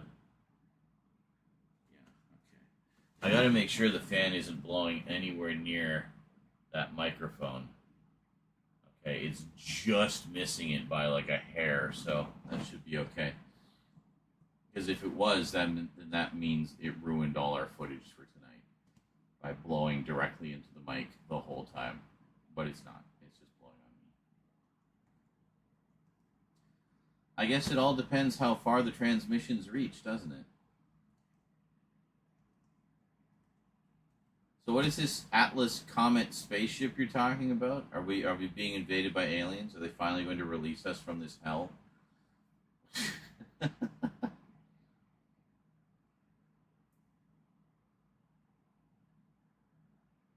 Or just, wipe out all the bad people so we can all live in peace again.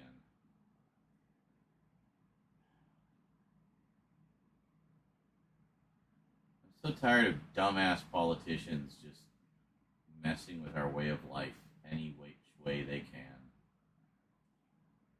And for what? Oh, right, money. See, I could be a scumbag grifter if I wanted to be. I think I'd be really good at it. But I choose not to, because that's not my style. I'd much rather make a living talking about things that I enjoy. And I think that's what you guys would much rather watch. Yeah.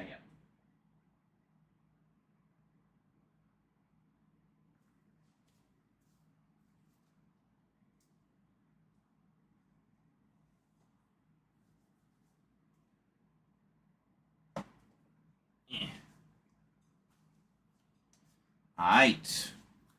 Quick break from me. The pilot does have an individual release in a snapper case. I've heard it is the original aired version. I've been thinking of buying it, but... Oh, is that the one that's in the snapper case? I know the one you're talking about. It's a double feature with In the Beginning, right? That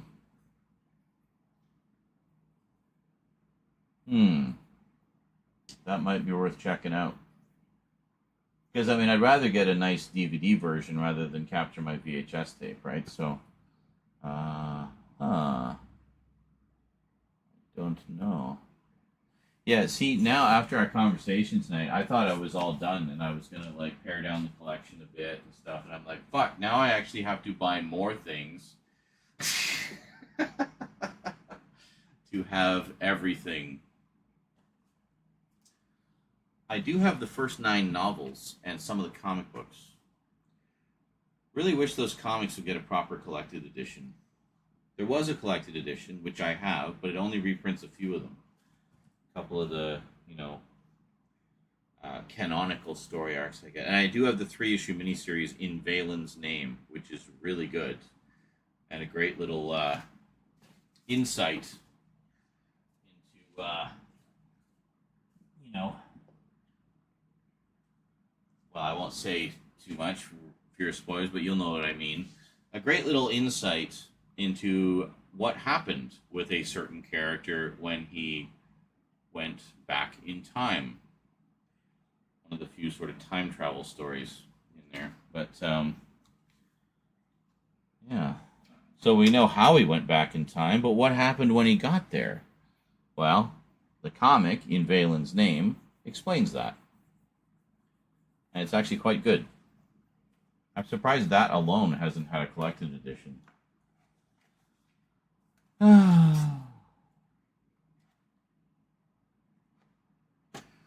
Well, I'm glad you were here for this one, Mike. This is all really useful and interesting information. Thank you. I will be back.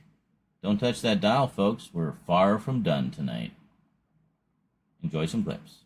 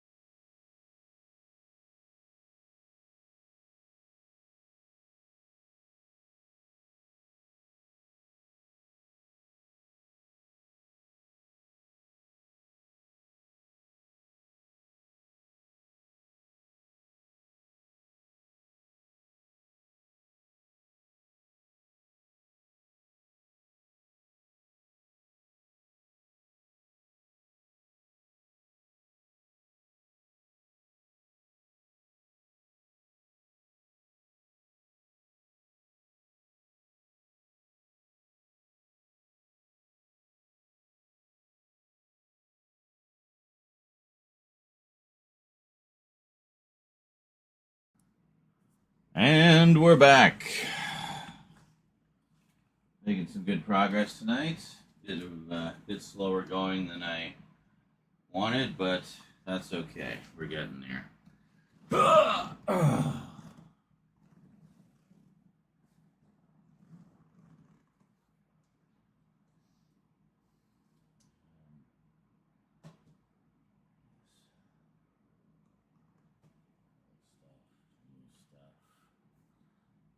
Stuff.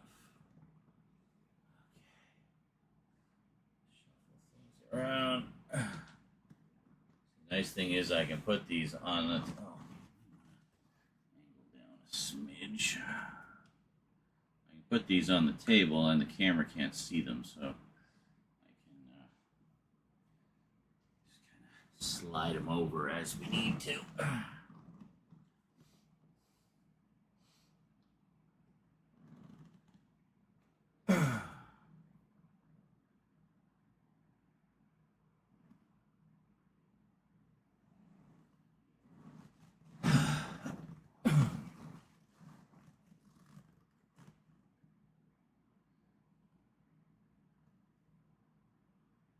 Greetings, everyone.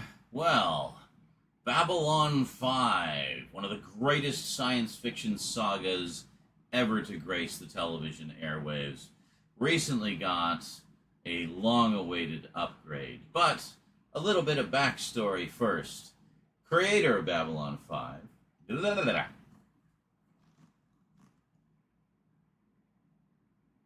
Greetings, everyone. Well, Babylon 5, a show that I'm sure needs no introduction for most of you.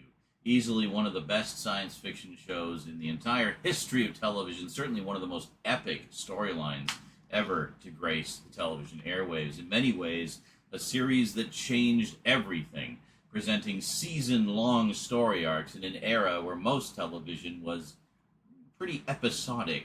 Oh yeah, there'd be a loose continuity over the course of a show, but nothing on the scale of Babylon 5, where literally every episode impacted the overall story in sometimes small ways, sometimes catastrophically huge ways that you often just didn't see coming.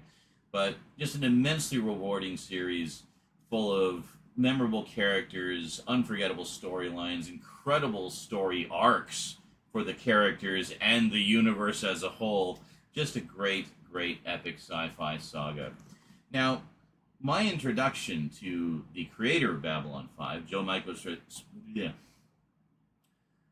my introduction to the work of the creator of Babylon 5, Joe Michael Straczynski, or JMS for short, was not Babylon 5. It was actually in an article in Starlog magazine, which he talked about a forthcoming animated series that he was the story editor on and wrote several scripts for. A little show you might have heard of called The Real Ghostbusters. Yeah, that was my introduction to his work. And the thing that really struck me in reading that interview with him in that old Starlog magazine was how keen he was to tell quality stories.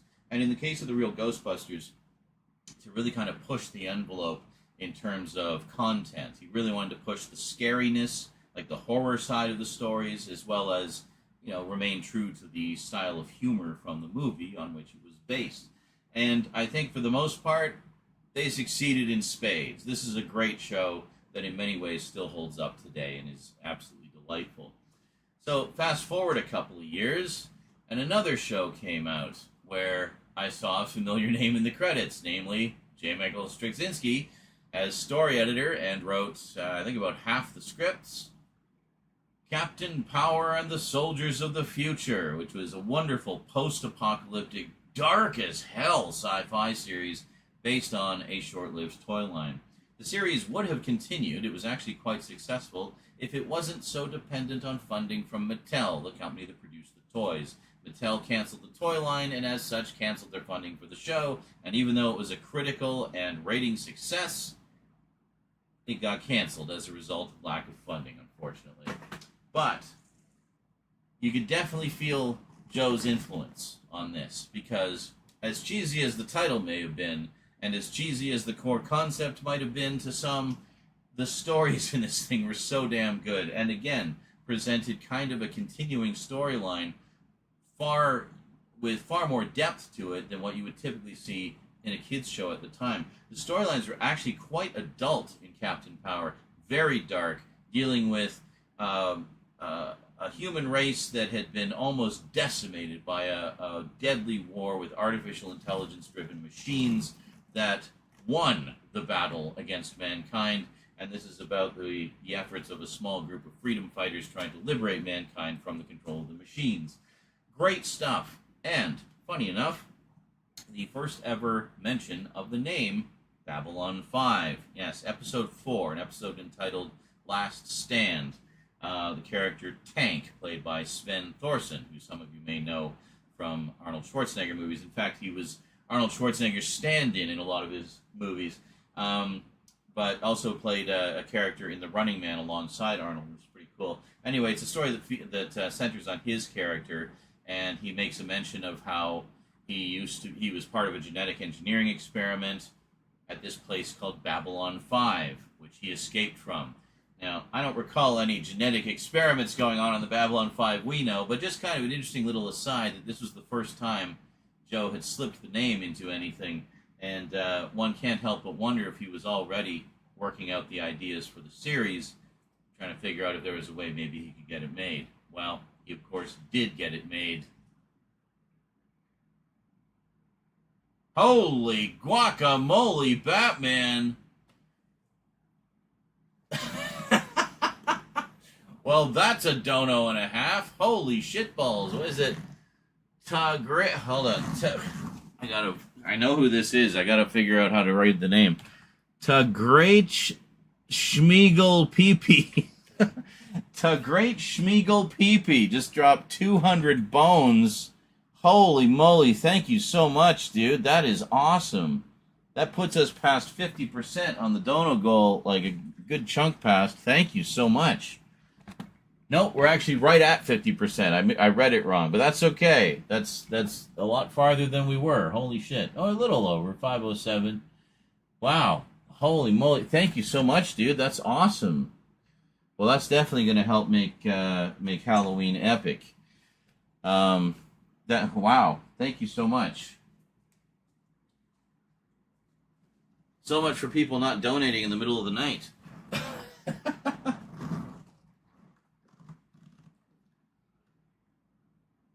Now, I mention these two because these were my personal introduction to the work of Joe Michael Straczynski. And, I mean, right from season 1 of The Real Ghostbusters, I was a fan from the get-go. I think he's a terrific writer, and I love the fact that his career is just full of examples of trying to push the envelope of what you could do on television. So, to me, he will always be one of the pioneers that helped to shape the television landscape in many ways into what we have now, where serialized storylines are very much the norm, but they weren't back then. You know, so he was doing something that nobody else was doing at the time, and that's, to me, very notable. And this isn't even all of the kids stuff he worked on. He was a story editor on He-Man and the Masters of the Universe. He wrote a bunch of scripts for that as well. And Jason the Wheeled Warriors, another big favorite of mine. So yeah, he definitely had some credentials behind him by the time he got around to doing Babylon 5. So with Babylon 5, he had a 5-year story arc planned out, and the idea was to structure it like a series of books. So each season would be one book. Each episode would be a chapter in that book, right? And then over the course of the 5 seasons, or 5 books, you would have a complete story with a beginning, middle, and end. And, well, despite problems along the way and uncertainty whether or not they get renewed season after season, he pulled it off. He managed to do it. It didn't quite play out the way he had originally planned, but, I mean, that's the nature of the business, right? He had contingencies in place in case things changed, and in a lot of ways, some of the changes that he ended up having to make because of characters, or, actors leaving or what have you, or network pressure, ended up being better for the overall story in a lot of ways, and allowed him to take things in interesting directions that he hadn't thought of before. So the end result is we have this just fantastic science fiction saga. with a bit of a mixed history on home video. Now, the first home video release I recall was this one from Columbia House. Good old Columbia House. Yes, the same people who did the get 10 CDs for a penny thing. Well, they also did a bunch of video releases. They would put out these collections that you could subscribe to. You get one volume every month, and each tape would have, 2 hours worth of episodes typically. So in this case, we have the original broadcast version of the pilot movie, The Gathering. So this is just a single tape with the 90-minute pilot, and then going forward, we would get a tape a month with 2 episodes per tape. Very nice. Same artwork on all of them. They all line up very neatly on the shelf. Yeah, I think I had maybe one more volume, and I sold that, and I just kept these as examples of the set. Also, because this is the broadcast version of the pilot, which is a little hard to come by. Most of the versions of the pilot movie that are on video are the special edition version, which, quite frankly, is a much better version, but, it's nice to have the original broadcast version as well, just for kind of the sake of history. So, take these off here. And we'll put this one. They both have the same artwork on the cover, so we'll just put one there as an example. So this is the pilot movie here, and it's the original TV version, not the special edition version. Yeah. So anyway, I don't know if they actually finished the series, because it would have been 55 volumes or 56, including the pilot movie. Can you imagine how much shelf space that would take up? The first time I remember them doing something like that was with Star Trek, the original series. In fact, I think Star Trek, the original series, may have been the first show to get a full series release on home video. So they did it in sets like this, clamshell cases with the tapes, and that's it. You get it, and they did them in Stardate order, as I recall. And I think they started to do one for Star Trek: The Next Generation as well. I don't know if they finished that. That would have been a lot of volumes. But anyway, so that was the first time Babylon 5 got a home video release. And then a few years later, Warner themselves started to put out releases, but in a very odd way. They were releasing tapes of Season 1, and Laserdiscs, by the way, so on VHS and Laserdisc, and Season 5 simultaneously. So they put out a volume of Season 1 and a volume of Season 5 simultaneously. They finished Seasons 1 and 5, and they started doing Season 2 and Season 4. So they were just kind of starting at both ends and working their way inward. Season 3 never got a release in that format, and they didn't finish Seasons 2 and 4. They only got about halfway, because then a little format called DVD happened. And, well, they started just putting out full season sets on DVD. But here's the thing. These are in 16:9, widescreen. Cool. However, it was not a widescrreen show. Now, I remember a friend of mine was a big fan of Babylon 5 when it aired, and watching the opening titles. The opening titles were always in widescreen, and he said, yeah, they did the whole show like this, so I hope we get a widescreen version at some point. Yeah, what none of us realized at the time, though, is while all of the filmed footage was filmed 4:3, but widescreen safe, so you could safely crop off the top and bottom without losing any important information, the effects shots were not. The effects shots were done in 4:3, which means when they went back and remastered it all for these DVDs, they pulled out all the film elements, did all this lovely cropping. The stuff without any effects looks really nice. It crops really well, very cleanly, looks appropriate, and nice and cinematic. But whenever you get to the effects shots, they didn't have like widescreen versions of them, so they would just zoom in, cropping off the top and bottom to fill the 16:9 frame, and you just get this horrible, fuzzy, like lacking definition, jaggies everywhere. It's just awful cropping.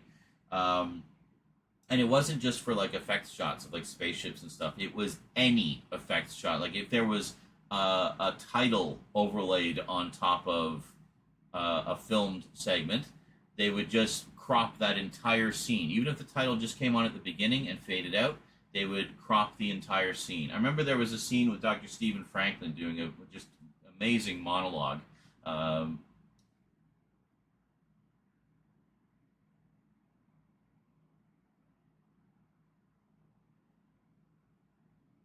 it Dr. Stephen Franklin or Richard Frank? Fuck. What is the actor's name?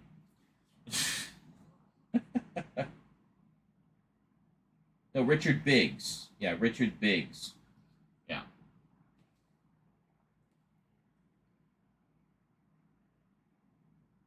And it's this really beautifully performed monologue by Richard Biggs. The camera's slowly pushing in on him, and he's telling a story, just a really tragic story about something he experienced as a doctor. And at the very beginning of it, there's an overlay. It's like he's doing a segment for a news show, and there's a little overlay just saying, Dr. Stephen Franklin. But then the rest of the scene is cropped because of that frickin' title.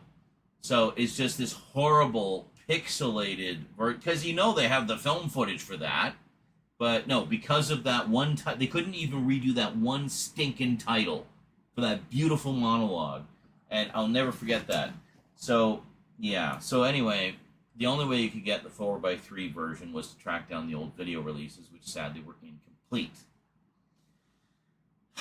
They released all 5 seasons like that. This is actually the re-release. The original releases were in big honking cases like this. Beautiful shiny covers, though, I will say that.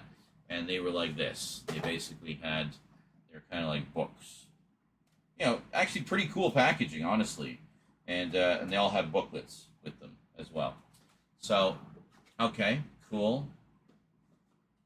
But all horribly cropped. I should mention also this is the slimmed down re-release, and if anyone's wondering, the slimmed down re-release does also include the booklets. The booklets are great.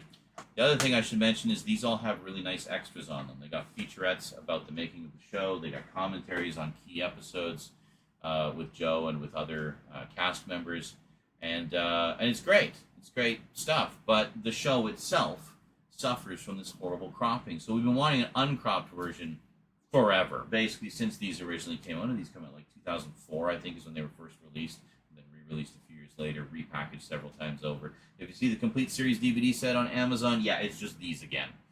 Don't waste your time. The only reason to have the original releases is for the extras, and I'll get to why in a moment. But so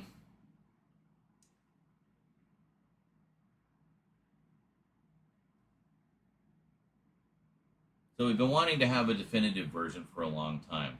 So, fast forward a few more years. HBO Max starts showing Babylon 5. And holy crap, not only is it 4x3, but they've remastered the whole damn series in high definition. That's something we thought we'd never see.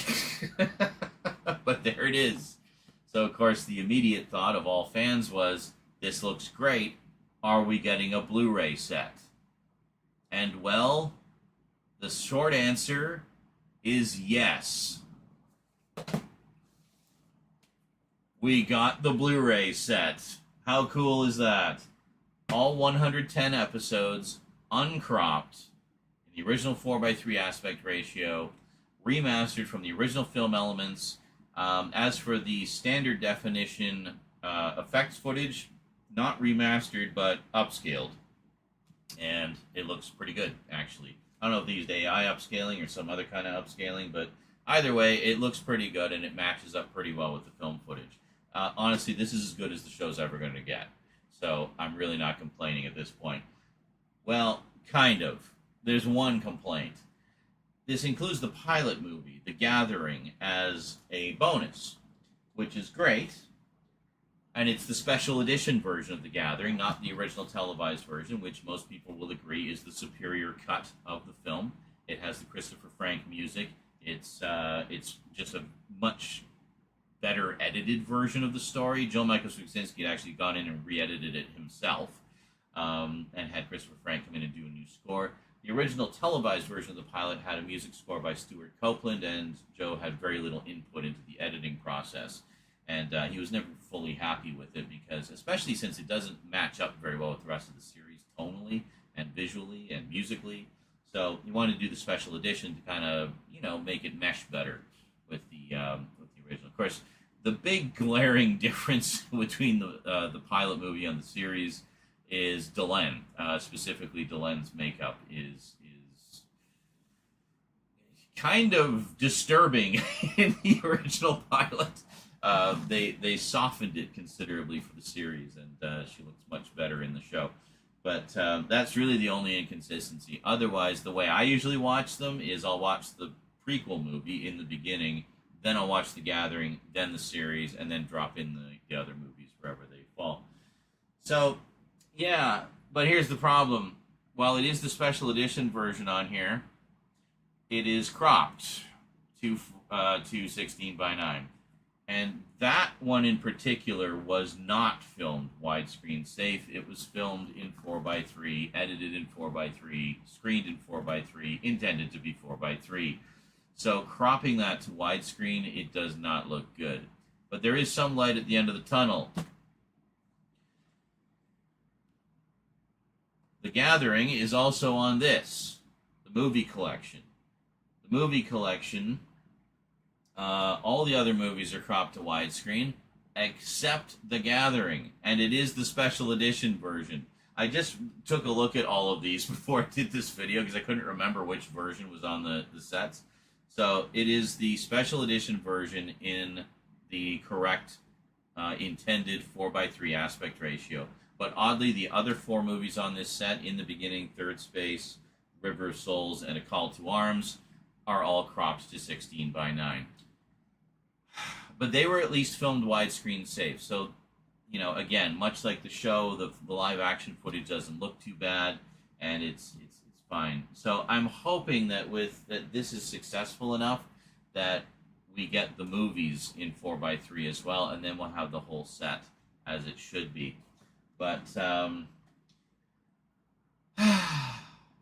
what are you gonna do, huh? What else did we get? Well, I should mention also, I don't have the complete set of the original DVDs anymore. I do also have seasons 2 and 3.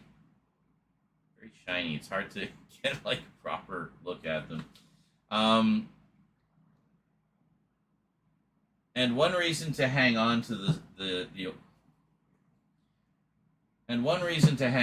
old DVDs is certainly not for the episodes. This is where you want to go for the episodes. But for the extras, yeah, there's some very nice extras on here. Some featurettes, some commentaries on key episodes, as I mentioned, and the booklet, which gives you a little bit of insight. There's an intro to each season by Joe himself, and sometimes joined by some cast members. The Blu-ray set, while it is a beautiful presentation of the show itself, easily the best we've ever had, and as I say, probably the best we will ever have, there's no extras. Not a single one. Oh, sorry, there's a trailer for The Road Home, which is the animated movie which came out around the same time. Basically, one last blast for the surviving cast members, and pretty good impressions done of the rest of them. Sadly, so much of the original cast has passed away. It's really kind of depressing. But anyway, we at least got this, and it's also notable in that it's the only Babylon 5 anything that we have in 4K. So there you go. And I guess just to round it up, the last thing I got was The Lost Tales, which I have actually never seen. So yeah, this again was kind of it was intended to be a series, I think, of things. I noticed it doesn't have the regular DVD logo, which usually means it's a burned disc. So yeah, it's from Warner Archive. I think this is a re-release. Yeah, this is a re-release from Warner Archive. Yeah, from 2019, actually. Original came out in 2007. Well, good. That's a bit of a relief, because I hear that the 2007 release is one of the ones that's very prone to disc rot. So, yeah. So glad I got that one. I couldn't remember which one I got. So, I haven't seen that yet. I haven't opened this. I have opened this. We'll take a little closer look at them in a moment. But just for those of you who are completists, rest assured, I do have Crusade. Go! Scared the shit out of me.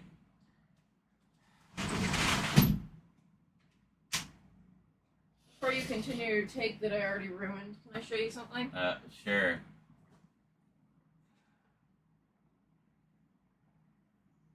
So remember how I called you earlier? Don't bump it. Remember how I called you earlier saying there was thunder and lightning? Yes, I saw some. There was a bunch outside. It rained for like a couple of seconds. Oh, wow. How did you get those shots? Took a video and then paused the video. Oh, okay. That's pretty cool. But yeah, Tegan got some good ones. There's a video that was Tegan's. Let me find it.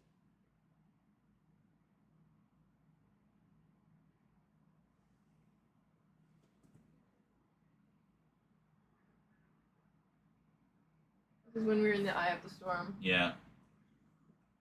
Yeah, we got like a few spits of rain, but it didn't, I was hoping for a downpour, but it just never It happened. downpoured near us. Did it? Yeah. Oh.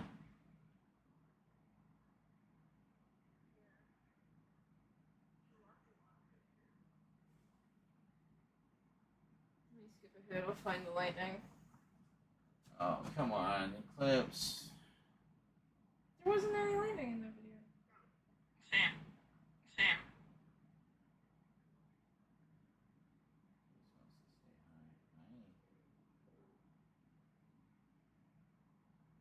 Ooh, there's a good blast in the beginning of that video. Uh-huh.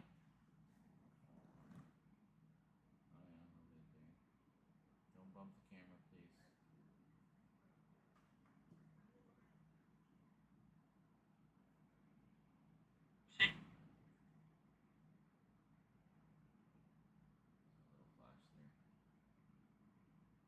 Eclipse, off the desk.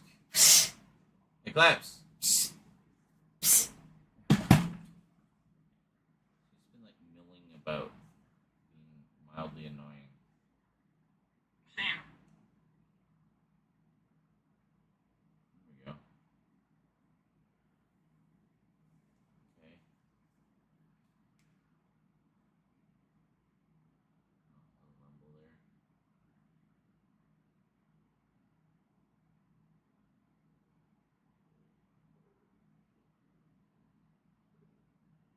Why are you playing it in slow motion?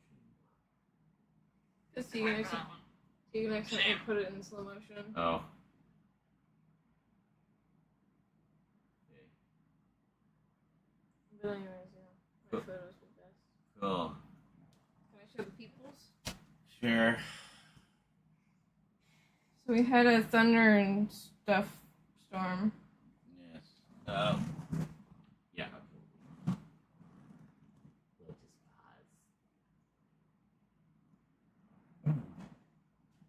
I'm gonna post this on my Facebook.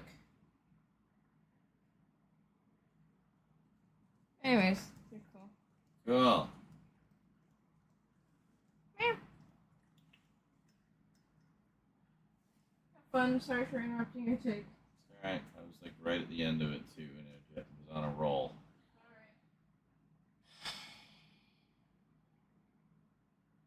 Well, Church is sitting in a good spot now. Well, they were both sitting there. Good boy. Wait for all the cutesy poo kitty moment. He looks like 10 years older when he first wakes up. Uh-huh.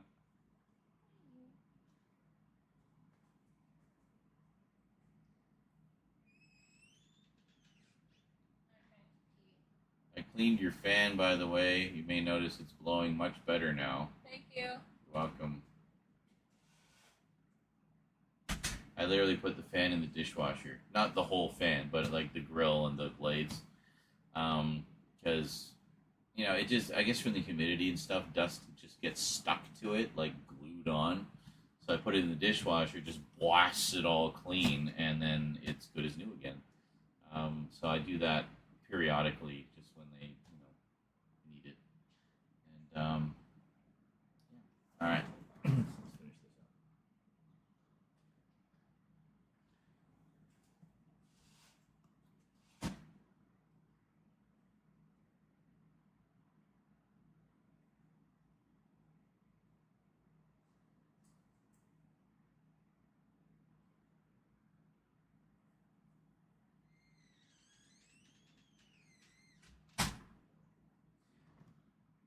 I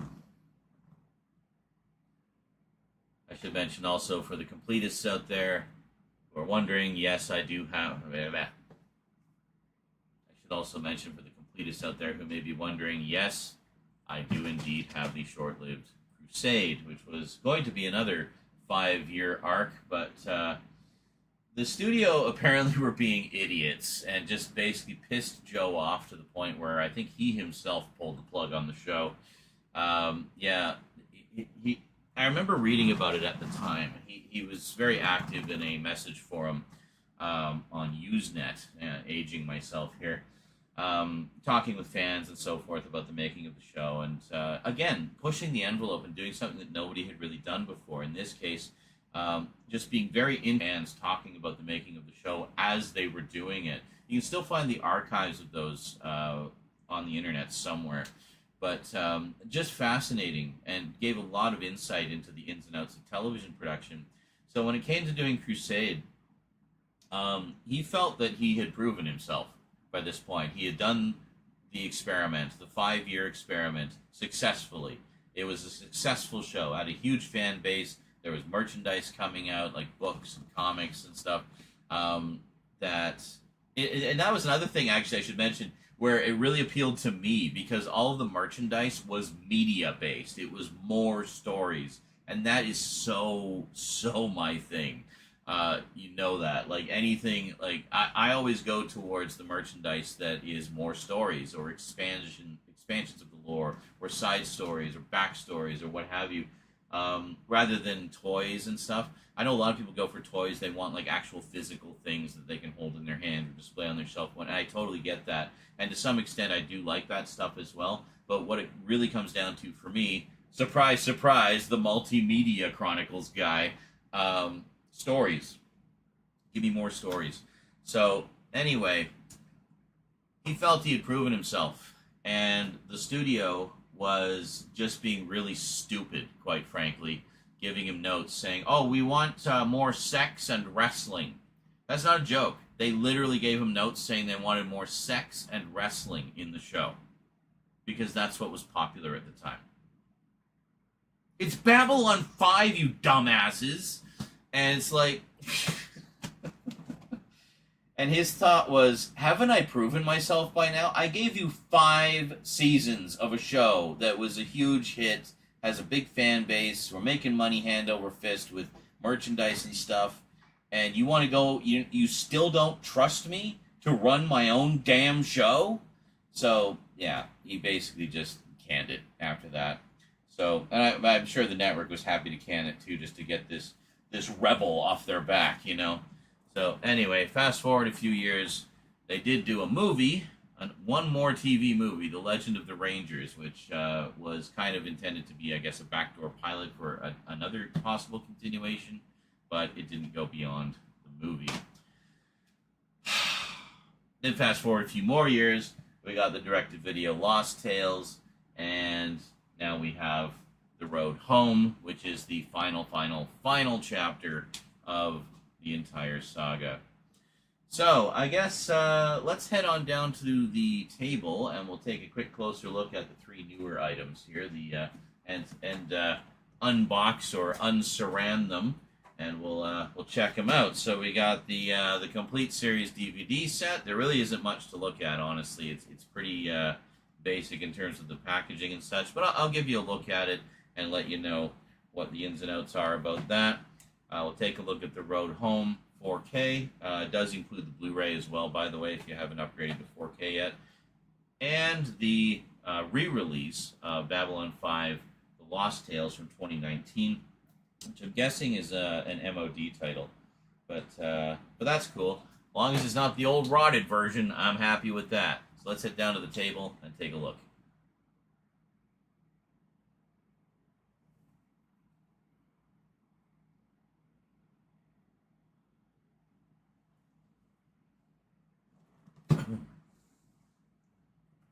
I think this will just have the titles at the beginning because I never did a title. I can do it. I can just do a quick intro.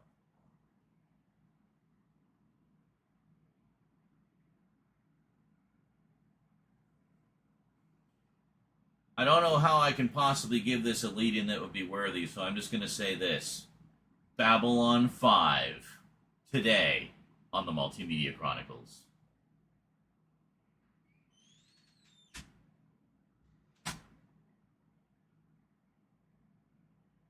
Welcome back.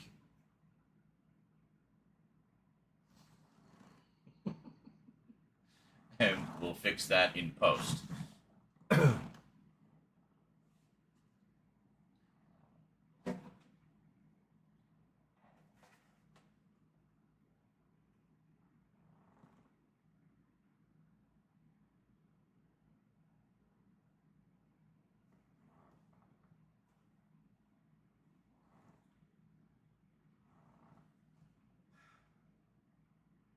And there we go. So definitely looking forward to doing a full series rewatch. I've watched this whole thing through at least a couple of times. I mean, it's a long haul, obviously. It's 110 episodes, but it's just so damn good. And it really does suck you in. Like, you just start watching it and you can't stop. It just pulls you in. It's just such a great story. Haven't seen this yet, so looking forward to that. Haven't seen this yet. Looking forward to that. In fact, I haven't watched these yet either. I always just watch the entire original series and then just kind of stop there, and I watch the movies. I should mention, by the way, if you're wondering about the movies, one thing that fans have complained about, and I have to agree, is it's nice that we have The Gathering, the special edition version of The Gathering on the Blu-ray set, but it's the cropped version for some reason, which is really odd considering the rest of it, and one of the big selling points of it is that the series is uncropped. So, can we just have uncropped everything, please? I will say this, however, if you track down the movie collection, this has the special edition version of The Gathering uncropped. So it's the original 4x3 version. I think I mentioned that already, but that's okay. So just to reiterate those points in case you missed it in the first part. I just really wanted to drive that point home because we're so close to having all of Babylon 5 in its original form. Crusade was never cropped. It was actually, it was always uncropped. So, and I think Legend of the Rangers, no, Legend of the Rangers was cropped. But it may have been cropped originally because this is from quite a bit later. When did this come out originally? 2001. Yeah, so it's possible this may have been widescreen originally. I don't know. Anyway, whatever the original intended aspect ratio is for all things Babylon 5, can we just have all of that, please? And can we please get, like, nice high-def versions of the movies? Because the movies are really good. At the very least, in the beginning, please. I would love to have a high-def version of In the Beginning. That is such a good movie. I've watched just that movie alone more times than I can count. Like, as far as prequels go, that one is a legit banger. Like, you can just watch that as an intro to the world of Babylon 5, and you will be so frickin' entertained, and you will want to jump right into the series after that. So, yeah. I can't say enough good things about this show, honestly. It really is an all-timer for me. And I was quite late to the party, too. It wasn't until I started getting the videos that are... Well, actually, no, it wasn't until they started showing it in daily syndicated repeats that I really started to get caught up on it. And I loved it. I used to record it on VHS. I would cut the commercials out and put 2 per tape, and then my mom and I would watch it together. She loved it. I don't think she ever got around to seeing the whole series, but I know that what we did watch together, she really enjoyed. And that was kind of a thing that we did for a while. Well, this was back in the 90s when I was living with her, when the show was still on the air. Yeah. Anyway, that is it from me to you for now. So, yeah, I guess to sum up, if you want to get the show in the best possible quality, the best possible presentation, definitely get the Blu-ray set because it looks and sounds amazing. If you want to get all the extras, well, sadly, you're going to have to track down the original DVDs. I suggest getting the repackaged versions because they're cheaper, or the complete series set. I don't know. Honestly, I think these look nicer than the complete series set. Plus, I don't think the complete series set has all the individual season booklets. So this would be my recommendation. Get the slimmed down version of the individual season sets for the extras and the booklet, because it'll give you all the cool behind the scenes info and whatnot. Track down the movie collection to get the movies. You will need to get these two separately. They're not in any other sets. There we go.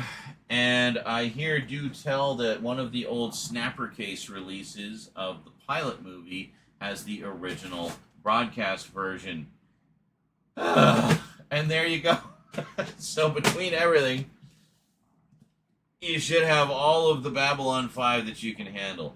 If you don't care so much about extras and you just want the show, just get the Blu-ray set. And there you go. It's actually not that expensive. I think last I saw on online, it was like $60 Canadian for the Blu-ray set. I mean, that's crazy. I remember I bought the original season sets more or less as they came out on DVD, and they were like $75 a season back when they came out. So yeah, so you're getting the entire series for less than what one season used to cost on Blu-ray or on DVD. You know, crazy. Totally worth it. Do yourself a treat. You will not regret this. You know, watching this show, it really is fantastic. Anyway, I could just keep gushing about it forever. That is it for me to you for now. Hope you enjoyed. So I will see you next time. Until then, thanks for watching. Sayonara.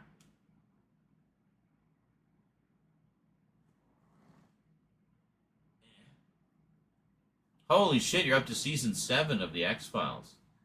It feels a bit like it's jumping the shark. Yeah. With the episode X-Cops and then first-person shooter. Yeah, I don't know what you're talking about because I never actually watched past halfway through season 6. So you're actually past me. I haven't seen really any of the later stuff, so yeah. I'll see him eventually. But good stuff. I'm glad to hear you've been keeping up with that. Yeah, from what I've heard from other fans, the last few seasons are a bit shaky. They have their good moments, obviously they all do, but they're not quite up to par with the first 6. And then then there's the 2 revival seasons, which well, actually, there's the movies. Well, there's the second movie, which is after the series. There's apparently an extended cut of that coming out, if it's not out already. I need to look into that. But, yeah, apparently the extended version is quite a bit better than the version that we have. So, I hope we get a release of that. I think it's screened somewhere, and but hasn't had a release yet. Yeah, 7 is still the original run. Yeah, the first 9 seasons are the original run. And then seasons 10 and 11 are the post, the revivals.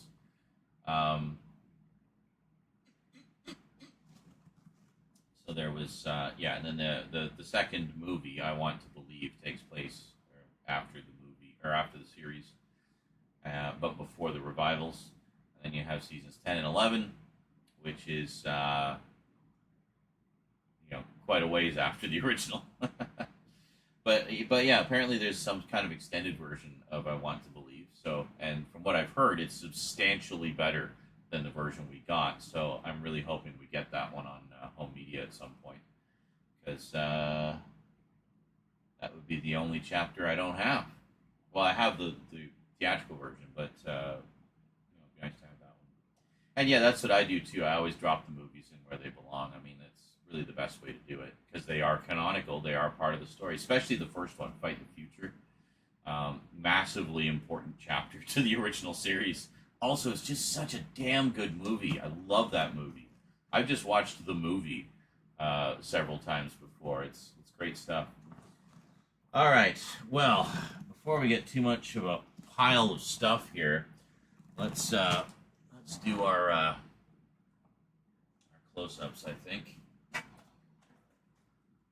Oh. Oh.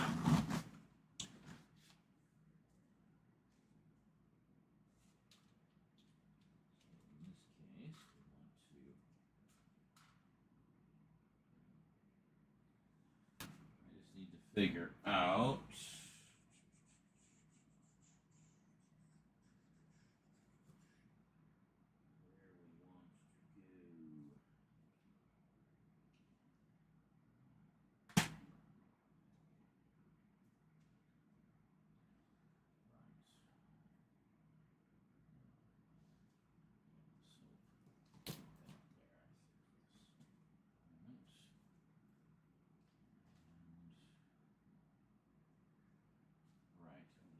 White light on for these. Okay. Otherwise, the close-ups just don't look right, you know.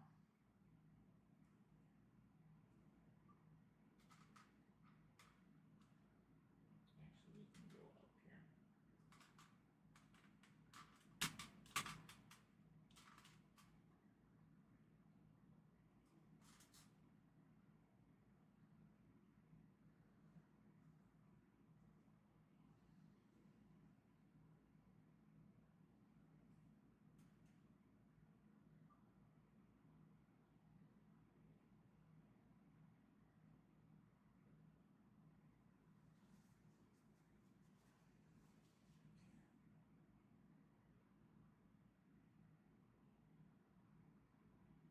Good.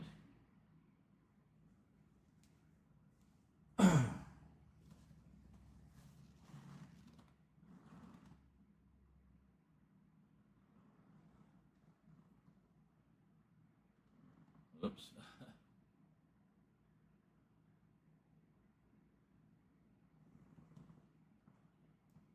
Okay, so let us start. Oh, hold on. Do this.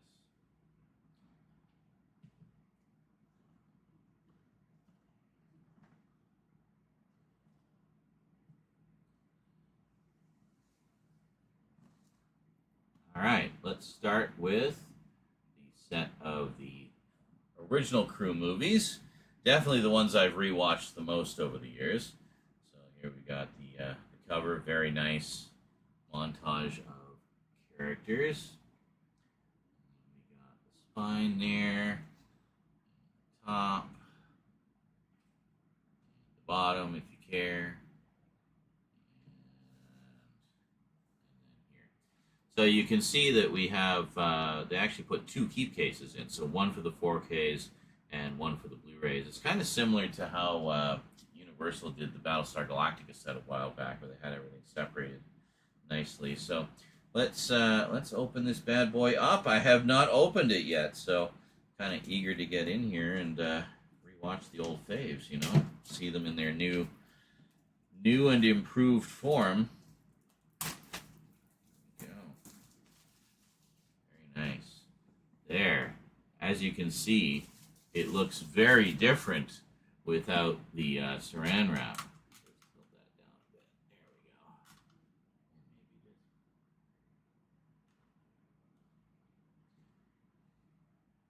Oh, there. Okay. Hold on. There we go. Here. Yeah.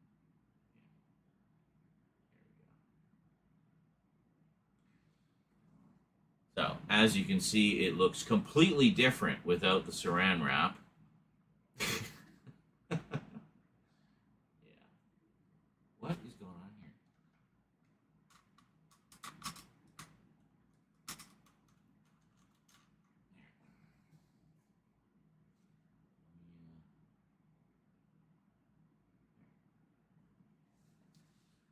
So, as you can see, it looks completely different without the saran wrap.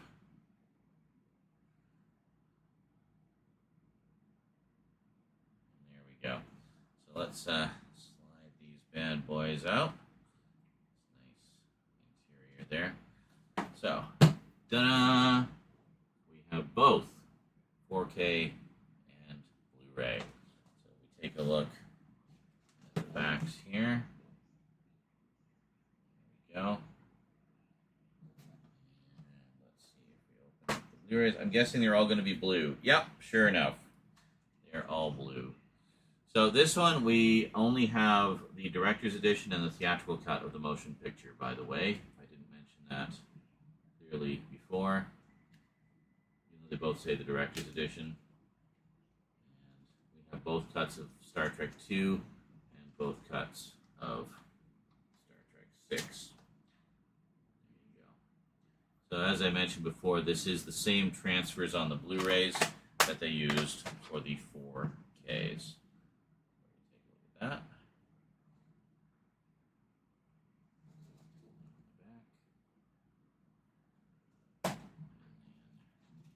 Side. Oh, digital copy codes. Oh yeah, look at that. I didn't know we had digital copies as well. Oh hey, look at that. We actually have liner notes about about the director's edition. Oh yeah, it's from Robert Wise, I guess from 2001, back when they did the director's edition originally. So there we go. Same thing, just the much snazzier black label 4Ks. Very nice. I suppose I could have straightened all the discs, but why bother? You get the idea. I'm just going to put this other digital code back in. Oh, I see. It's a different code for each movie. That's what it is. So this one has the blurb about the motion picture because it's the code for the motion picture, specifically for the director's edition, I believe. Yeah, I mean, it's nice that they remastered that and 4K'd it and everything, but it really just is not my favorite cut of the movie. And I know I'm in a minority like that. I know a lot of people really like the director's edition, but what can I say? I prefer the special longer version. And we're going to have to pause there and switch batteries. We got a lot of mileage out of that battery. Holy shit.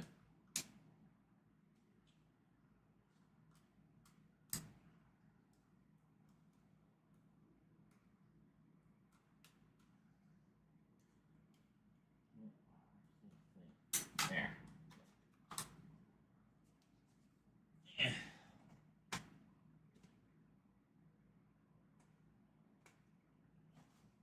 We did all the intros earlier.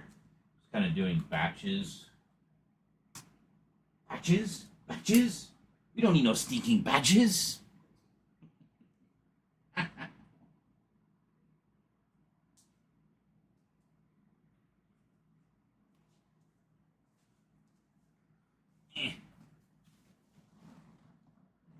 Okay.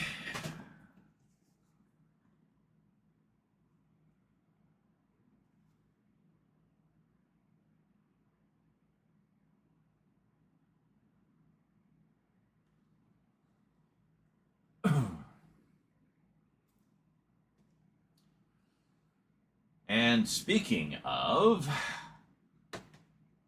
course, have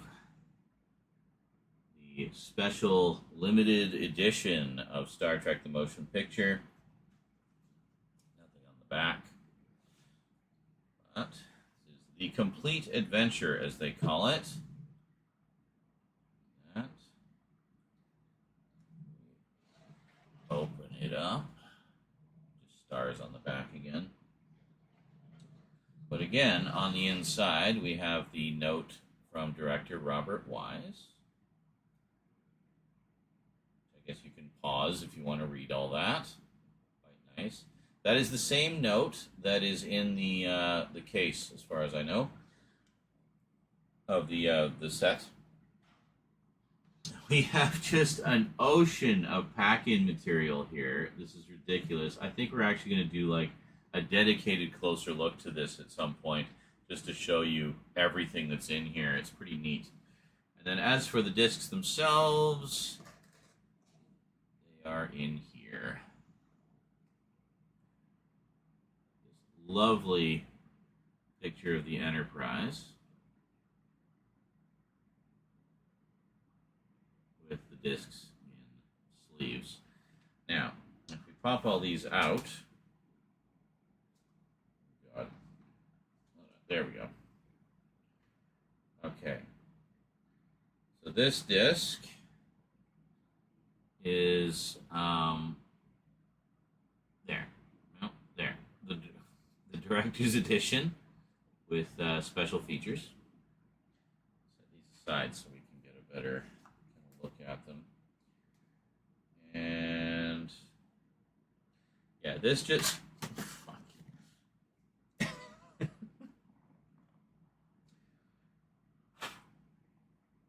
yeah, this just says feature films and special features. This is the disc that has the theatrical cut and the special longer version. So there you go. And then here, this is the bonus disc.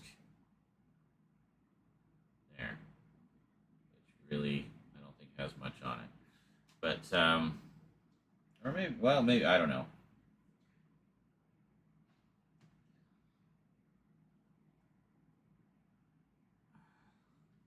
So now, if you want like a proper look at the Enterprise, there you go. The very nice cutaway view of the motion picture refit of the Enterprise. I think, honestly, I think this is one of the most beautiful models of the Enterprise. All the various ones that we've had over the years. Yeah, just a beautiful, beautiful ship. And I don't care what anybody says. I love that flyby with Kirk and Scotty in the travel pod. Like, come on. Like, if you appreciate practical effects to any extent, like I do, you really appreciate the beauty of that scene.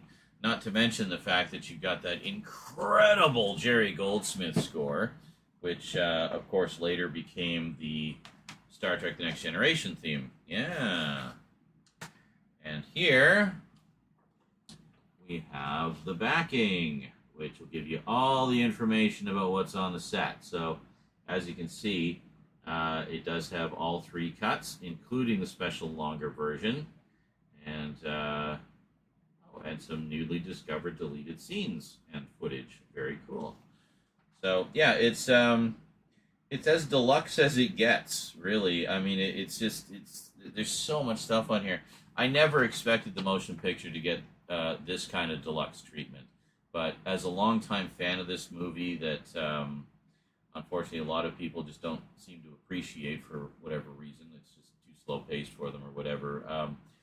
I love it, and I could not be happier with this edition, and this is one that I will cherish for many, many years to come. So this is the definitive version of the motion picture with my favorite cut. Actually, I'll slide this in the other way, I think.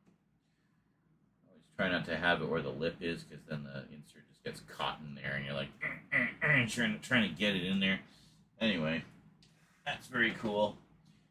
Next up, we of course have the Next Generation movies. Yes, all 4 of them. We got Generations, First Contact, Insurrection, and Nemesis. Some lovely pictures on the back there. Spine. Top. UPC on the bottom.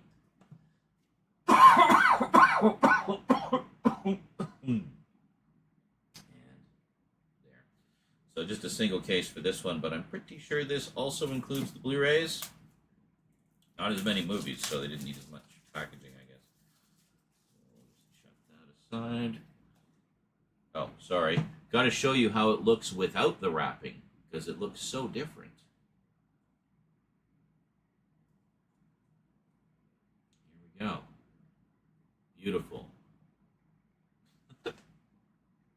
Yes, I just hiccuped. Shush. I don't know why. Just so excited, I can't stop hiccuping, I guess.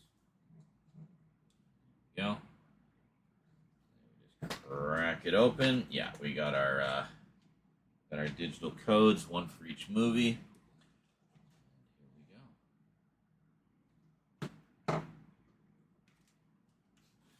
Are our discs falling out? Yes, they are. Hold on a second.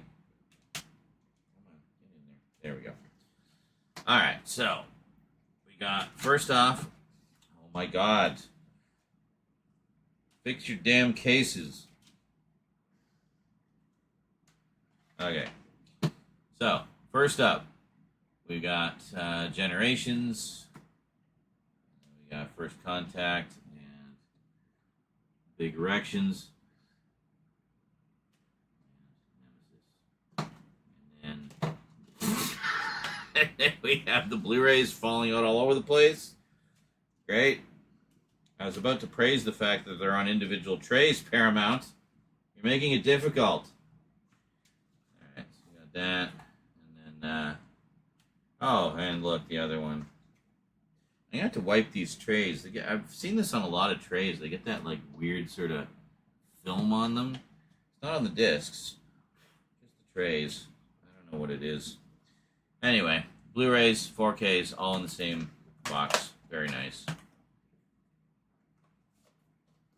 Da, da, da, da, da, da.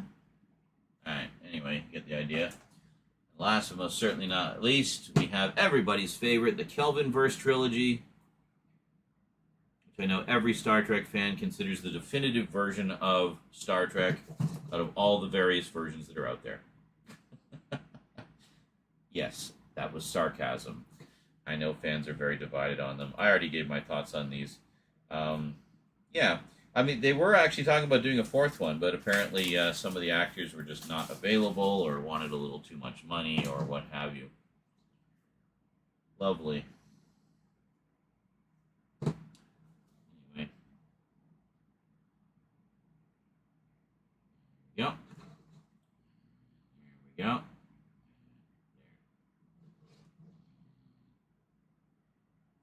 There we go. Stay in place. Okay. Feature film and special feature. One whole entire special feature. Excellent.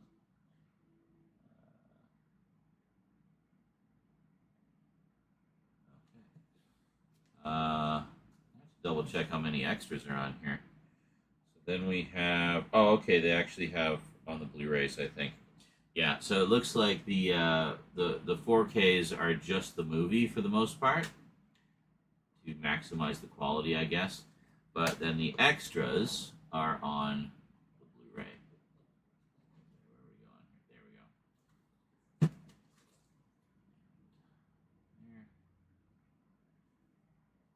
Is that it? That is it. That's weird. Why is this one gray? Film special features, feature film special features, feature film special features. Yeah, so I'm pretty sure this just includes everything that was on the previous releases, including the retailer exclusive stuff. Let me just take a quick look here. Yeah, it looks like they're pretty loaded. They do have the commentary tracks. I know those were originally like you had to download the commentaries. Like, ugh, why? Oh, Beyond does not have a commentary. Interesting. Star Trek and Into Darkness do, though.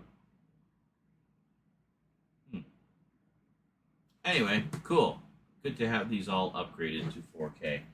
And I guess for the sake of completeness, if you were at all curious about... well, first off, we of course have the Star Trek Compendium, speaking of the Kelvinverse. This is the infamous one that included all of the extras that were previously retailer exclusives compiled together into one definitive collection. So I'm probably going to hang on to this. Also, it's just a beautiful set, honestly. I really like the package art on this. And nothing on the back. It's just black. Back in black. But this has all of the extras for the first two. And then, and it looks like the new set is pretty comprehensive as far as extras for Beyond and Into Darkness. If you just take a look there, there's quite a list for both of them. But if there's anything missing, well, we know we've got it all for the first two movies right here. So, very nice. If you wanted to take a look at the version of Star Trek II, The Wrath of Khan, that came out a while back. Very nice. Quite a lot of extras on this as well. I wonder how many of these are ported over to the other set. And then inside, I think it's just all the same. Yeah. So they did. I mean, they did when they had the error that they had to correct or errors. They did full re-releases in the U.S. and Canada. So you may notice this is the Canadian version because of all the French stuff on it. And there you go. And well, that's it. So this does include both cuts, by the way. The theatrical cut, which is 113 minutes, and the director's cut, which is 116. So 3 minutes difference. Very cool. Easily one of my favorite movies. I love the fact that this is a sequel to such a banger episode of the original series. And if you want a closer look at that banner, the 50th anniversary banner, there you go. Nice and shiny. Very classy. So basically, I just really wanted to support these releases as a fan and to show that, yes, I appreciate your remastering effort. Please do more. Please, please. Please, please. And, well, it took a while, but they did eventually. The last but most certainly not least, I figure we might as well take a look at the DVD sets that have been my only versions of the movies for a very long time. Hold on. Angle this. What are the cats knocking over? There, so we put it maybe here.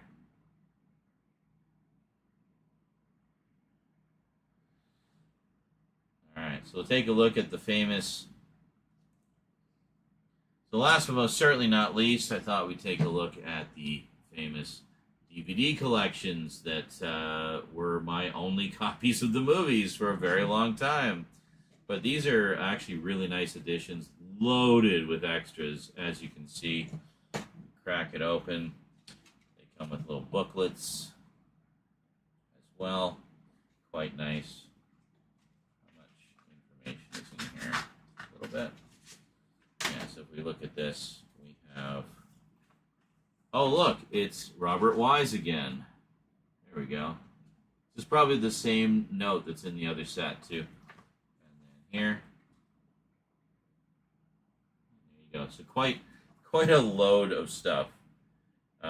They do include deleted scenes from the TV version, but that's it. So that's pretty nice. Yeah, I will always honestly cherish these editions. They're just terrific. It was nice to have such at the time such just huge deluxe editions of the movies. So this again is the director's edition. This is the director's cut.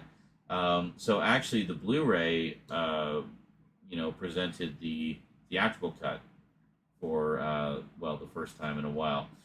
So this is the director's edition, which is been the only version available, at least on these releases. I'm not sure about the other DVD or the other Blu-rays. I didn't care enough to look, but since they released the director's cut Blu-ray, I know that that's been the definitive presentation of them, and it's been kind of the norm ever since. So Star Trek 3, Search for Spock. So we thought at the time we were going to get director's cuts of all of them because, we got 1 and 2, both director's editions, and then from there on it was just special collector's edition. It's like, oh, okay, I see what you're doing. Yeah, very cool. Oh, wait a minute, we got a booklet with this one. Wait a minute, did I get skunked out of a book for number 2? Well, that's annoying if that's the case. That kind of irritates me. Now I kind of want to track that and confirm that. So we have this lovely booklet, just shiny, like silver. And then inside we got just a little list of the contents there. Yeah, I think there's supposed to be a book with Star Trek 2. Of all the ones to not have the book for, one of my favorite ones, Anyway. Then we got Star Trek 4. I love how this started off just as a basic-ass update, and now it's just turned into a full-blown closer look at my Star Trek collection. Well, I don't think I've ever done a video about these, so I figured, well, while I've got them out and we're talking about them, we might as well show them. Yeah, you know what? There's a booklet for this one, too. I think I got skunked out of the book for number 2. Well, that sucks. Well, if anyone has a spare book that they want to send me, please do. Or a version of the set that has the booklet. There we go. Quite a lot of stuff here. Does this have Leonard's intro from the Laserdisc? Because I remember I have the Director's Edition Laserdisc of Star Trek 4. And it has an intro from Leonard Nimoy where he talks about widescreen and how, as a director, he likes to he prefers the widescreen version. Sometimes he likes to see the character who's listening, not just the character who's speaking. Because you talk about how like in the pan and scan full screen versions they kind of pan to the character that was speaking. But he said sometimes it's more important to see the character that's listening. That was an interesting point that he made. But it was a really interesting little feature. I have seen it around before. I don't see that it's on here, but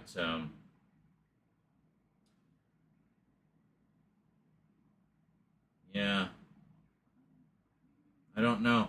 I think it is on one of the other releases, though. I'm not sure. Well, failing that, I know you can find it on YouTube. So here's good old Star Trek V, which I know is everybody's favorite. William Shatner desperately asking Leonard what to do through the entire movie, because Leonard was actually a really good director.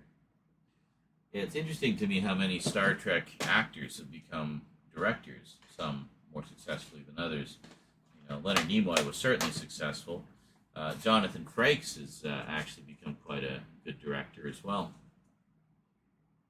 I just finished watching the 2014 to 2018 series, The Librarians, which was based on a trilogy of movies called The Librarian, and it's a fun kind of Indiana Jones type thing with touching on a lot of different mythologies and magic and legends and stories and stuff. But anyway, I mention it because Jonathan Frakes actually directed a good chunk of them and was a producer on a good chunk of them as well. And finally, we have Star Trek 6. Yeah, every one of these has had a booklet so far. There we go. Oh, I jinxed it. No booklet in this one. Alright, so Star Trek 2 and 6. I did not get a booklet. Alright, then we got Generations, the first of the Next Generation movie, kind of the passing of the torch movie, if you will. Yeah, kind of mixed feelings on this one. It has some good moments, but I feel like they kind of dropped the ball with the plot a few times. Or they might have just stopped doing insert books. That's entirely possible as well. Nice colorful discard on this one, though. Like, far more so than the others. Yeah, take a look there. Very nice.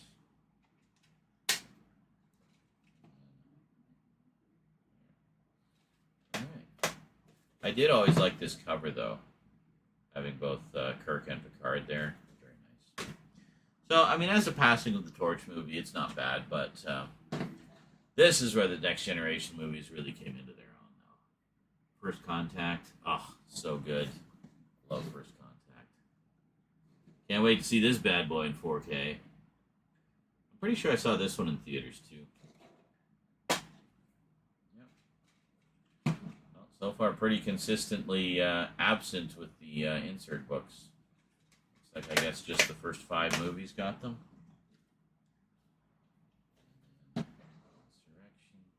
But you can see, like, these are really... There it is. These are really nice sets. Pretty loaded with extras, too. And then this one has really nice discard. Why did they not do nice discard for First Contact? Why are they only doing nice discard for the ones nobody cares about? To try to make them a little bit more attractive, I guess. I don't know. Anyway, very cool. And last, but most certainly not least, my introduction to the artistry of Tom Hardy, Star Trek Nemesis. This one I did see in theaters because when it came out, I was working at the movie theater, so I actually got to see it for free. Pretty nice. I remember when we got this in the movie theater, actually. It was the month after we had the Jackass movie. I got to tell you, as someone who not only ran the shows, I was a projectionist, and ripped the tickets, and I swear I just ran the whole damn thing myself. At least that's how it felt sometimes. As one who also had to clean the theaters after every show, the Jackass crowd was such slobs, like just garbage everywhere, empty booze, like people would smuggle booze in and just get loaded over the course of the movie. Like, it was just the worst, but freaking hilarious movie. I went to see that one too and just laughed until my face hurt. But so we get the Star Trek movie in a few weeks later. Completely different experience. I swear that we barely had anything to clean up after. The Star Trek crowd was so much cleaner and nicer than the Jackass crowd. Like, it was crazy. Anyway, I love the Trekkies. Love them all. And there we go. I say as if I'm not one of them myself, but as I'm showing off my incredibly nerdy Star Trek collection, and that is Nemesis. And if you want to see how this whole collection looks, they put this out in box sets as well. You could get like a box set that had everything. There you go. There. Okay, there you go. And that's the whole set. Very nice. And I like how consistent they are with them all being the same, like double thick keep cases and everything. Just a beautiful collection that I am glad to finally be able to retire, but obviously keeping for it just being a beautiful set and all the wonderful extras on it, which I don't know are all ported over or not. But either way, I just love this collection, and it holds so many happy memories for me of, well, rewatching the Star Trek movies.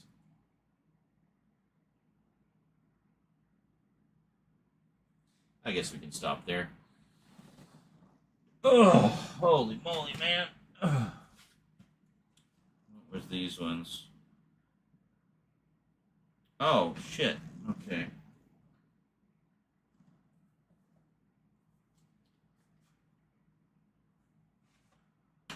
Oh. I didn't even realize there's a backing that comes off. Okay.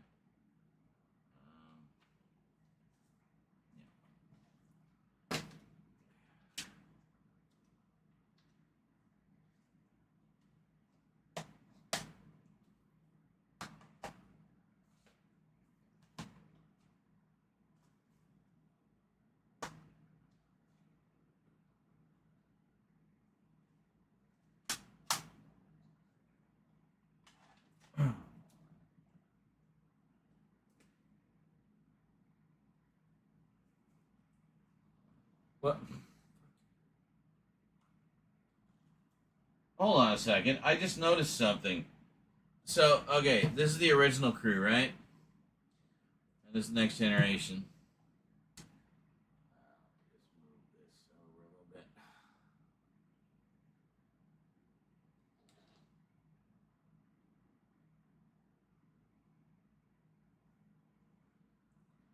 Okay. So, I just noticed something. So, this is the original crew set, right? And then this is the Next Generation set. Okay? Very nice. Flip this around. This is actually printed on the back of the box. But here, this is actually a backing sheet. So, yeah, I don't know if I want to take that. I mean, there's nothing underneath it. It's just like space. So, that's kind of weird. I wonder why they did that. I'm kind of in two minds about it. Do I want to take it off, or if I take it off, will it even fit in the box? I think it's a little too big, actually. I don't know. Should we try? Let's try. I hate having these loose papers on the back. So take that off. Take that off. There you go. Space! So we're going to take the the snot glue off. Just two little spots there. Not even like 4. They just did 2. But yeah, because the motion picture set had the backing as well, and I put that into the case. It fit quite tidily in there. So we'll see if this one does too. Okay, hold on. Make sure we get all the snot glue off. I hate this shit. Some of them come off more easily than others too. But, all right. Moment of truth time. We'll slide this out. And can we slide this in? Yes! It just fits. Just barely. Look at that. Beautiful. Excellent. Well, now I'm happy, because now it can be nicely, safely snug in there. Ah, shit. Hold on. See, it's getting it, it's catching on the lip again, right? So what I do is I do it this way, so the flap is on top, slide it in like that, and then just let it fall naturally to the bottom, and then we can put the case in without damaging anything. There you go. Pro tip for you. Alrighty.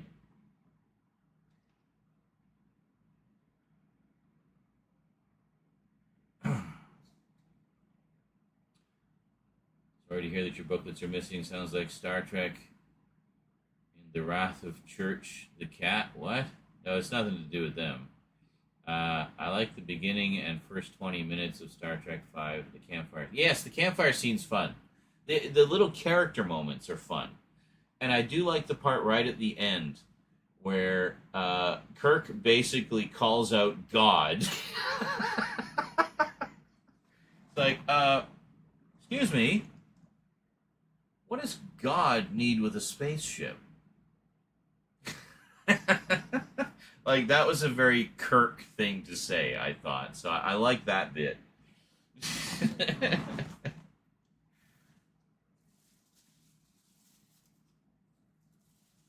What does God need with a starship?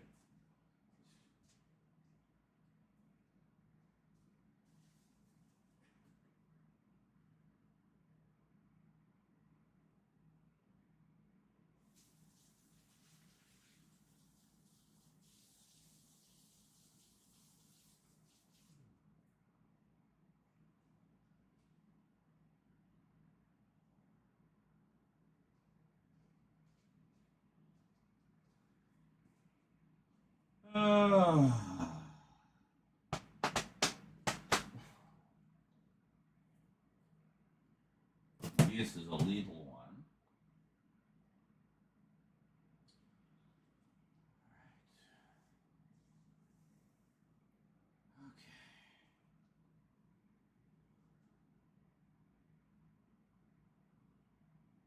Okay. You're saying you think the Blu-ray of Fight the Future has 2 cuts? It might.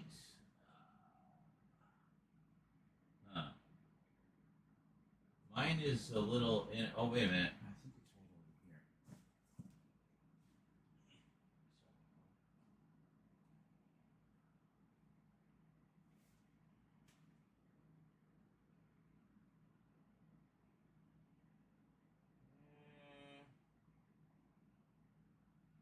here. No. I don't think so.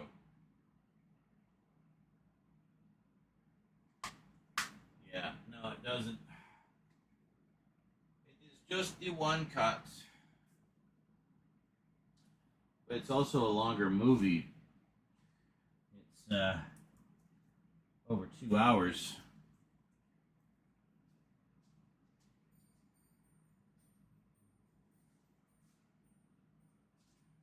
Whereas I Want to Believe is like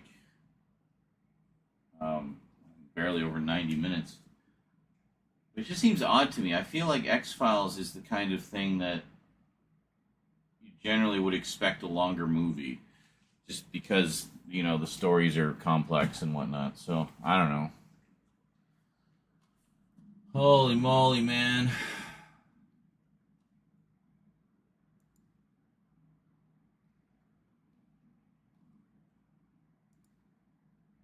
Well, we're making some good progress. I think these videos will be fun for everybody.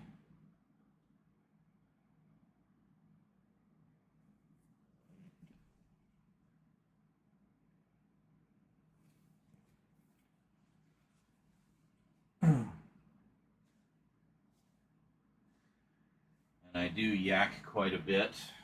God, I mean, these are supposed to be short and to the point updates, right? Like, who the fuck am I kidding? This is me we're talking about. So if we do this, yeah, it kind of does, doesn't it? Yeah, Fight the Future is very dense. Like, there is so much lore drop in that. And in true X-Files fashion, it, like, gives you a whole bunch of answers and then leaves you with, like, a dozen new questions. It's brilliant. I love it. It just sets up the next, arc of the mythology so beautifully.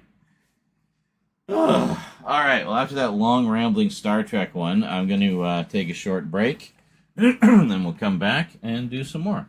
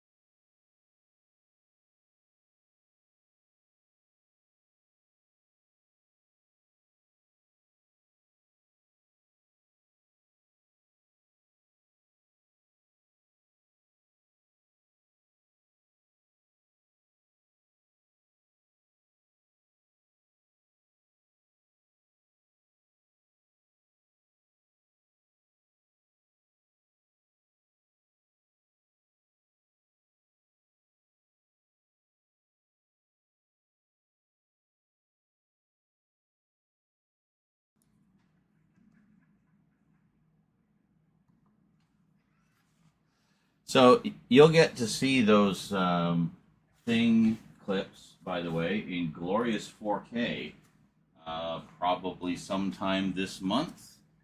Oh, spoiler! At noon today, part 1 of the Thing Remastered goes up. Oh yeah, that's a good one. I gotta finish editing that. I better finish editing it quickly because I've only got the first 5 episodes done. Andy, how's it going, dude? Oh shit! That was entirely my fault, Thomas. Thank you for mentioning it. I forgot because we were looking at the Babylon 5 things earlier. I couldn't have the sound on, obviously, because Warner. So, yeah, good times.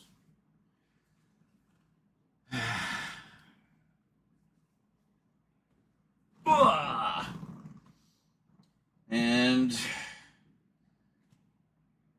yeah, I mean, I don't know. It's like people are always going to bitch and moan about stuff like that, Andy. I mean, for God's sake, look how long-winded my videos are, you know? Like,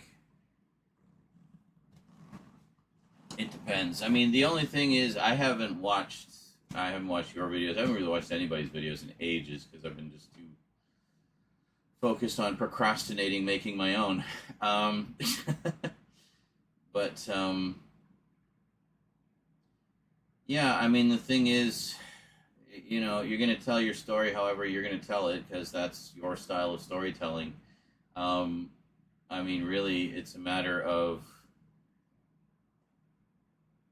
you know, just if it's a little too rambly, in your opinion, just edit it a bit, you know, tighten it up, you know, that's really it. I mean, I do that with mine. Like, I'll cut out, you know, if I'm stumbling over my words or whatever, I'll cut that out because nobody needs to watch that. It's just annoying. So that's what I do. I just try to tighten it up and kind of keep it to, you know, where I'm actually being coherent. But I don't know if that's the case with yours or if, you know, you just like to anecdotalize a little bit at the beginning. Like, I do that all the time, and honestly, for me, that's one of the reasons people watch my stuff is because they like that aspect of my style. So, I mean, I'm sure that your regular viewers, that's why they watch you, because they like your style, you know? So, you know, I mean, just whatever. Oh, well, and then even less reason for people to bitch and moan about it. Yeah, he says, oh yeah, at this point I'm just posting to post, not really any big goals at the moment. Well, there you go. And even less reason to be concerned about complaints. You know, if you're looking to be like, you know, the be-all, end-all of content creators, then yeah, obviously you're going to do things in a different style. It's a little more commercially viable or whatever. But, I mean, it's just a fucking vlog, people. Chill. And you gotta understand, most of us, like us, who do this stuff now, we're from the old days of YouTube, where vlogging was where it was at. That's just our thing, you know. I mean, you guys see my retro videos. I've been doing vlog style videos since the 90s, like since literally 1990 when I got my first video camera. So I don't know. It's just the style. Like, I mean, there's room for everybody's style. The only thing I suggest to anybody is learn to edit, because a little editing can go a long way, even if it's just cutting out uhs and ums. You know, if you're saying and like and whatnot a lot, then yeah, maybe tighten that up a bit. Just make it a bit more tighter of a presentation. But that's it, really. I mean, other than that, you know, I think the problem is people go to TikTok with kind of a fast food mentality. Now, I know that TikTok has, you know, over the years allowed longer and longer videos, but most people don't watch longer videos on TikTok. But, I mean, the person, unless it's like a short movie or a sketch or something that kind of has a little story to it or what have you, but even then, even those tend to be like no longer than about 3 minutes or less. So, I don't know. I mean, if it's a vlog style video, it's going to be what it's going to be. Like, you're just firing up the camera because you got something you want to talk about. You're going to talk about it. You know, that's it. They're very casual and relaxing and conversational.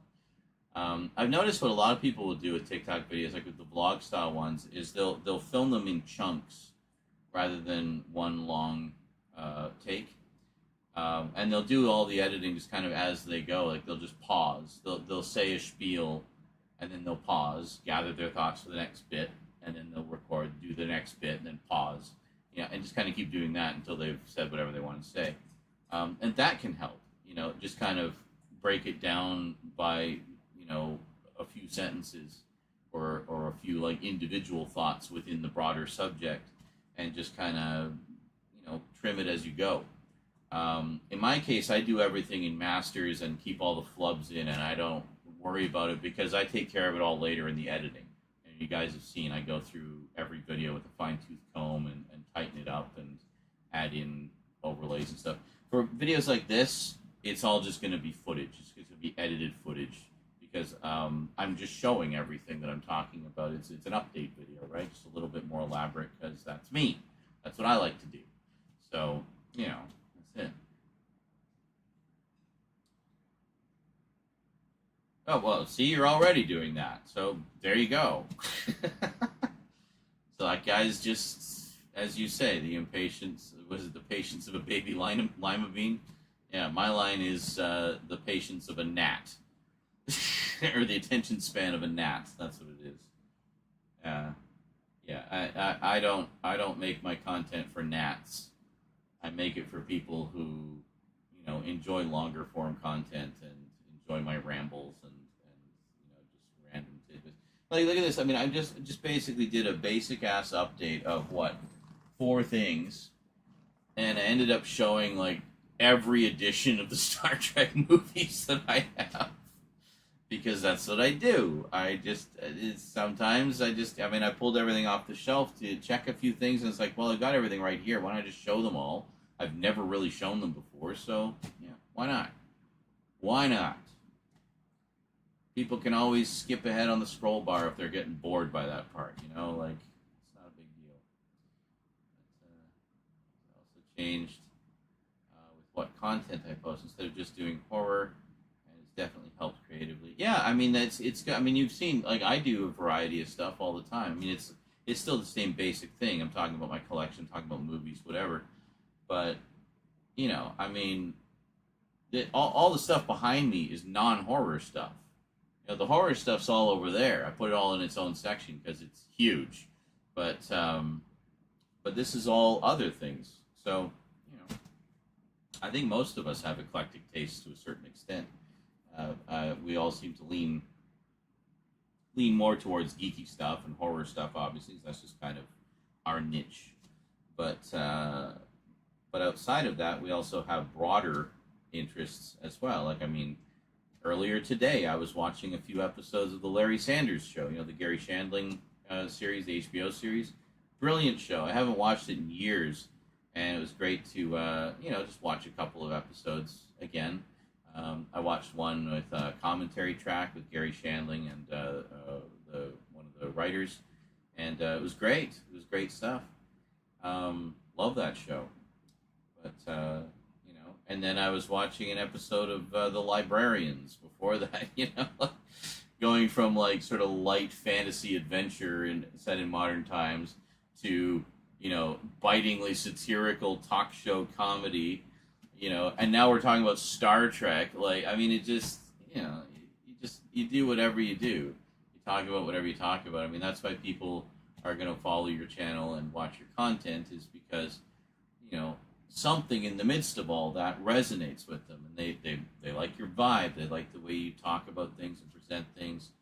And, you it caters to their interests and stuff like that. So I mean, I'm a firm believer in the old adage of if you build it, they will come. So just keep building your virtual house, and people will stop by. Yeah, right. Says I love Gary Shandling. There's a fantastic documentary called The Zen Diaries of Gary Shandling. Really? Oh my God, I have to check that out. One I really need to see. I gotta see maybe about tracking down the Shout Factory set. Is the other show he did. It's Gary Shandling's show. I've seen bits and pieces of it, and it just looks so hilarious and off the wall, and plays around with the whole sitcom format. Like that's really what Gary did with a lot of his content. What a lot of his shows and stuff was just kind of took conventional ideas and turned them on their head. So it's Gary Shandling's show turned the whole idea of the primetime sitcom on its head, and it ran for like 4 seasons. Like, it was not unsuccessful. And Larry Sanders' show was just a biting satire of not just late night talk shows, but the entertainment biz and television biz in general. And it's brilliant. It's so good, and it's just a cavalcade of guest stars, anybody who was anybody back then. Coming in and basically making fun of themselves a lot of the time, and it's great. It's so good. Oh, directed by Judd Apatow from, what's it, the fuck do I know him from? Well, I know that name. What do I know him from?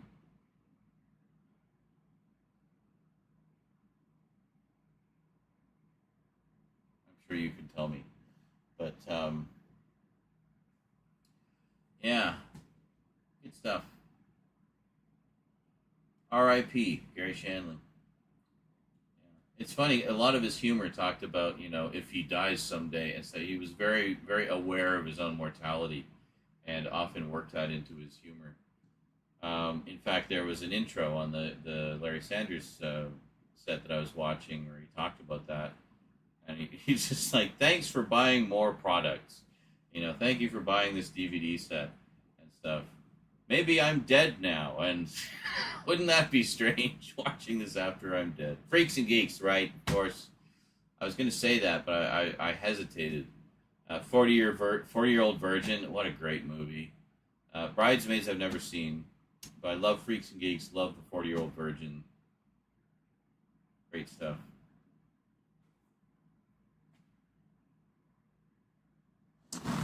Ugh.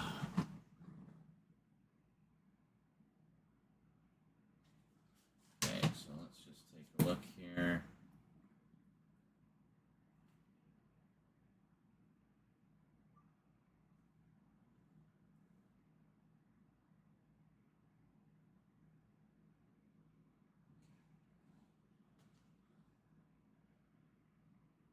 What are we starting with here?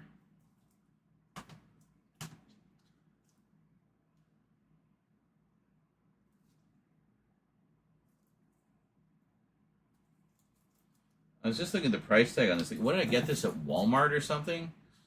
I don't know. Anyway, here it is with the saran wrap on.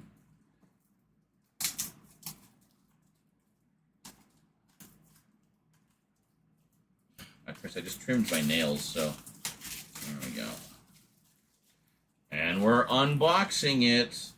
Look at us taking all of this boxing off.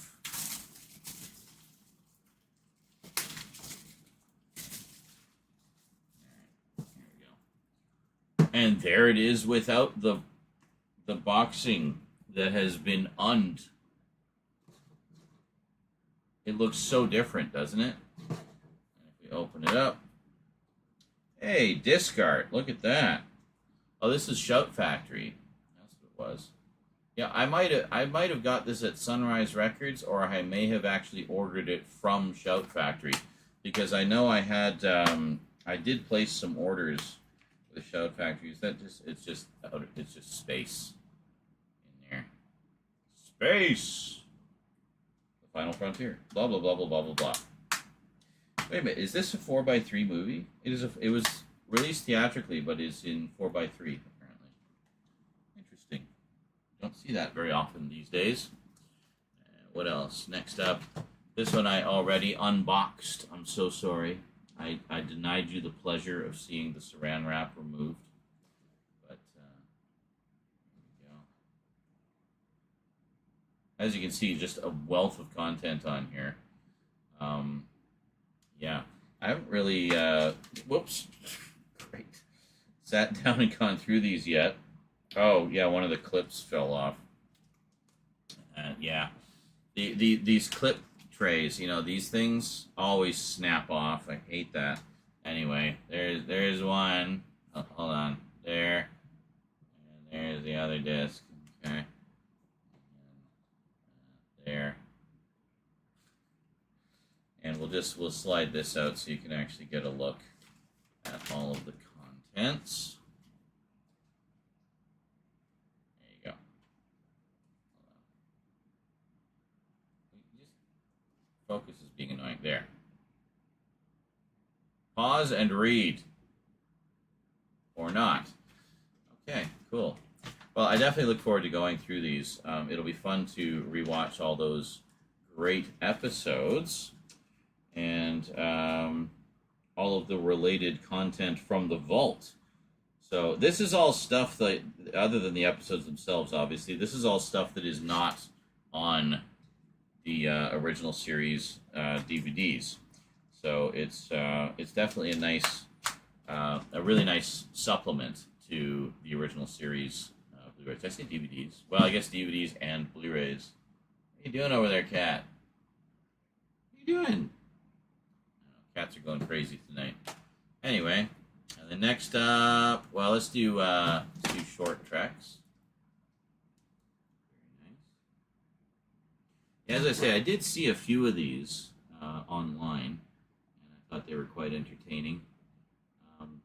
But just a very nice way to get just kind of short little bites of each of the new Trek shows. You know, get to have little short adventures with the main characters. I think Strange New Worlds has a few in here as well, which is easily my favorite of the new Treks. I love Strange New Worlds. Speaking of which, I need to get caught up on that. Strange New Worlds is also notable in that it is the only Star Trek show thus far to be done in 4K. Very nice.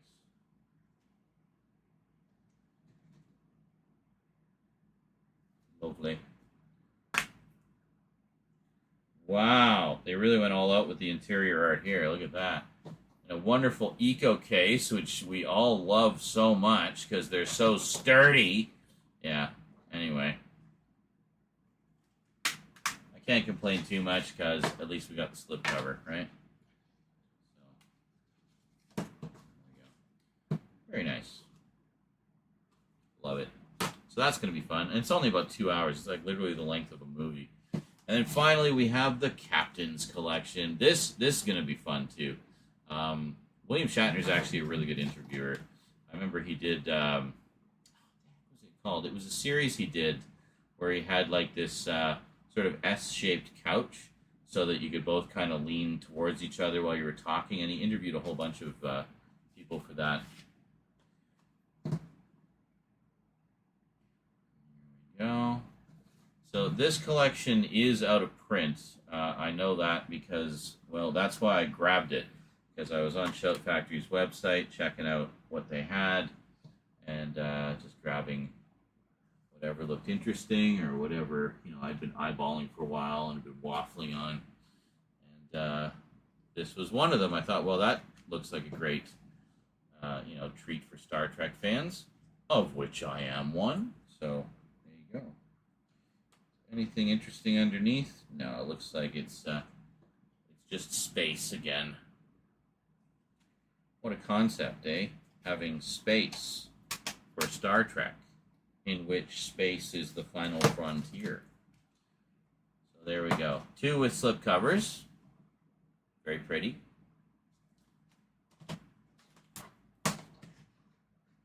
And 2 without. But still very pretty. Really looking forward to this one, actually. That's one I've been wanting to check out for a while. And there we go. A whole pile of cool supplemental Trek stuff.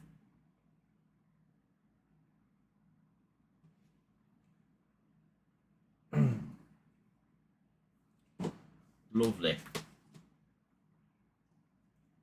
Lovely.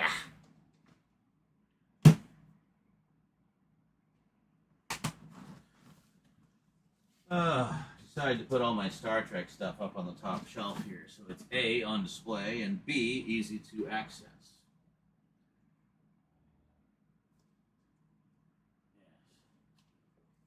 Yes. But we're going to have to wait because I got to put Battlestar Galactica behind it.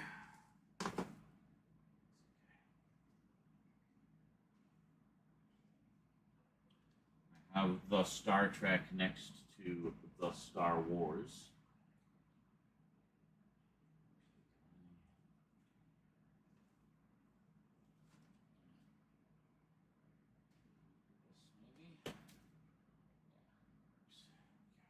Good. It's nice to be getting some stuff on shelves, you know?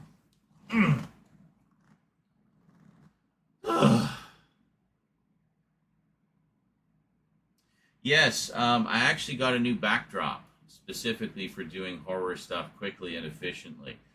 Basically, a new brick wall, and I actually got a proper stand to mount it on, like with clips and stuff. So once we get through this stack here, we're going to set that brick wall up here to do the mega update, but also do the package openings. So yeah, we'll definitely be getting to all of that soon. So probably do the non-horror stuff before doing the backdrop, and then do the horror stuff with the backdrop. So yeah. As Andy says, the other annoying thing is creators going after creators, especially in the film space, is if someone uses a technical term, other creators get on their cases, on their asses about it. What? Why? Like, the cinematography was great. The other person says, oh yeah? What's cinematography? Define it. Oh my god, seriously? Well, I would definitely get the last laugh in those cases. What is cinematography? Well, I mean, the overall look and feel of the film, the visual flavor, if you will.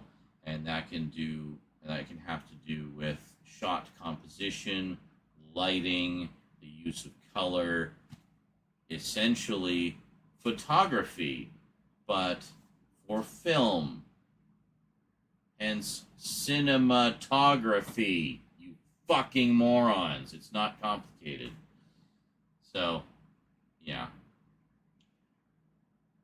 And it's funny you mentioned that, because I was literally just mentioning earlier today how I picked up some of Arrow's, we were talking about boutique labels and different stuff. So the subject of Dario Argento came up, and I mentioned how some of the stuff I got, which we'll see in the horror updates, is the Arrow sets that the Arrow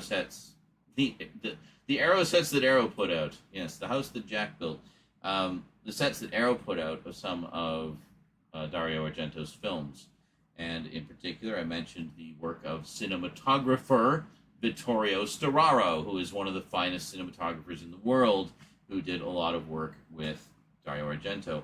He also did the cinematography for John Harrison's adaptation of Dune for the Sci-Fi Channel, which is why that looks so damn good. Really fascinating documentary on that, actually, on the director's cut, and I think it's on the Umbrella Entertainment Blu-ray set of the miniseries, called The Color Wheel, and it's all about Vittorio Storaro, and it's an interview with him where he talks about his use of color when he's working out the cinematography for whatever film he's working on. He was really big on color, and I think that's one of the reasons why a lot of Argento's films look so striking, is because Vittorio really knew how to use color effectively, not just for cool lighting, but to actually enhance aspects of the story and the development of the characters. He talks about that quite a bit in Dune, in how he used different colors to set the tone for the different houses, but also for different character journeys, such as Paul's journey throughout that film. How he starts off in different colors, but when he ends, he's in white. and white is the amalgamation of all colors. So that's meant to suggest that that is when he has his full clarity and he can see everything and understands everything because he's gone on that journey through all the different colors to reach white, which he's at the end. That's before he becomes Space Hitler in the sequels, but when he's still more or less a good guy. But yeah. Anyway. Cool. I look forward to seeing what Denis Villeneuve does with the other movies. I don't know how many they're doing. If they're doing, I think he's doing 2 more, doing the next 2 books. So the original trilogy, essentially, across 4 movies. Did any of you see? Speaking of Dune, did any of you see Dune Prophecy, the series? I watched that recently. I need to pick up the Blu-ray or the 4K actually. Damn, it was good. It was so good. Basically tells it's the origins of the Bene Gesserit, and some really interesting stuff in there. Great show. Very nice supplement. It's based on some of the Brian Herbert and Kevin J. Anderson material. So I love how we're getting the original books adapted as big budget films, and then we're getting a lot of the prequel stuff adapted as HBO series. I don't know how many they're going to do. I guess it depends how successful they are. But I hope they continue them because I really liked what I saw. The first season was great. It is at least getting a second season. I know that, so that's pretty cool. Love me some Dune. I still got to watch part 2 of the movie. I mean, it's not like I don't know the story. I've seen the other versions more times than I can count. I did pick up the 4K of the theatrical version of the 1984 movie. Not the box set, though, from Arrow, just the standard edition. I just wanted the better transfer. The only version I have currently, like other than that, is the old studio release from Universal, which is not great.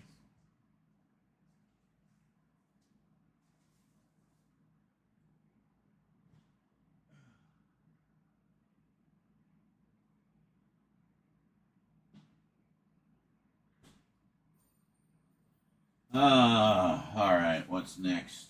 Battlestar Galactica. I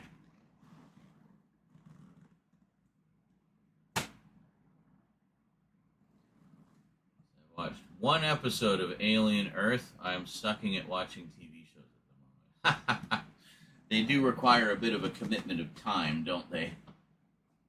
Yeah, what I've been doing is I'll put a show on while I'm doing something else sometimes. So kind of multitask. So I find like a TV show doesn't require your undivided attention quite so much. Depends what it is. Obviously some will suck you in more than others. But yeah, I haven't looked at any of Alien Earth yet. I think there's 4 episodes? We're doing 8. So 4 of the 8. Yeah, I hear it's great though. I've heard nothing but praise for it. So, well, I think we'll finish up these last 2, close-up segments, and I think I might call it a night there because I'm getting tired, and this heat is just wiping me out. Also, we've been going for like 6 hours. We did a couple hours before. What's funny is the first stream we did earlier. I just pressed record on the camera, and then the power blinked out and killed the stream. It was in the middle of that thunderstorm. I honestly thought we were going to lose power, but so fired it all back up, and this is part 2 that we're in right now. So we've been filming most of the time. Like I can watch back-to-back episodes of any 80s cartoon. Yes. Anything that requires full frontal attention, forget about it. Yeah. I find sitcoms are very bingeable as well. Very easy to binge, like a disc of sitcoms or whatever you want from the collection. And 80s cartoons. Yeah, I mean, of course, the thing is with 80s cartoons, the plots aren't exactly super complicated. They're just fun, so, you enjoy them for what they are. Um, we've been, actually, every Thursday, we've been watching Voltron and watching it concurrently with the uncut Japanese versions. So last week, we just finished Lion Force and Go Lion. And boy, it was interesting seeing, because when we were doing it back to back, like we'll watch the Voltron version, then we'll watch the Go Lion version of the same episode. And so you're seeing the changes when it's very fresh in your mind, right? And it's been really interesting to watch it that way. And we've been having a blast. And also kind of laughing our asses off at some of the like really ham-fisted censorship in Voltron. But and then it's like, okay, now we're gonna see the Go Line episode and see what really happened. And disembowelments and decapitations galore. It's like, yep, that's pretty much what we thought. But yeah, it was great. So last week, so we finished that, and we just started Vehicle Force and Die Rugger, and already just 3 episodes in, like so many like major rewrites to the story. It's not even like censoring violence; they just fully rewritten the damn story. It's crazy. The thing. Also love weird TV. Oh God, yeah, of course. Peaks, Northern Exposure, X-Files, Millennium, Twilight Zone. One you should check out, Nowhere Man with Bruce Greenwood. Excellent. If you like weird TV, that one would be right up your alley, dude. Seriously. Nowhere Man. Lasted 1 season, I think 22 episodes. I don't know how available it is. I bought the DVD like 15 years ago. But if you get the chance to watch that one, definitely check it out. I'm sure you will love it. It's another kind of, it's another one of those puzzle box shows, essentially, where it's a continuing story, and there's just layers upon layers of mystery, and every time you get some answers, you get more questions, you get some answers, you get more questions. It's really good. Yeah, I definitely got to do a rewatch of that one at some point. I remember last time I watched it was when I was still together with Annetta. That's how long ago it was. But yeah, it was a great show. People don't talk about it nearly enough. Another good weird one. Oh, one that you'd probably enjoy, actually, if you haven't seen it. It's a comedy, but it's like a horror comedy series, Canadian.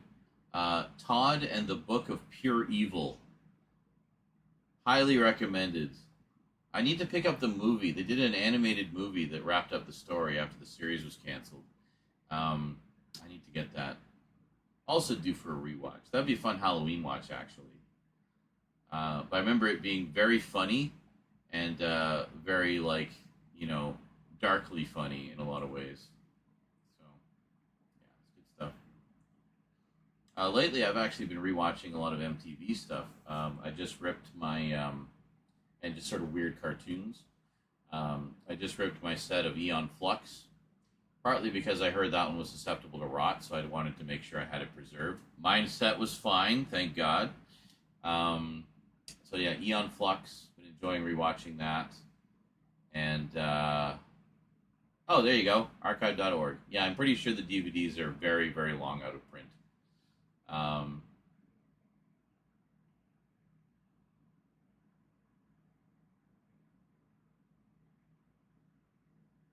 And no, not really. Stoudman stops by quite a bit. Skinslip and I don't talk anymore.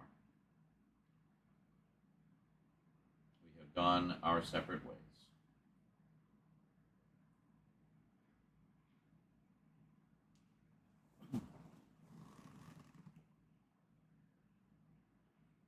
Boredom strikes. Yeah, I think I recognize your name. It has been a while. But, welcome back, just in time. We're just wrapping up the last of the updates, and then we'll be going full bore into Halloween shenanigans. So should be pretty fun over the next few months. The first of the Halloween playthroughs just went up, continuing the Dead Space remake, and then later today will be the first episode of The Thing remastered, which is quite a nice job they did on that. I actually really enjoyed it a lot.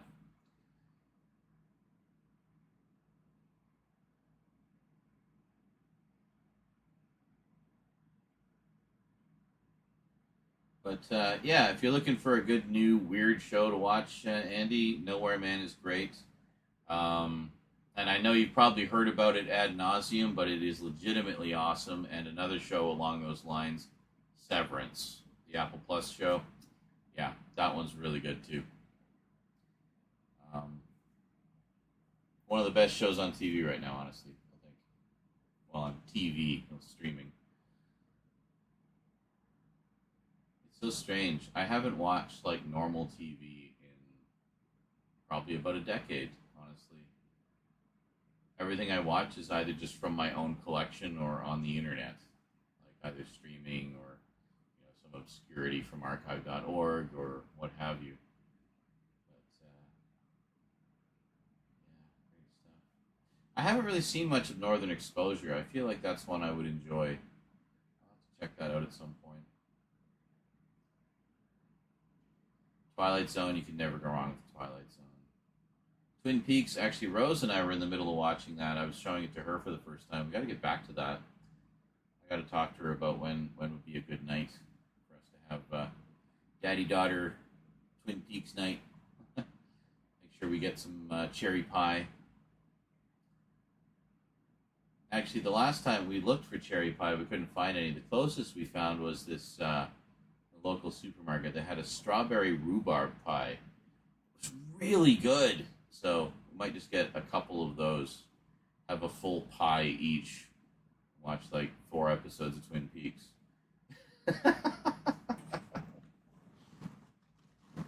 Hey, sounds like a good night to me. Know what I'm saying?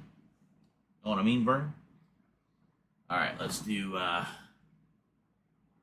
BSG.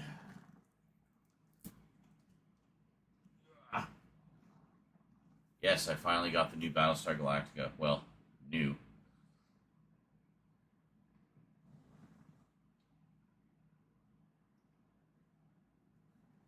Is there not a backing sheet for this? No, I guess not.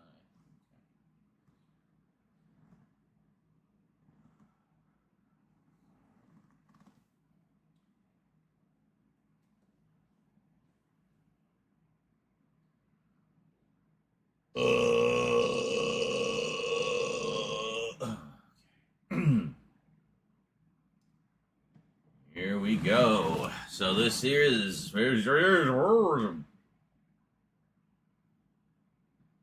and here we go. The long overdue acquisition of the remake of Battlestar Galactica. So there we go. In the smaller packaging, because the other one was oh my god. Okay, hold on.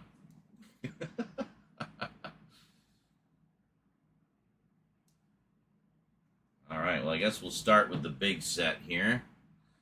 The long overdue for my collection 2004 series of Battlestar Galactica. Yeah, I've actually been wanting to check this out for a long time because everybody and their dog has been recommending it to me ever since I did that first Battlestar Galactica video way back at the start of the Multimedia Chronicles. And there we go. And as you can see, it's basically just the, it looks like the season sets thrown into a box. I do recall, I think it was the last season was originally released as part 1 and part 2. Remember when they do that? Like, let's just milk the season for all it's worth, eh? So, we'll just take a quick look here at each set. I won't go too elaborate with it, but there we go. So, season 1, the back. So, quite a lot of material on there. Can we even see that? It's all like shiny. There we go. You can kind of see there. We're able to see. Yeah, that's pretty good. And then we just slide it out. And I think it's a good old-fashioned roadmap style. Just make some room here for it. Whoops.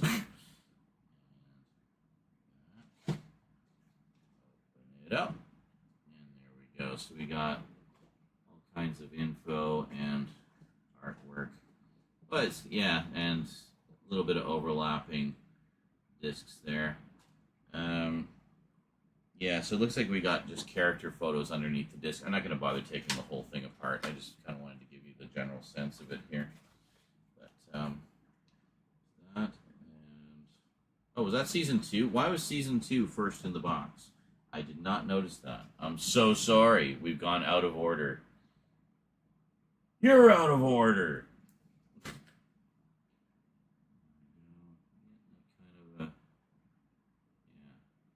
I like the shininess, but the shininess is the kind of thing that looks cool in person.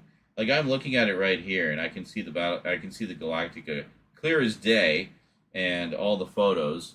But I try to show you guys, and it's all just like out of just like shinied out of existence. There we go. All right, slide this one out. So this has the original miniseries that it kicked it off. And then I guess the first few episodes of the season. And there we go. So quite a bit shorter than the subsequent seasons. There we go. Miniseries. Yeah, this one is the miniseries. Discs 2, 3, and 4 are the first season. Yeah, and lots of lots of deleted scenes, audio commentaries. Are you a Cylon? Personality quiz. Very cool. Yeah, I understand they went in a slightly different direction, like she's a Cylon, for example. What? But since when are Cylons hot? Well, since this. Yeah. But they do have the traditional Cylons as well, and sort of modernized versions of them. So I'm not, like, totally unfamiliar with it. But honestly, what I'm really looking forward to is seeing Katie Sackhoff's take on Starbuck, which I hear is wonderful. I follow her podcast a little bit, and I just think she's just a really cool lady. And I really look forward to seeing what she did with the show and the role that basically, I'd say, really put her on the map for a lot of people. So, very cool. And I love Edward James Olmos as well, by the way. You know, as you guys know, I'm a huge Miami Vice fan, so where can we get there? Focus is so finicky sometimes. Anyway, there we go. Cool. That's that's season 3. And then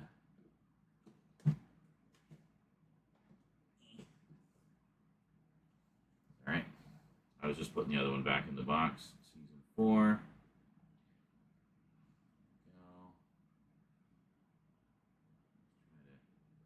Try to give you the angle where you can actually see the pictures a little bit. It's hard to. I can't tilt it. This way does nothing. It's like vertical shininess. I don't know why. Anyway, it looks cool in person. Trust me. So this is season 4. It says on the you'll see on the back here. Hold on. Season 4.5. So yeah, originally that's what I thought. They put it out in 2 parts.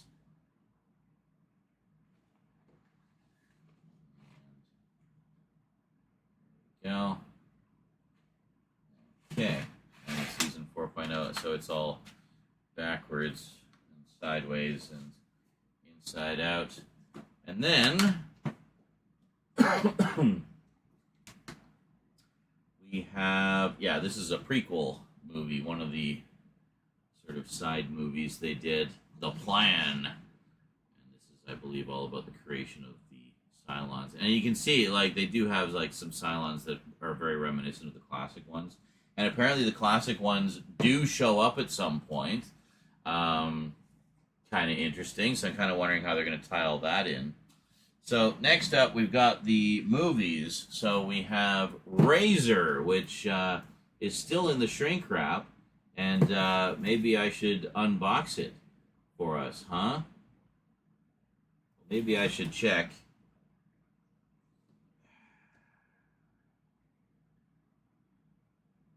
Aha. Yeah, sure enough. Right there. And let's see. Oh, yeah, there it is. Right there. We were looking right at it the whole time. Check it out. So, Razor. Now, here, the question is... Okay, yeah, so it is the extended version, because this is the extended version. What about extras? Anything for extras? Deleted scenes, minisodes, unrated extended edition commentary, the look of Battlestar Galactica, my favorite episodes so far, and okay. And this one says Ronald D. Moore's podcast commentaries, BD Live stuff. This is probably all dead now. The Oracle, an interactive guide, Battlestar Actual. I think it's just the same disc, honestly. It looks like it's all the same stuff. Yeah. So this is redundant. You don't need this if you have this. So take note, anyone looking to get them.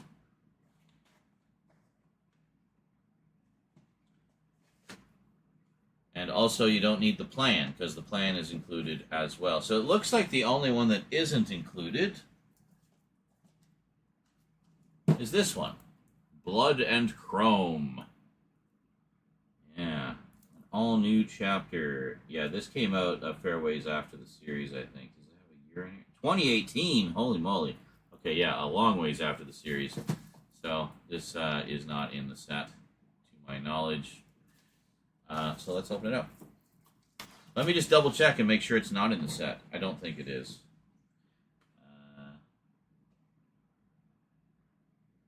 Yeah, no, we have Razor. Okay. Anything else? No. Anything else? No. And it wouldn't be on the season 1 set. Okay, yeah, no, we definitely don't have Blood and Chrome in the set. Just the plan and Razor. So, let's open this up, shall we? And we'll check it out.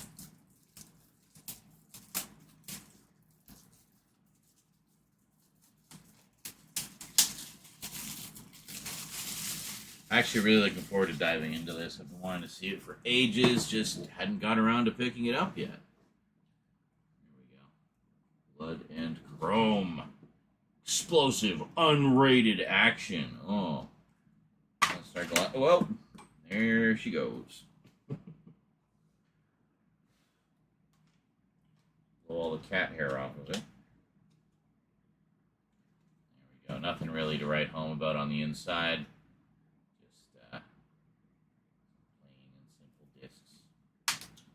Very cool. Yeah, the redesigned Vipers look pretty cool. Hold on a second. I don't think we looked at the inside here, did we? No, we did not. The plan, my man. There you go. Excellent. So, I won't be jumping around the continuity, watching prequels before the show and stuff like that. No. We're going to watch everything in the order that it originally came out, just to make sure that I don't accidentally spoil things for myself. And next up, last but most certainly not least, the Blu-ray release of Caprica, which we never got here, so I had to import this. This is Die Complete Zeri! Well, let's open this up, shall we? Take a look on the back. Is there even any English here? No. Well, hold on a second.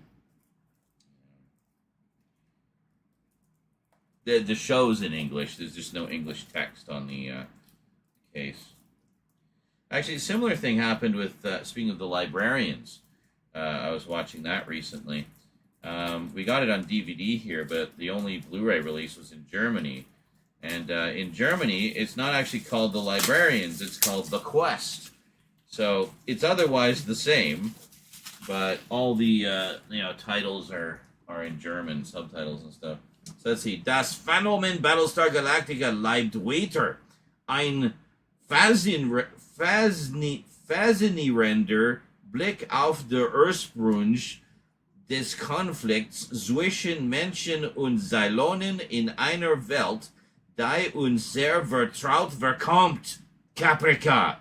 58 Jahre von dem Start der Battlestar sind nach einer verheerenden Explosion Die Schicksal zweher Machtiger Familien, der Greystones unter Adamas, untrennbar miteinander verbunden. Beide Dynastien operieren an der Grenze zwischen menschlicher Intelligenz und Kunstlicher.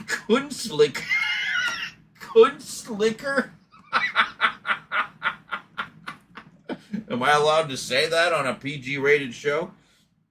Intelligenz den Zeilonen. Zum entscheidenden Kampf kommt es auf einem Schlachtfeld als, oh my god, Wirtschaftsverwarrungen, Mord, Sex und Familienintrigen. Von den Produzenten Ronald D. Moore und David Icke stammt dies mit Spannung erwartet Prequel-Serie. In den Hauptrollen sind Eric Stoltz sowie Isai Morales zu sehen. And bonus material, it has audio commentar, deleted scenes, video blog, the Caprica Dynasty, creating a look, and Re-Caprica. And we have 18 episoden of 5 discs. Excellent. And if you're wondering what languages it's in, we have Deutsch and English. And the Untertitle, we have Deutsch, English, Danish, Finnish, Französisch, Norwegisch, and Swedish. Well, any native German speakers out there, I'm sorry. If you want to read it for yourself or read along with me, take a screenshot of that and keep it up while you listen to me read it eloquently and beautifully, as you just heard. Okay, anyway, taking a look inside. Here we go. Very nice. So, pretty straightforward, just trays, same artwork on all of them. But anyway, the long and the short of it is Caprica is a prequel series to Battlestar Galactica. Oh, I noticed it's a reversible cover.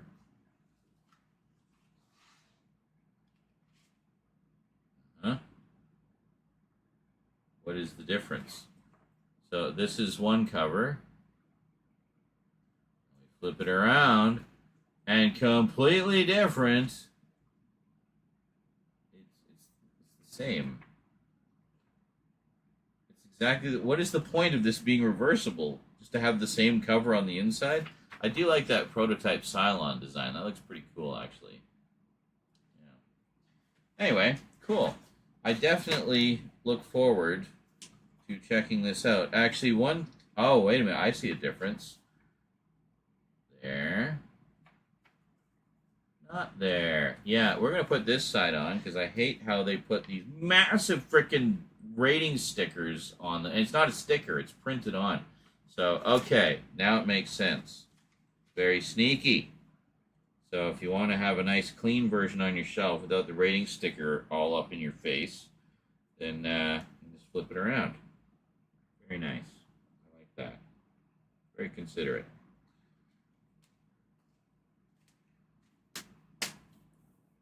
Ah. Look at that. Cleanen der und Wisselen. All right, excellent. So there we go. We have the complete saga of the Ronald D. Moore Battlestar Galactica series. We can finally check it out and, cross that one off the long-standing to-be-watched list.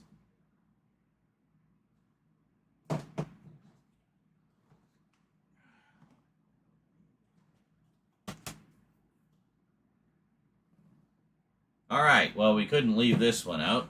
Oh, look, more shininess. What movie is it? I don't know, but it looks cool from the picture. Oh, it's Battlestar Galactica. What is with these? Can I? Oh, this one I can. Can I? Sort of. No, I gotta.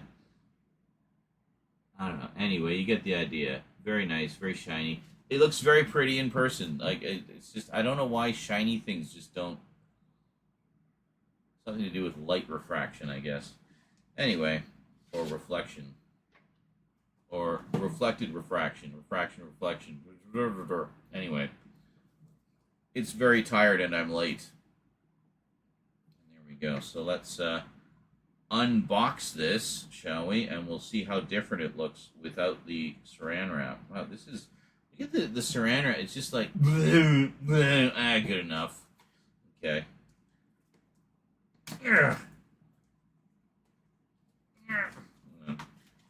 Trying to destroy the case. I'm actually really looking forward to seeing this one in high def. I did not see it in theaters when I was a kid. I only ever saw the TV version. And then, as I mentioned before, I saw the, there. I saw the movie version on my mom's VHS tape. So I've actually never seen the movie version in widescreen. Although, I don't, like, I'm kind of curious how full screen and widescreen compares with this particular story. Because I think it's just cropped, honestly. Because it's 1.85 to 1, which typically is just filmed full frame and then cropped in the theater. So, there you go. That's it. So, we got it on Blu-ray and 4K Ultra HD. Very nice indeed. I don't know that I actually had the movie version of this in high def before. I don't think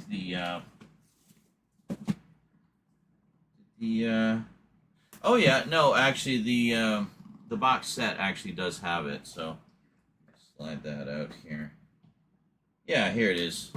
It's the 35th anniversary edition of the movie. That's it. And what's this? 40th anniversary? No anniversary. I like how they used a more menacing picture of the Cylons for the 4K. Very nice. Anyway, cool. I love me some BSG. I should put this back in the box. I guess if you wanted to see this in 4K, well, there. Beautiful. This is the set to get for the original series, bar none. Beautiful. Because it's the only way you can get the uncropped version. And it also gives you Galactica 1980, both cropped and uncropped. So, pretty cool. You see on the spine there, you can probably see widescreen and full screen. Pretty neat, eh? Pretty neat. Yeah. Love this set.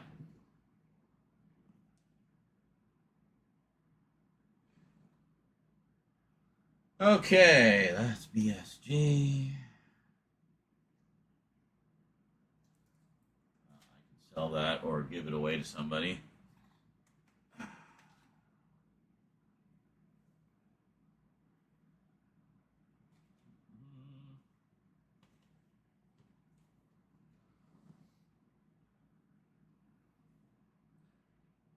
Okay, well, before we jump into the Blu-ray set proper, I thought I detected a few of you drooling a little bit at the VHS release, so I thought we'd take a quick look at that. Sorry,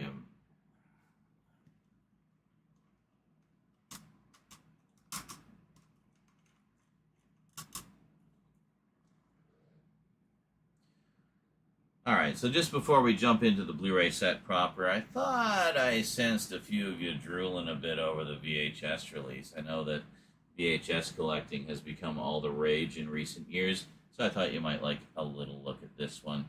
So, as I mentioned before, the artwork is the same on all of these. Columbia House was very big on having everything uniform for their TV show collections, and this was certainly no exception. But this was a pretty nice set. I was definitely keen to collect them all because, well, I mean, it's just such an epic saga. You really don't want to be missing any of it. So this is one of these types of clamshell cases that opens like that. It's not like a full clamshell. It's like a little bit smaller, but quite nice. And then if you look, you can see very nice label, full color, glossy.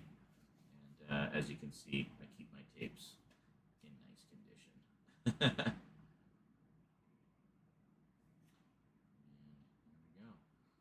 I'm always kind and rewind. I try to be anyway. And if you want to look at the inside of the case, that's how that looks. So just the two little hubs there that fit on there to keep it like that. And if you want a bit of advice about storing VHS tapes, always make sure, first off, that you rewind them, but also that you have the spool at the bottom, not at the top. The reason being, this way it just kind of hangs nicely on the spool, rather than if it's on top, and gravity can actually push the tape down and squish it over time, and that can like deform it and cause, you know, damage over time. So this is just the nicer, healthier way to store your VHS tapes. We got there, like that. Always the spool at the bottom. So there you go. A little pro tip for you. Someone who's been using VHS longer than most of you have been alive. All right, next up. Well, let's start from the back and work our way up, shall we? So first up, we have the end of the saga with Babylon 5: The Road Home.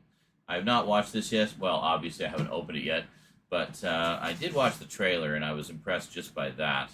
I think it was a great idea to do this as an animated special, and honestly, it looks really good, like really, really nice. 79 minutes in length, so it's a little longer than the Lost Tales, but it's just great. I should mention also something I forgot to mention before is there is talk of a reboot of Babylon 5, headed up by JMS himself, so rest assured, nobody else will be touching his baby. I don't know what the story on that is, but I gather that the release of this and the Blu-ray set of the original kind of factored into decisions being made about it. Perhaps. I don't know. I haven't been keeping up with his social media for a while, so I don't know if he's actually made his way to Blue Sky. I'll have to check that. But I used to follow him on Twitter all the time. And, I don't really use Twitter anymore because, well, it's awful. So, here we go. Crack that open. And very nice. So we have it on both Blu-ray and DVD. So a purple disc for the Blu-ray and the customary black, classy black disc for the 4K. Very nice. So yeah, definitely looking forward to that. I might just pop this in and watch it because, I mean, I'm pretty intimately familiar with the original story, and I don't think it's going to spoil anything for me. Next up, what was the final chapter for a very long time, we have The Lost Tales, which is 2 stories from the world of Babylon 5. Total running time, 72 minutes. Now, this one is actually live action and featured several of the surviving actors in smaller scale stories that take place, I think, in slightly different time periods in the continuity. But very cool. And as I said before, I think the idea was they were going to do a bunch of them, but these sort of direct-to-video stories. But for whatever reason, they didn't do any more than this. So, there we go. Very nice. Crack that open. Oh, very nice disc art there. I like that. Quite the sizable. Look at the size of this freaking hub for just one disc. It feels like the kind of hub you would stack things on. And yeah, and as I expected, it is a burned disc. So this is the Warner Archive re-release from 2019. It is not the original, was it 2007, I think? Yeah, 2007 release. Because that one apparently is on the infamous Warner disc rot list, and some people in the chat tonight, just when I was filming this, were telling me that their discs were in fact rotted. So I'm glad I got this version. I don't know if I was cognizant of that when I bought it, or if this is just the only version that's for sale now. But anyway, either way, glad I got this one. Also, not in an eco case. It's actually quite a sturdy DVD case. I like that. But alas, no DVD or no Blu-ray of this one. It is, however, natively in widescreen. I think this is the first Babylon 5 anything that was done natively in widescreen. Well, and maybe Legend of the Rangers. I don't know. But, yeah, what else do we got here? Oh, nothing much. Only the complete series on Blu-ray. Yeah, very nice. As I can't stop saying, I'm actually really looking forward to sitting down and rewatching this entire series in glorious high definition. So what we have here is one of those giant keep cases, which you've seen with other TV show sets. Kind of similar to the ones used for the Star Trek sets we looked at a little while ago. With one major difference. This is actually the kind of keep case I thought the Star Trek ones were going to be. What I mean by that is... Well,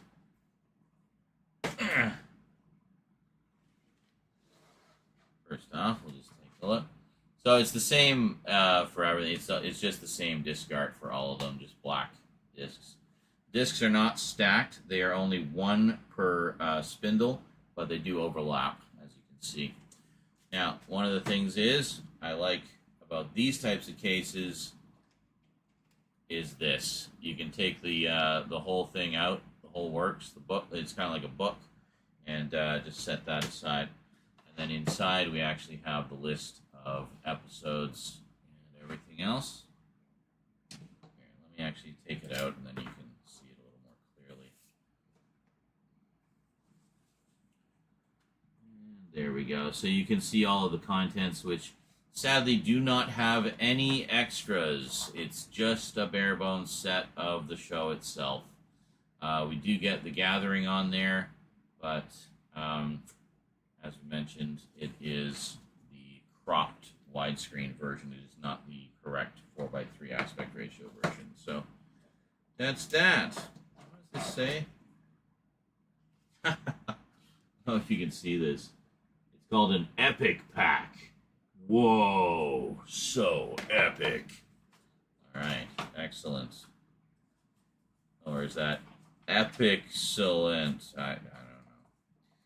I find it funny that they put the cover art from the 5-season sets on the back, almost as if to suggest these are the same sets, just in high def. But they are not.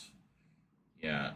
So if you want extras, you got to get the DVDs, which means unfortunately you're paying money for those horrible transfers. Those horrible cropped versions, but at least you get everything.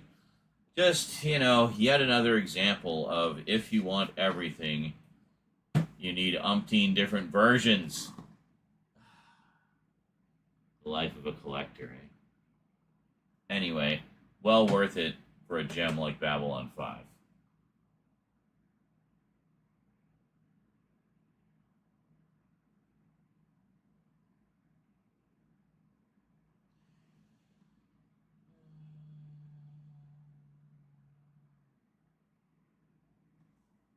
I think we're good. I think that's a wrap, folks.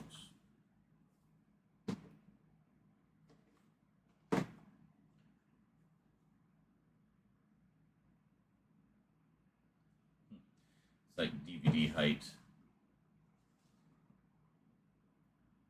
One little addendum, just as I was putting everything back together here. Yeah, so the set is essentially DVD height, even though it's Blu-ray. Yeah, crazy, huh? So I guess that means you could kind of put them all next to the other sets. Yeah, actually, they go together with the other sets fairly nicely from the looks of it.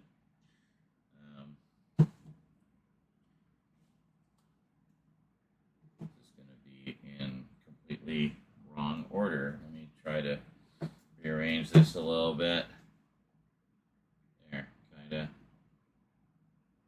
There, you sort of get the idea.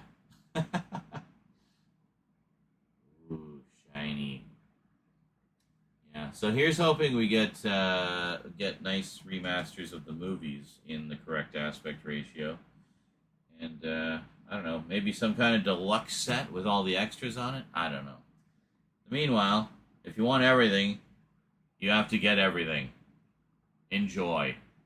And good luck.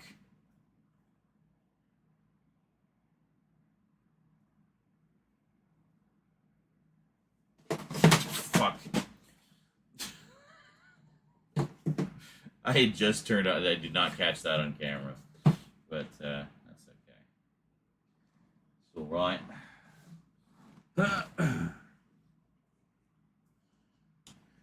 I could actually put this up with other stuff as well, I think.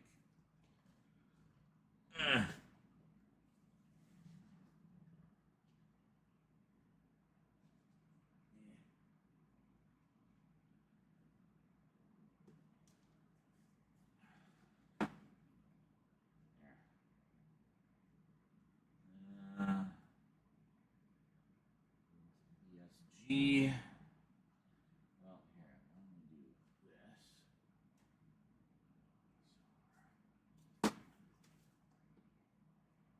Oh, actually. Well,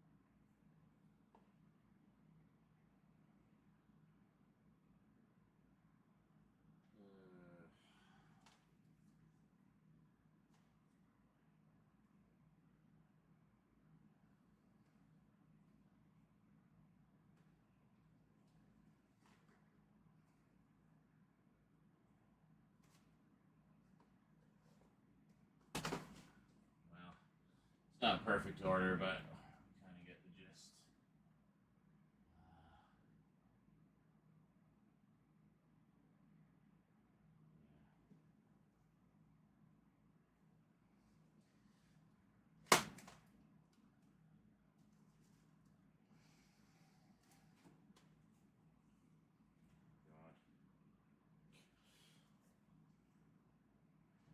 Seeing how dusty my Heroes set is, holy shit. Dusty.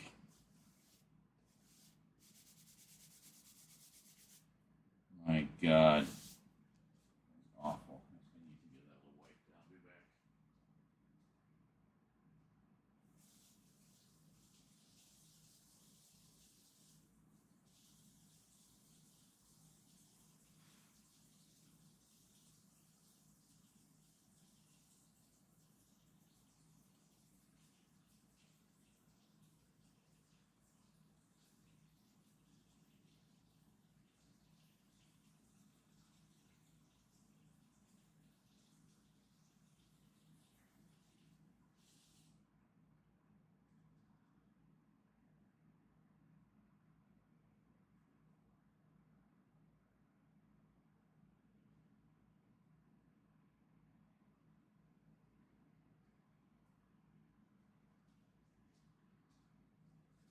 That's right.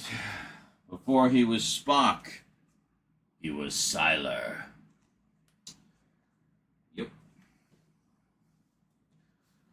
Heroes was an interesting one. I know a lot of people didn't like where it went, but to me, a comic book story goes to crazy, convoluted places, and I feel like Heroes kind of captured that quite well.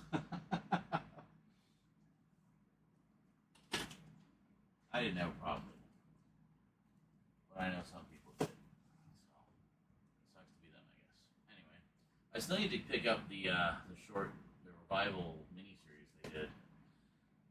Although here it's not like hugely connected to the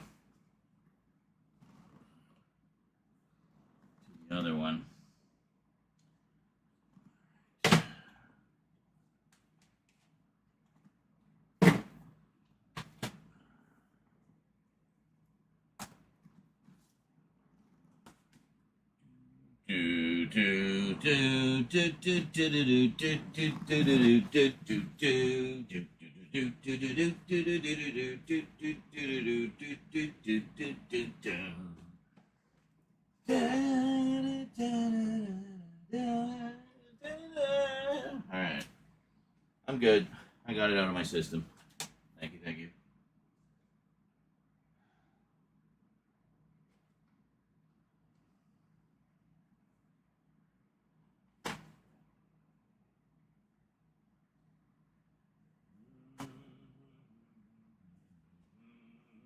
Okay, maybe not. That shelf is filling up fast. You see all that? See all that there? That's all that we did tonight, basically. It's crazy. Crazy.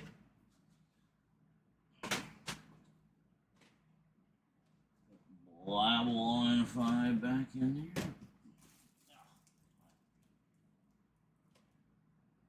there. Capitan Power. Ho, ho, ho, ho. The real Ghostbusters. Ho, ho, ho, ho.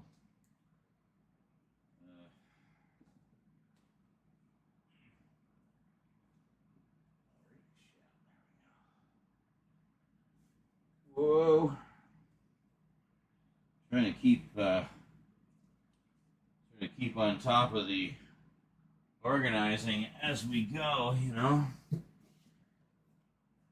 doesn't get too overwhelming,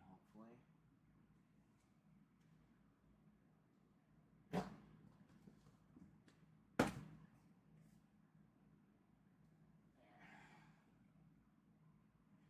Put Mr. Cylon back up there.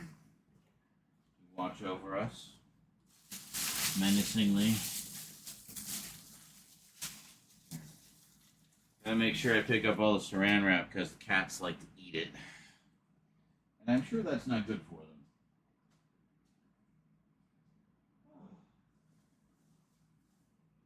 them. Okay, so that takes care of the sci-fi. Sci-fi is done. What else do we got? Hey, we got a stack of comic book and comic book related stuff. Oh, actually, we got a little bit more sci-fi as well. Stack of anime. Yes, we've still got more anime to do. Stack of what? Cartoons, miscellaneous movies, video games. Then we got a bunch of unboxings.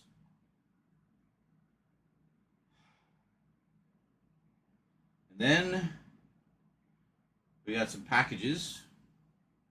I also still have comic books. I have so many comic books to do updates on, like graphic novels and stuff, epic collections, etc. I don't know when we're going to get to those. I'm just going to focus on the movies and stuff for now. We'll get to the comic books when we get to the comic books. Anyway. Oh. 4 in the can. And fairly good-sized ones. So I'm pretty happy about that. And I guess we'll continue tomorrow. Yeah, we're just going to keep going, keep filming. Meanwhile, I got to, sometime this week, I got to schedule the rest of the week's gameplay videos and send up... What was that? Oh, the tower of packages just tumbled over a little bit. It's okay, everything's safe. It fell very gently. So, I think I'm going to chillax. Maybe make just a little something to eat, because I haven't really eaten much tonight. Or maybe just have a snack. I might just have like some toast and peanut butter, fiber and protein. Good. And then I think I'm going to go to bed. Funny is I showered right before the stream and I feel all sticky and gross again. Why? Because of this frickin' weather. Was really hoping we'd get a downpour tonight. Apparently we did get one, or Rose got one over in the other part of town where she was. So you didn't really get much up here. Well, here's hoping. Anyway, I'm going to head to bed shortly, but I'm just going to decompress for a bit. Big thanks to our donators tonight. Holy moly, we had a good whack of contributions tonight. Really appreciate that, guys. I feel like the month ahead is going to be incredible. Not just for contributions, but just generally. Like, I'm really feeling back on the ball as far as making videos again. And I can't wait for you guys to start seeing them. And, you know, get to have fun seeing at least the filming part, putting them together. I'm going to edit them offline because it's just, I'm just faster when I do it offline. But, yeah, it's shaping up to be a pretty awesome Halloween season. And yeah, we're going to try to do like a big, massive, all-in-one update of Doom where, basically I won't be talking too much to the chat. We're just going to be focusing on filming and getting it done. And, you know, occasionally take breaks when we need to change batteries or whatever. But, yeah, it's going to be crazy. So I don't know when exactly that's going to be done. But the plan is once we get through this pile, which is starting to, you know, get knocked down a bit, we'll do that. All right. Thank you very much for joining me, everybody. Hope you had a good time. I will see you next time. Until then, thanks for watching.